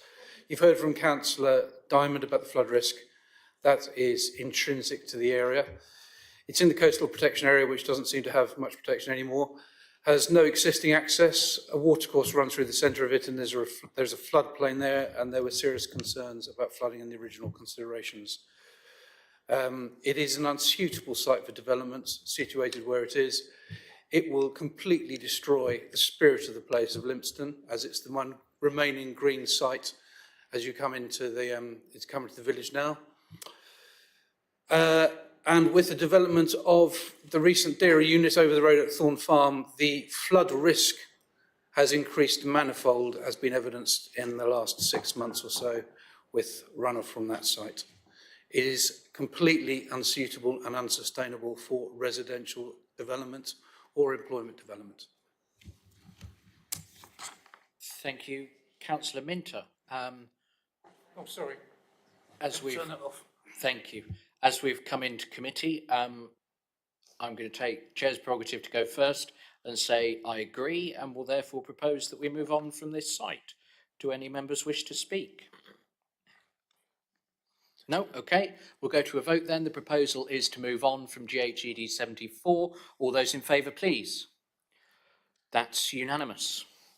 Okay, that takes us then just up the road to Woodbury, and we start off with Wood 10, land at Gilbrook, and first public speaker up is a statement from Mr. Andy Douglas, which Wendy has decided that I should read. I've just been told Wood 04 is first. I have Wood 10 on my list. Wood 04 in the report. Wood 04 on the report. Might be no public speakers for Wood 04. How about moving Wood 04 move on? Because it's not recommended anyway. But Does it matter? No, I'm going to do it my way. We're doing Wood 10. Okay. Statement from Mr. Andy Douglas. The issue at the heart of this application is how do you make it safe for residents of the proposed 60 houses to access the village on foot? To do this, it is proposed to erect a raised footpath across the already narrow bridge, thus reducing the carriageway to only 3.4 metres wide. This might be okay if the road was straight, but the bridge forms part of an S bend. Local farmers do not think it would be physically possible for them to cross the bridge with their large and legal tractors and trailers without at some point having to mount the pavement, so bringing them into conflict with pedestrians. And the same would be true for large HGVs. Even highways have conceded that to say the mounting of the curb would never happen would be remiss of us, Yet despite this, highways still claim this arrangement would be better than the present one. As long-time local residents living south of the bridge, we strongly disagree. Currently, the bridge is a shared surface, but there are few houses south of it, so not many pedestrians have to cross it. This arrangement, of course, is not ideal, but being a shared surface, we are extra vigilant when using it. Once you erect a pavement, people naturally assume it is a safe space to walk along, so will be less cautious about traffic. This will be even more the case with naive and easily distracted children. Presently, there are only 5 school children living south of the bridge, but Devon Education estimate this development will produce at least 24 more children of school age as well as younger children. They will not be expecting to be suddenly confronted by a large vehicle mounting the pavement and entering their safe space, and I do not think you need a very vivid imagination to realise that this is an accident waiting to happen. If this was a proposal for a new bridge and pavement and the developer said that to cross it, larger vehicles would actually have to mount the pavement, highways would instantly reject it. So why is this adaptation acceptable? And if highways really think this is a safe arrangement, then why did they go to the trouble of investigating the feasibility of erecting a separate pedestrian bridge alongside the road bridge? And it seems this is not the only large-scale application being considered south of the bridge. I know the council is presently caught between a rock and a hard place in trying to meet its housing targets, but this proposal is dangerous and pedestrian safety should never be sacrificed in order to meet these targets. That was a statement from Mr. Andy Douglas. Next up then, we have Ms. Cheryl McGauley.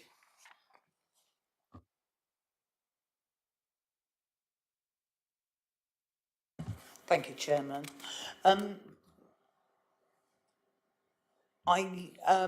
Everything Andy has said, I agree. The difference between Andy and I had a discussion with the developer on Friday. So he said some things that could be really good, which would change what I'm saying now, but it's not within the proposal. So I do not support this. The infrastructure of the road, it is in a flood zone. It's 100 metres of a listed building. There's no safe pedestrian access from the site to the centre of the village. And those are some of your considerations for a safe site. If you put up the drawing of the field, like you did for the one in Knowle or Budley, it's exactly the same type of road, and you did look at that slightly differently. Yeah. So I'll just summarise. At a planning meeting 2 weeks ago, East Devon District Council were saying a building shouldn't stay because it's in open countryside, using strategy 7 as a reason to refuse. I believe the decision on this site is that it will go through, as East Devon District Council are desperate to get Regulation 18 through to meet the time constraints of Regulation 19. I'm just a layperson. I don't have lawyers. I don't understand the policies, but I do care about where I live and the people that live there. So if you do care, like you said at this meeting and on the meeting of the 9th of September, when considering Wood 10, please don't support it. Wait for the amended planning from the developer that they may do. Have a site visit to understand what we are trying to tell you and challenge Devon County Council. Look at Woodbury strategically and make the sites work for the village, or town actually, it's nearly a town. And you have already given us 130. Thank you. Thank you. I would point out some of what you've just said would be for planning committee rather than us, but I appreciate there's often some blurred lines there. Next then, representative from the parish council.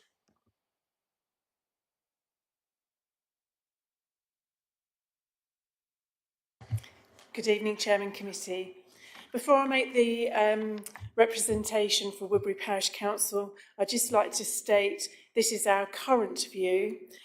Some of the councillors have had a conversation with the developer, but due to time constraints, we have not had the opportunity as a parish council to discuss it further. So as I said, this is the current view that has been agreed by the parish council. Woodbury Parish Council strongly opposes the allocation of this site, a sentiment shared by local residents. Based on our local knowledge, we believe that safe pedestrian and cycle access to the village centre and local amenities via Gilbrook is not feasible. Gilbrook Bridge, which is a narrow, single carriageway with no dedicated footpath, is heavily trafficked by farm and commercial vehicles. It is often used as a cut-through and a diversion route during the issues on the A376, leading to increased traffic volume. We dispute Devon County Council Highway support for pedestrian and vehicle access, citing poor visibility due to the existing road layout. Furthermore, part of the site is allocated in a flood zone 3 and has high risk of surface flooding. It is important to note that Woodbury Parish Council successfully lobbied for the allocation of 2 nearby sites, Wood 6, 30 dwellings, and Wood 9 of 28 dwellings, located on either side of Globe Hill. Although officers initially recommended against these allocations, the committee decided to proceed with them due to our support and the backing of the 2 ward councillors. The impact of these allocations, along with the nearby Broadway Wood 16 site, which has been allocated with 67 dwellings, will place significant strain on local infrastructure. Broadway is already experiencing issues with speeding, as highlighted in the recent traffic survey. Any allocated sites, including those under consideration by East Devon District Council, must be accompanied by a comprehensive strategic traffic plan. This plan should include suitable village gateways, a 20-mile speed limit, traffic calming measures, and adequate footpaths and controlled crossings to ensure safe pedestrian access to village amenities. Thank you. Thank you. Okay, we then have Mr. David Matthews on behalf of 3 West.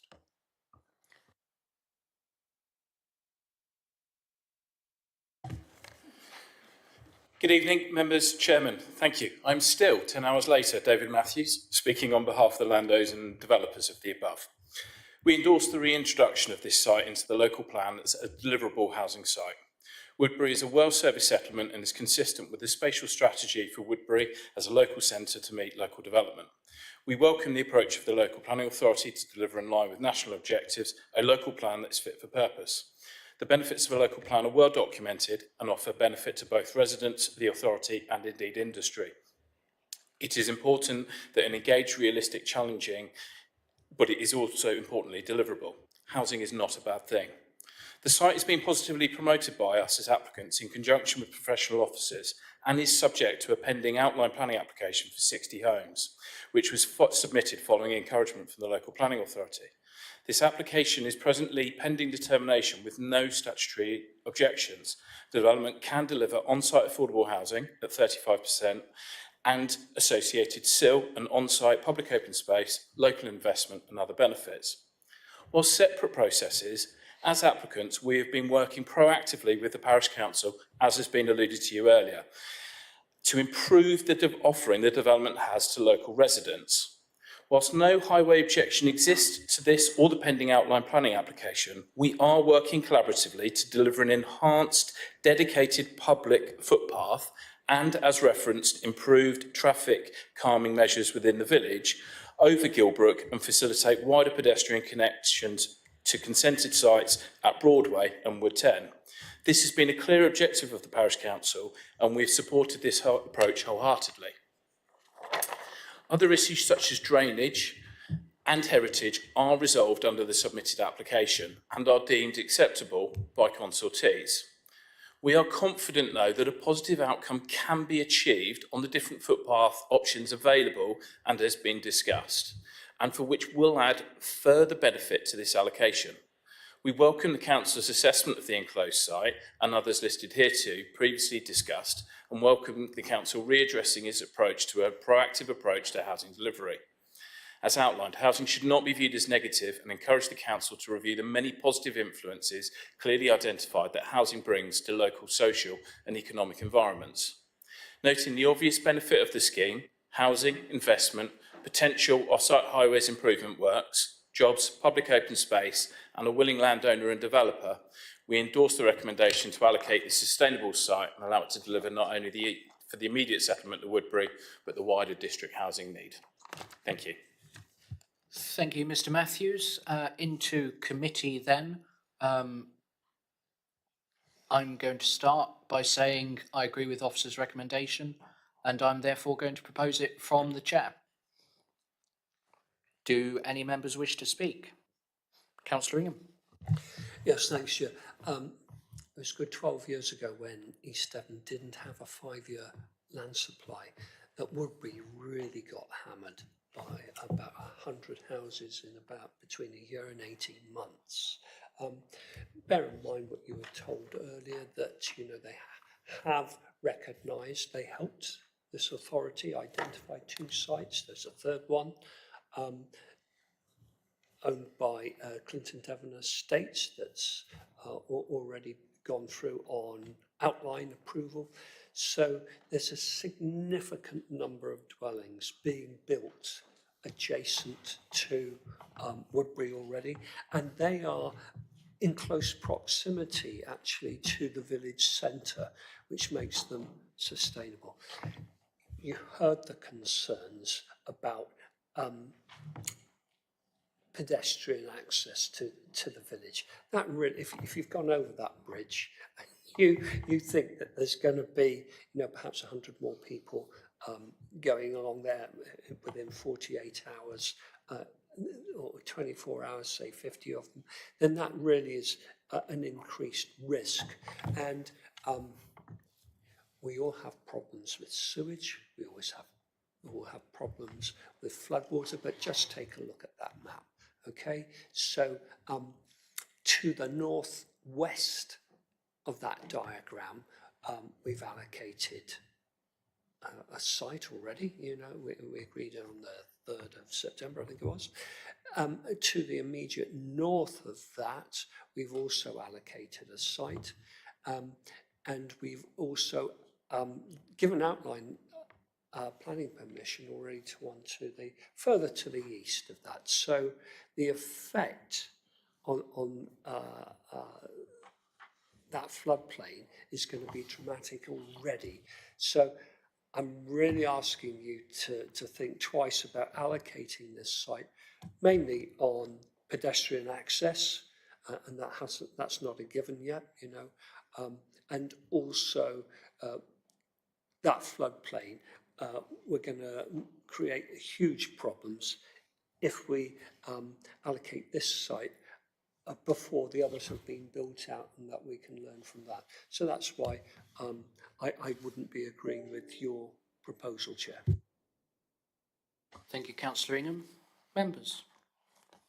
Councillor Howe. I always get annoyed with this, and Councillor Bailey, you'll know where I'm coming from, when proposals are made that are contrary to the statutory body's advice, which is highways. Highways say there's no issue, none whatsoever.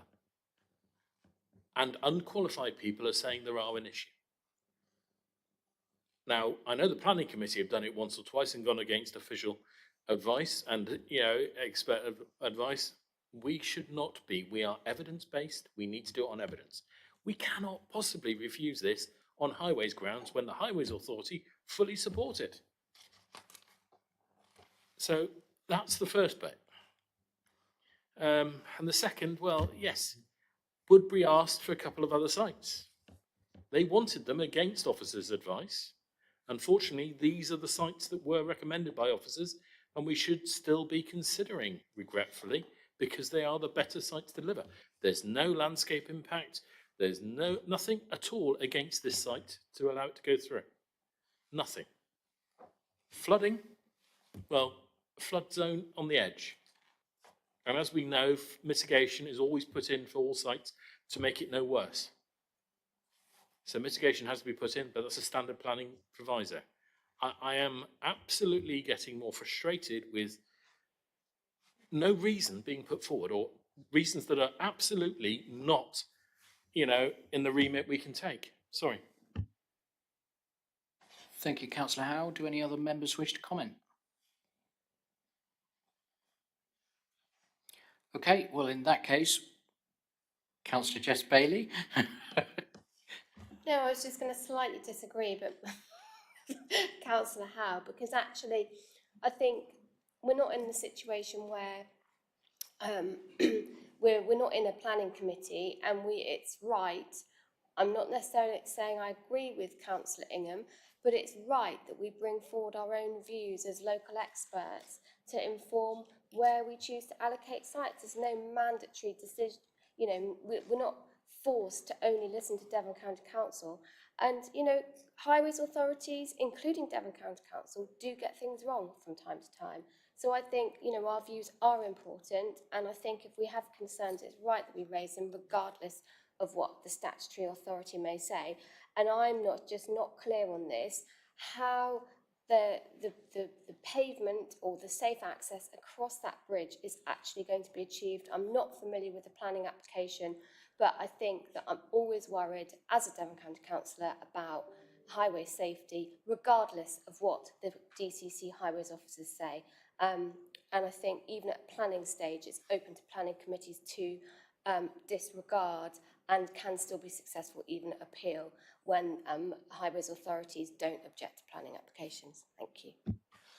Okay, if there are any other comments on this site specifically, rather than getting into a debate about highway authorities, Jeff, is it something to add?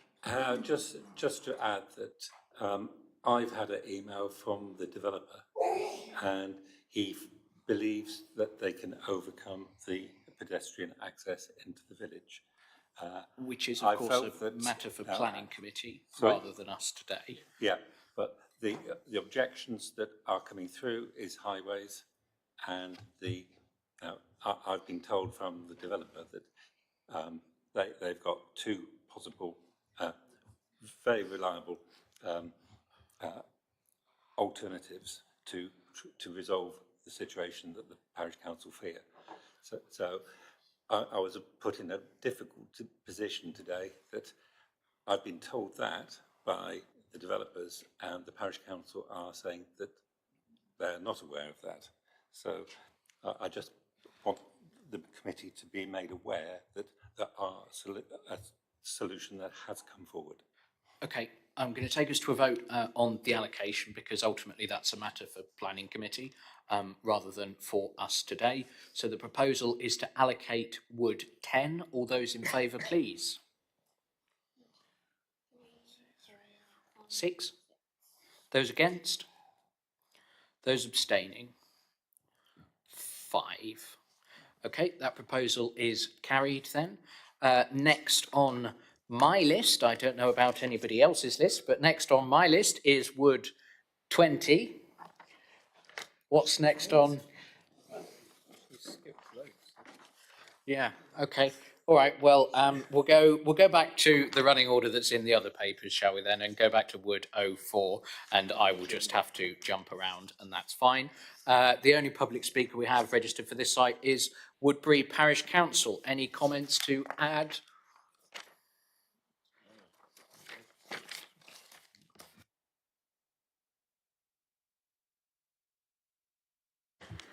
Sorry, Mr. Chairman, you caught us all out of preparation here.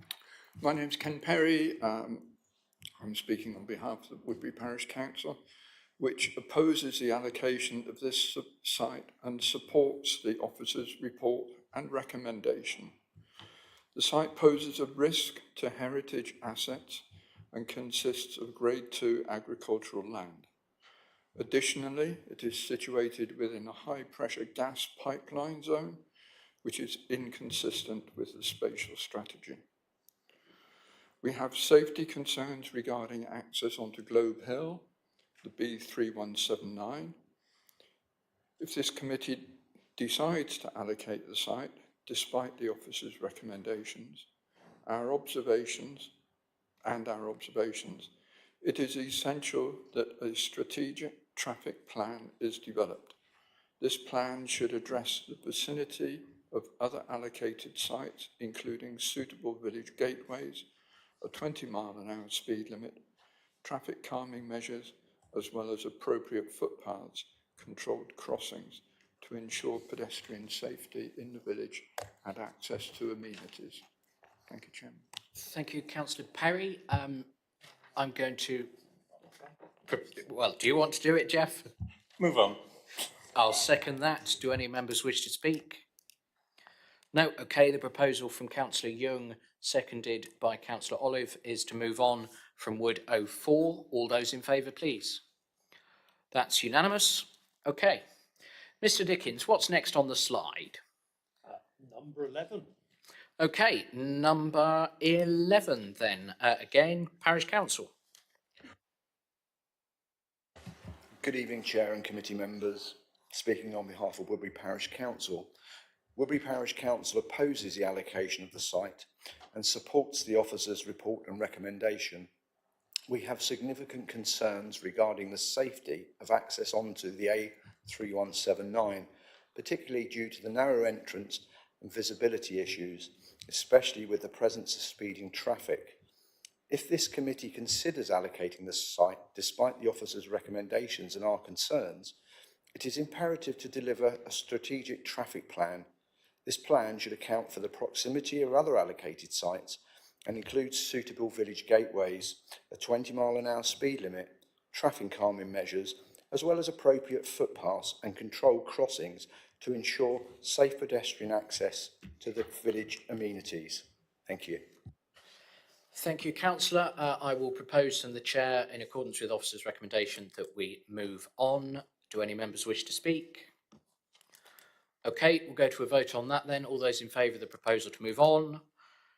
That's unanimous. Okay, which brings us then to Wood 12. Do the Parish Council have anything to add to officer recommendation, or in view of time, are you happy that we...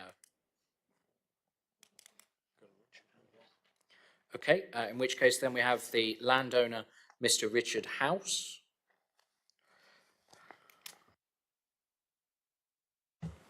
Good evening, everybody. We're promoting Wood 12, land to the east of Higher Venmore Farm. The land covers 8.1 hectares and has been put forward as part of the call for sites. Parish told us it scored well, coming third at their initial public meeting discussing all of Woodbury's sites.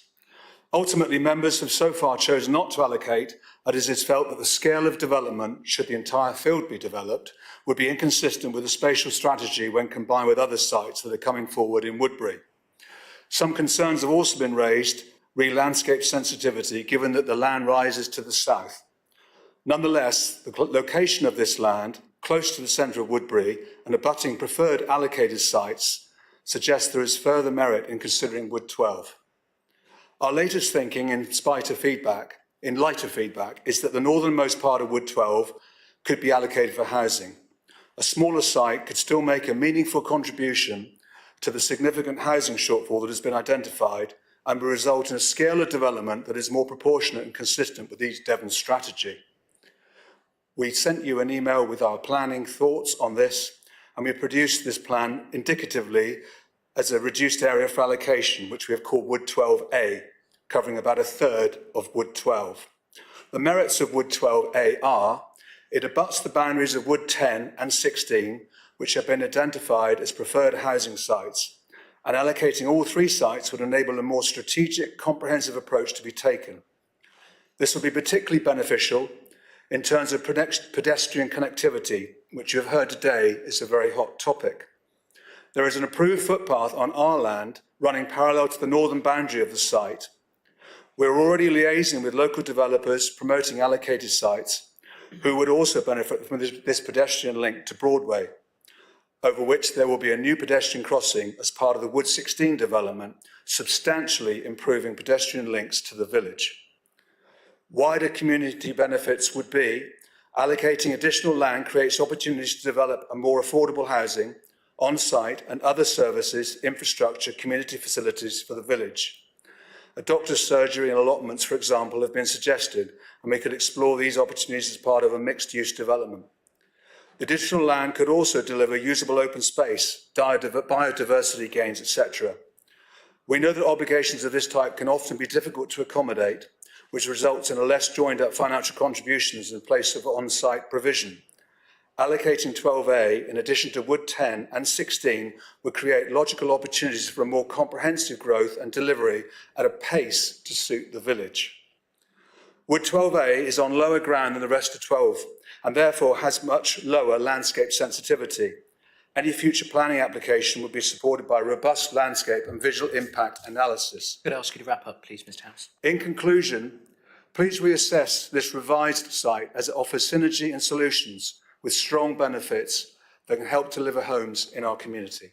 Thank you very much. Thank you, Mr. House. I have seen a wave from the corner. I've got to say I'm minded to just propose that we move on from the chair. If you're dying to speak, then okay. Or if committee think they might rebel against officer recommendation.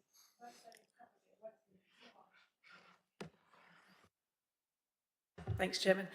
Just to say that Woodbury Parish Council opposes the allocation and supports the officer's report.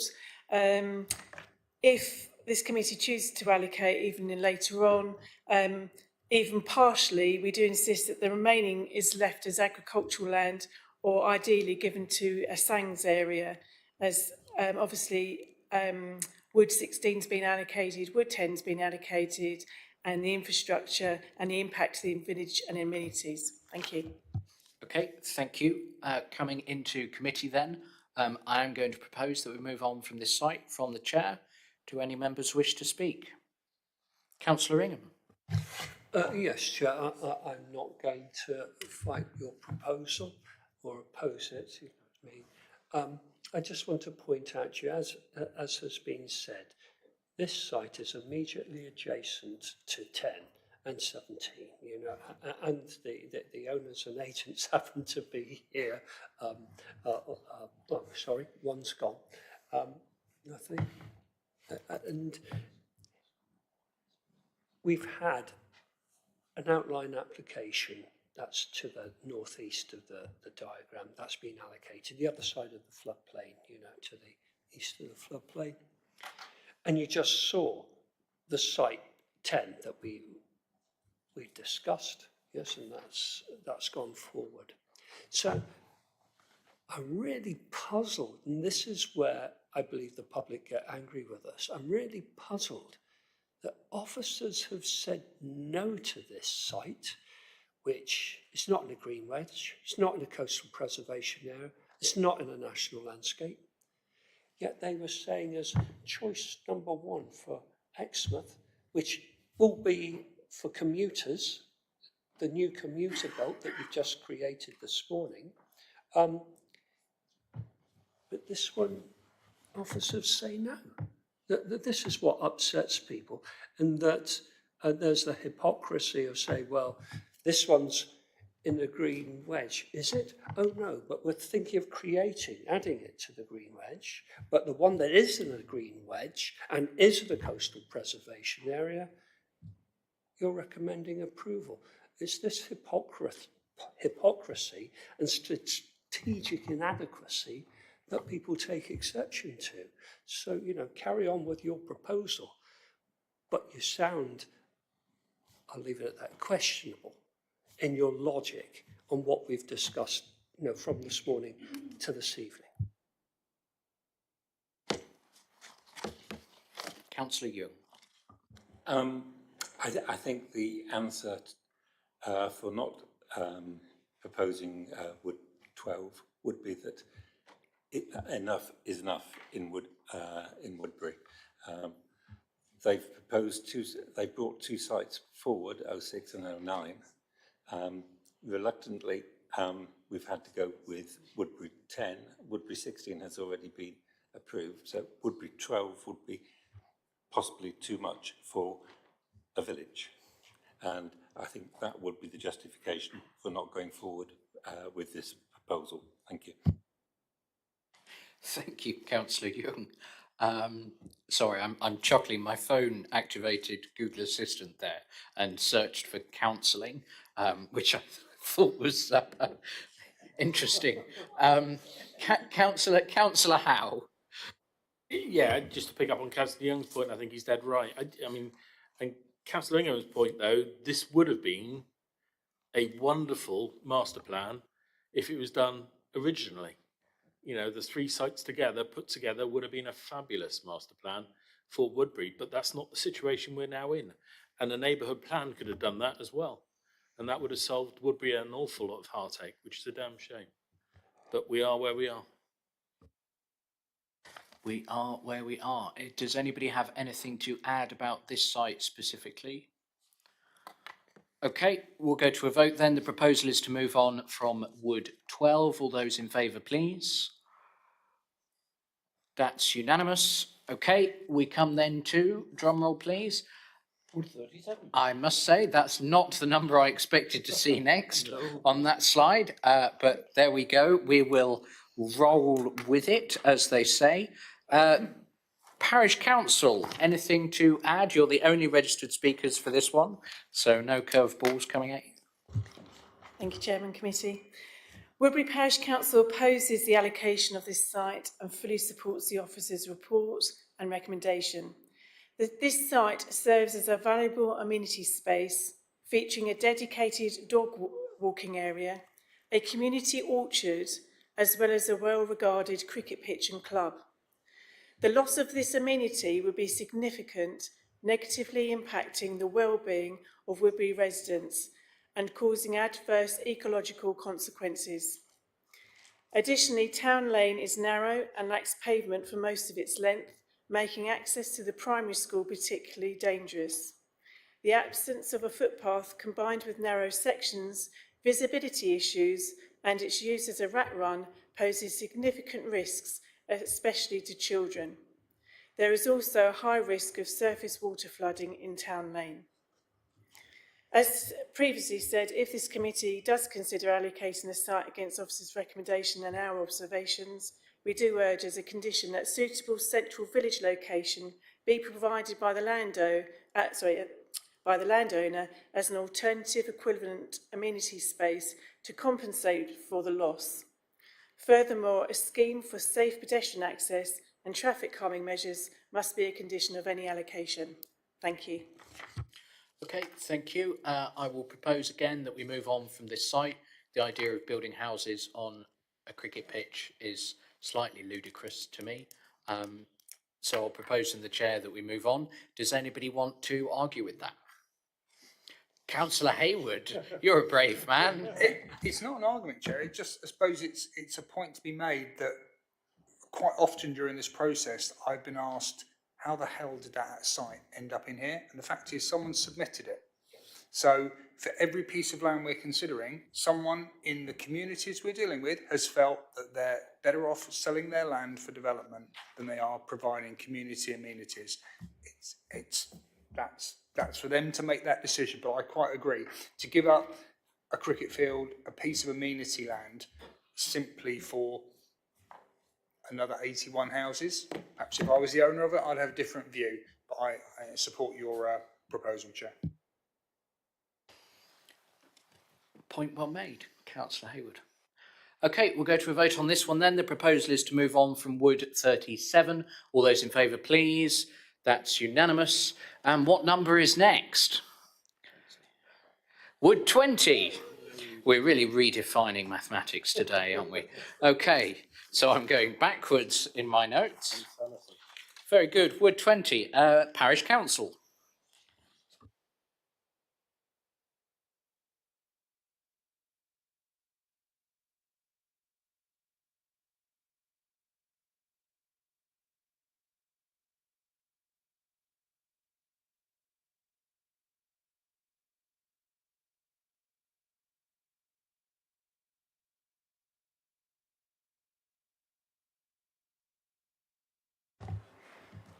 Good evening, Chairman. Once again, I'm Ken Perry. I'm speaking on behalf of Woodbury Parish Council. We oppose the allocation of this site and agree with the officer's report, highlighting that the key negative impact is the narrowness of Town Lane, which lacks pavements for most of its length.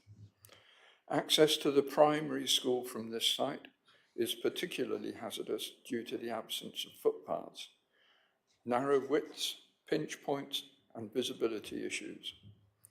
The situation poses significant dangers to children, especially since the lane is frequently used as a rat run. Additionally, there is a high surface water flooding in Town Lane from this site.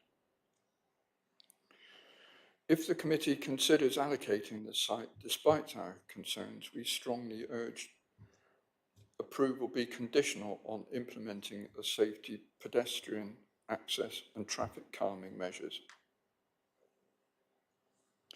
Additionally, since the landowner is the same for the adjacent site, Wood 37, which is also just been allocated, if our notes were in the right order, moved on from, we request that the landowner considered safeguarding Wood 37 in its entirety as an amenity space. Thank you, Chairman. Thank you, Councillor Perry. Mr. John, the site you've been waiting for, I assume.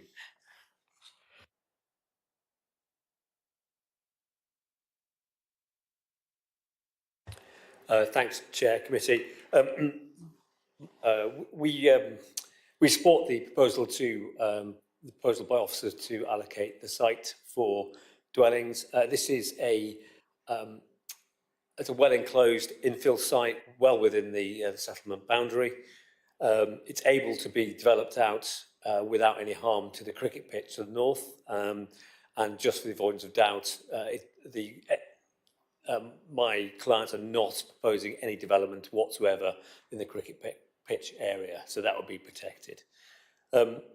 Hopefully you've seen the layout which we circulated to you, I think, a few days ago, and that was just an illustrative layout to show how the site could be developed in a sort of careful way with the appropriate green infrastructure and enclosure around it.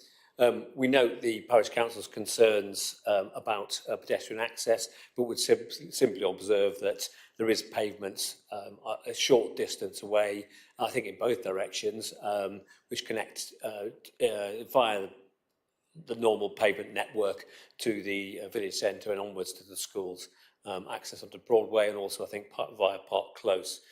This represents a very simple, good infill site which can help you, provide you with the numbers, provide some affordable housing, and to do so with minimal harm to the character of the area.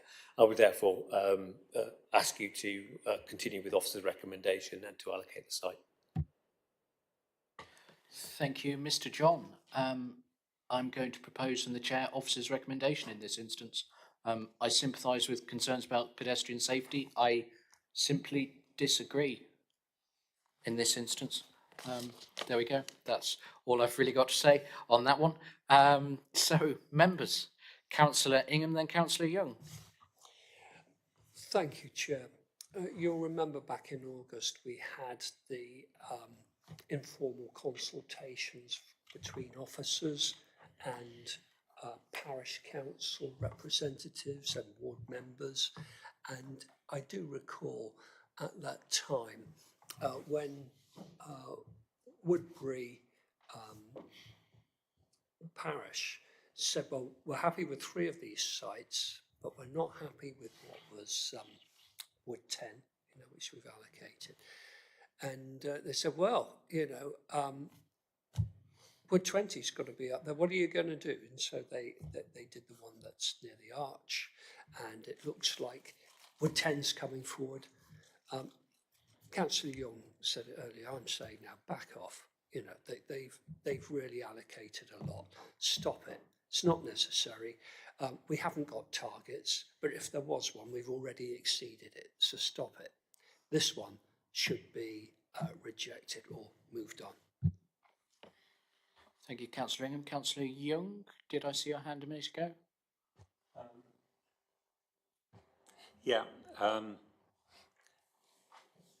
Certainly the lane, Town Lane, is used as a rat run. It is a direct line from there down to the school, and yeah, I would agree. It is not a safe road. So I would support the parish council's view that this shouldn't go forward. Okay, thank you, Councillor Young. Do any other members wish to speak? No, okay, in which case the proposal, the substantive proposal in front of us is to allocate the site. We'll go to a vote on that one. All those in favour, please. I count 5. Those against? I count 5. First time ever, isn't it? Yeah. And for completeness, abstentions? 1 abstention. I am going to look to legal at that point. Oh, chair's casting vote. Well, there we go. The allocation's made then, in that view. So we move on to the next site. Wood 23, which I do not remember seeing in my papers yet. Ah, there we are. The Parish Council. Good evening, Chair and councillors. Steve Parks speaking on behalf of Woodbury Parish Council. Woodbury Parish Council opposes the allocation of this site and supports the officer's report and recommendation. This site lacks safe pedestrian access as there are no footpaths along this stretch of the A3179, which is a 60-mile-an-hour zone and prone to speeding traffic. Consequently, this site would pose significant dangers to pedestrians, is isolated and is located some distance from village amenities. If this committee considers allocating the site against the officer's recommendations and our concerns, it is crucial to implement a strategic traffic plan. This plan should address the vicinity of other allocated sites and include suitable village gateways, a 20-mile-an-hour speed limit, traffic calming measures, as well as appropriate footpaths and controlled crossings to ensure safe pedestrian access to village amenities. Thank you. Thank you. I see Councillor Young's hand. My wife refused to cycle up to this when she's delivering leaflets for me, so I have to do it. It's really dangerous. That is Broadway, and it's people. I know it's a 30 limit, but people are zooming past at 70, 80 miles an hour. It would be ridiculous to approve this site with access onto that road. So definitely, I would propose that we move on with this site. Thank you. Okay, that's a proposal. Councillor Blakey, are you seconding? I am. No further comment. Thank you. Okay, do any other members wish to speak? No, okay, in which case the proposal from Councillor Young, seconded by Councillor Blakey, is to move on from Wood 23. All those in favour, please. That's unanimous. We come then to, is it Wood 24? Yes, there we go, Wood 24. First up, we have Ms. Helen, I'm sorry, I'm going to mispronounce this, Gutschalk. I was close. Very close. I feel like I'm one of the last people standing, having arrived here at 9:15, so I'll make it brief. So, my concerns start with the fact that Wood 24 is outside the village built up area boundary. As we've heard throughout the whole day, I'm also very worried about the sewage system.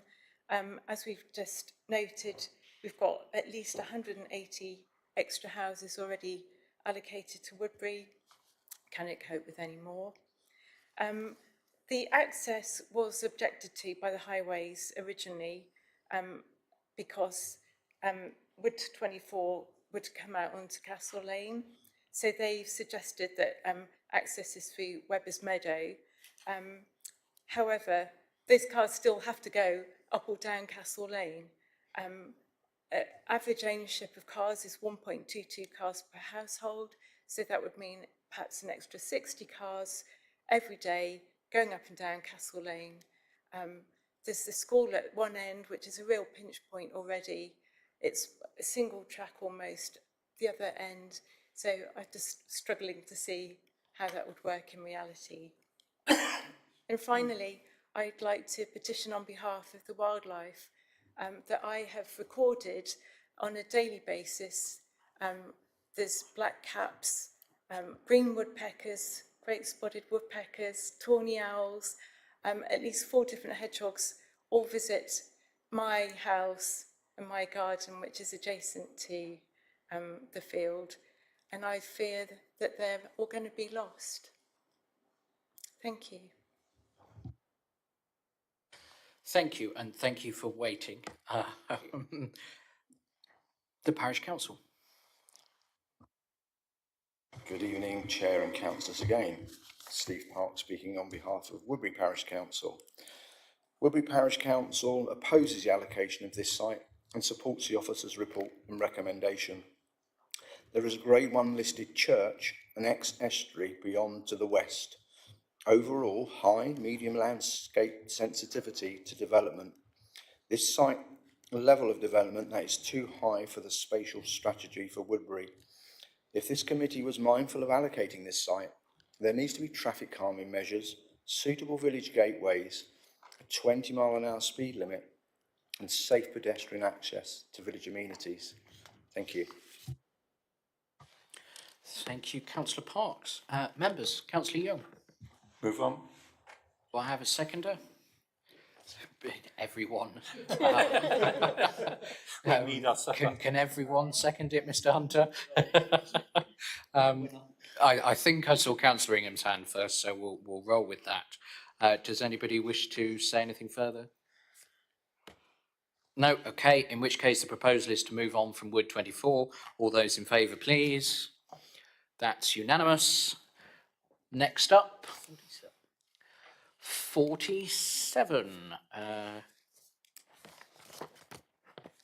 47, okay. Land of Pound Lane, Woodbury, and we have the Parish Council.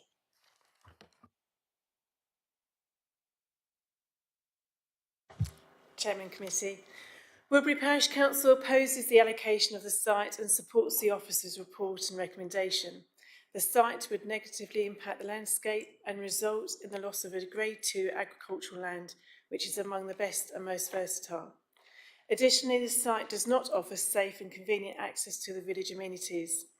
If this committee considers allocating the site, despite the officer's recommendation and our concerns, we urge that the scheme for safe pedestrian access and traffic calming measures be made a condition of any allocation. Furthermore, we request that provisions for an extension of the nearly full adjacent full cemetery be included in the plans. Thank you. Thank you. I'm going to steal your thunder, Councillor Young, and propose that we move on from this site. Do any members wish to add anything?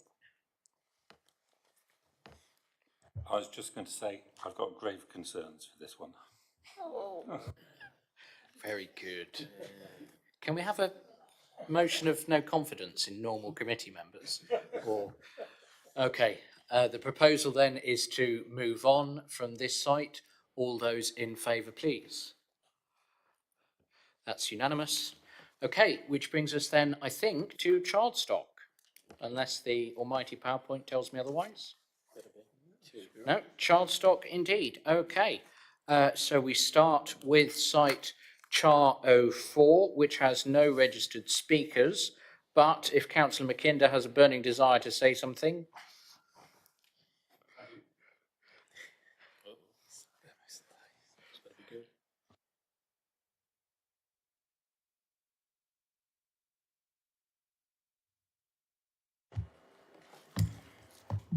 Right, good evening. Due to time constraints, the Chardstock Parish Council have not had time to discuss, and their representative who planned to attend today has had to cancel due to being unwell, so you're left with me. I was content to support the Parish Council in accepting the original recommendation for 30 dwellings on Char 04A. I note and agree with the reasons officers do not recommend the extension to this site. I also feel the committee should consider that the neighbourhood plan designation for Chardstock is that Chardstock is not a sustainable community and thus not suitable for larger scale developments. Whilst Chardstock is reported to have public transport, That is on the A358 Axminster to Chard Road and not within the village. From the site entrance to the nearest bus stop is a little over 1,100 metres. I've used Google, Councillor Hayward. So within the 1,600 metre limit, however, a significant section is along an unlit single track road with no footpath. I've tried walking that out campaigning, but I doubt that many will brave that walk on a regular basis to do the things you would normally use to get to the bus for. And so that will lead to more traffic by public transport. I would therefore not be in favour of extending the allocation of this site. Thank you. Thank you, Councillor Mackinder. Councillor Hayward, or should that be Councillor Google Maps? Other mapping software might be available.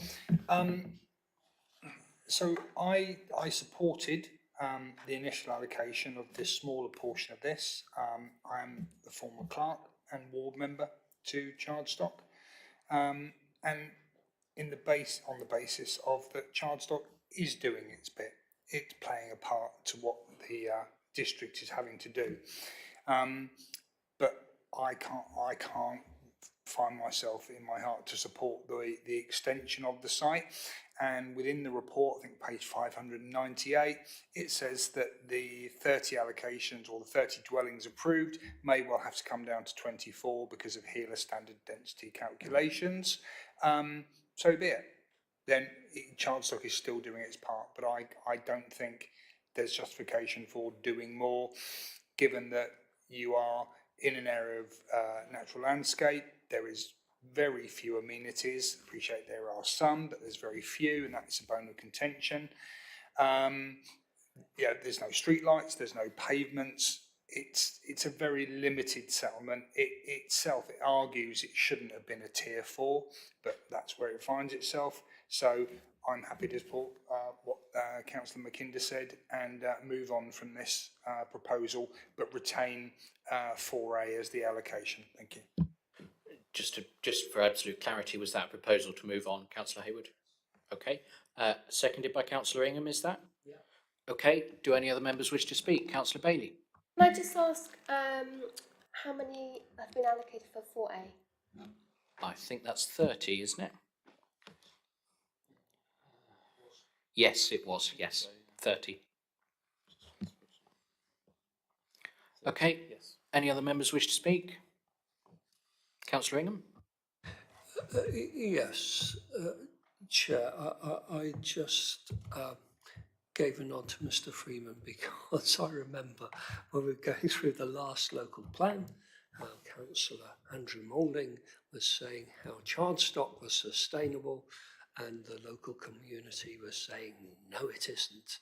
And I have to go along with what Councillor Hayward has said. It's absolutely right. This is not appropriate. Thank you, Chair. Thank you, Councillor Ingham. Okay.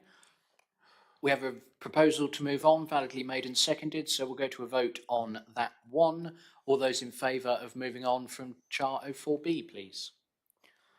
That's unanimous, which brings us then to the last site of the day, Char 07. Councillor Mackinder, do you wish to say anything?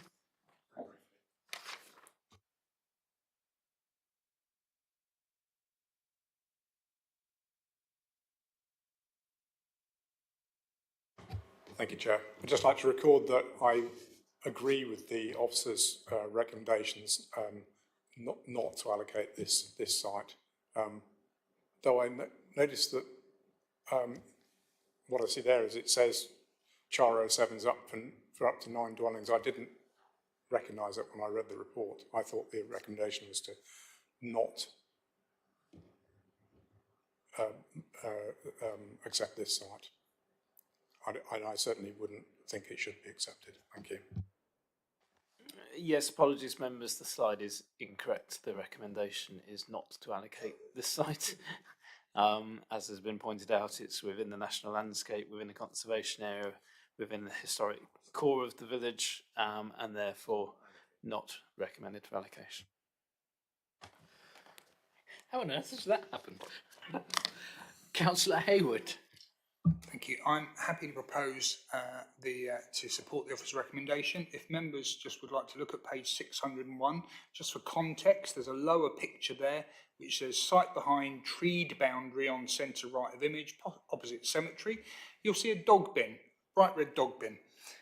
When the parish council installed that dog bin, we received 30 or so letters, I recall, as their clerk, claiming we had desecrated the entire village and ruined its character. It is a beautiful part of the village. It's on the way out towards Holy City, not the Holy City. The Holy See isn't there. But furthermore, in that area of greenery, I think Highline cut some branches about 5 years ago, and again just elicited huge amounts of public anger and ire and attendance at parish council meetings. So happy to support councillor officer's recommendation not to allocate. Thank you, Chair.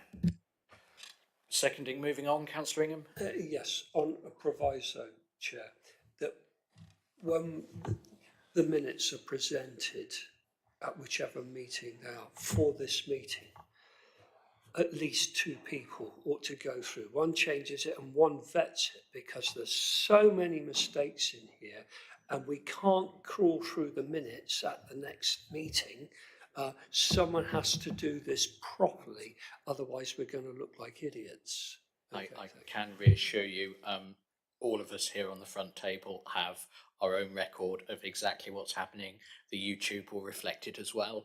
The minutes are checked by probably half a dozen people, including whoever they're written by. An awful lot goes into making sure those are spot on. Can we check the agendas before Friday? I was going to say. I will go through the PowerPoint and just make sure the rest of it is accurate for Friday, and apologies for the errors. Okay, we have a proposal validly made and seconded to move on from Char 07. All those in favour, please. That's unanimous. I'm adjourning this meeting until 10 o'clock on Friday morning.